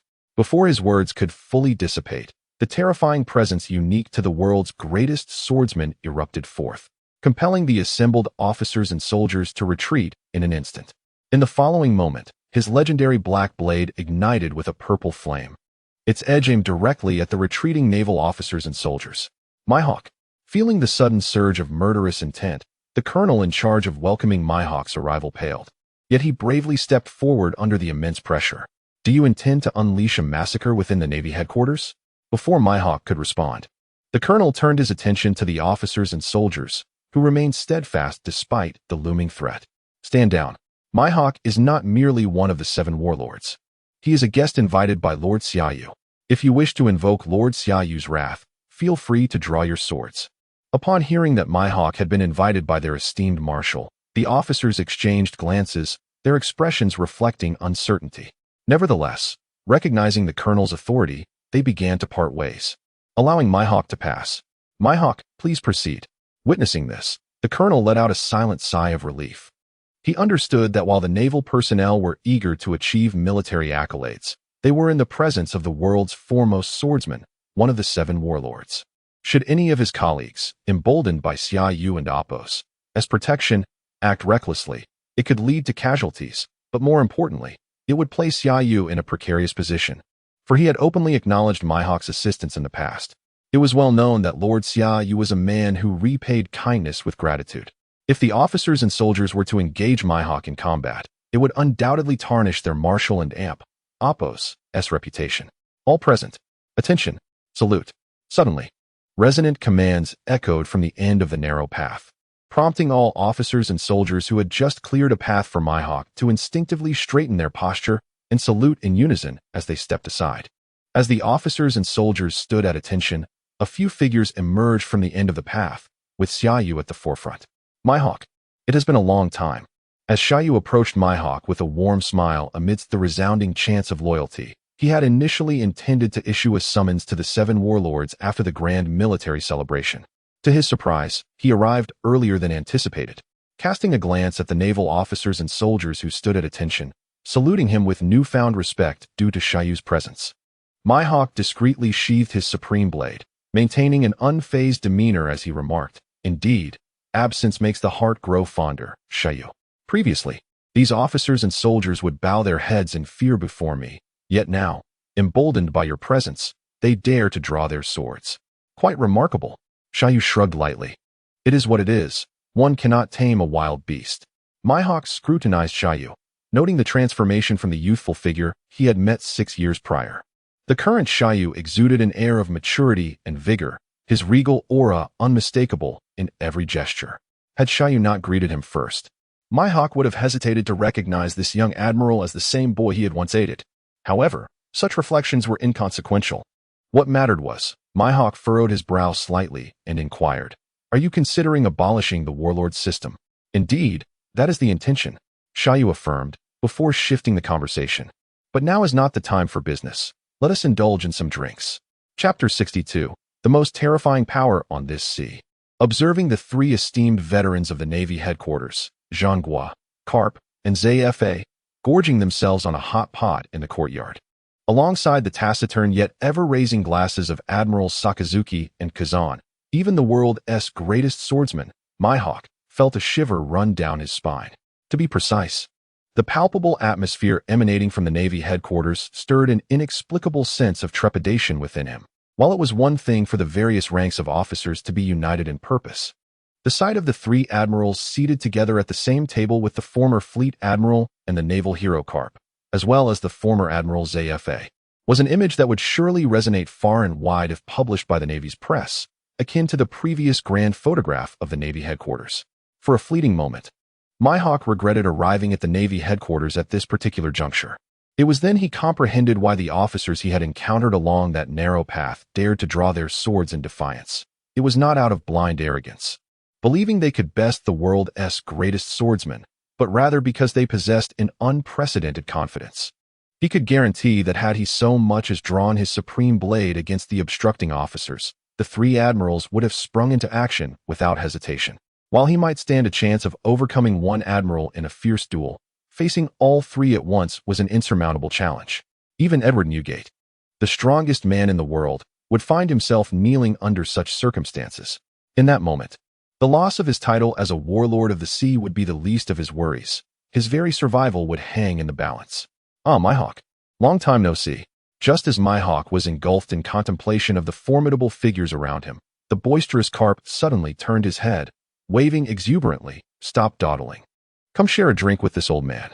At that moment, Zhanghua also glanced up at Mihawk, exclaiming, "Ah, it's Mihawk. I did not expect to see you here. Since you've arrived, take a seat. After all, you are still a warlord of the sea." Sakazuki and Kazan appeared somewhat inebriated, completely disregarding Mihawk's presence as they raised their glasses. Mimicking the catchphrase that had become synonymous with Xia Yu's drinking habits over the years, calling out in unison, "Let us drink." Pauliusolino, seemingly oblivious to Mihawk, exclaimed, "This is ridiculous. You've already consumed 5 bottles. Isn't it time to stop, Sakazuki? Are you two planning to drink until you drop?" Noticing the 3 admirals ignoring Mihawk, Carp immediately chimed in. "Hey, do you 3 have any manners? Can't you see Mihawk has arrived?" "Oh."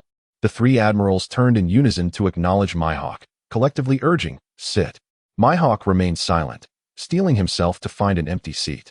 However, as he sat down, he sensed something was amiss.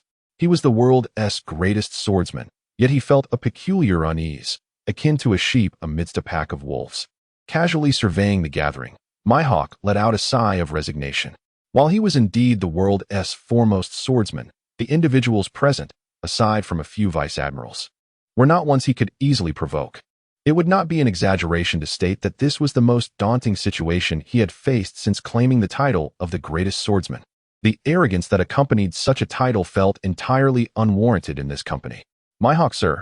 At that moment, Gion approached, placing a set of chopsticks before him, while the hound-like admiral threw a box of wine onto the table beside him before returning to his own seat with an air of indifference.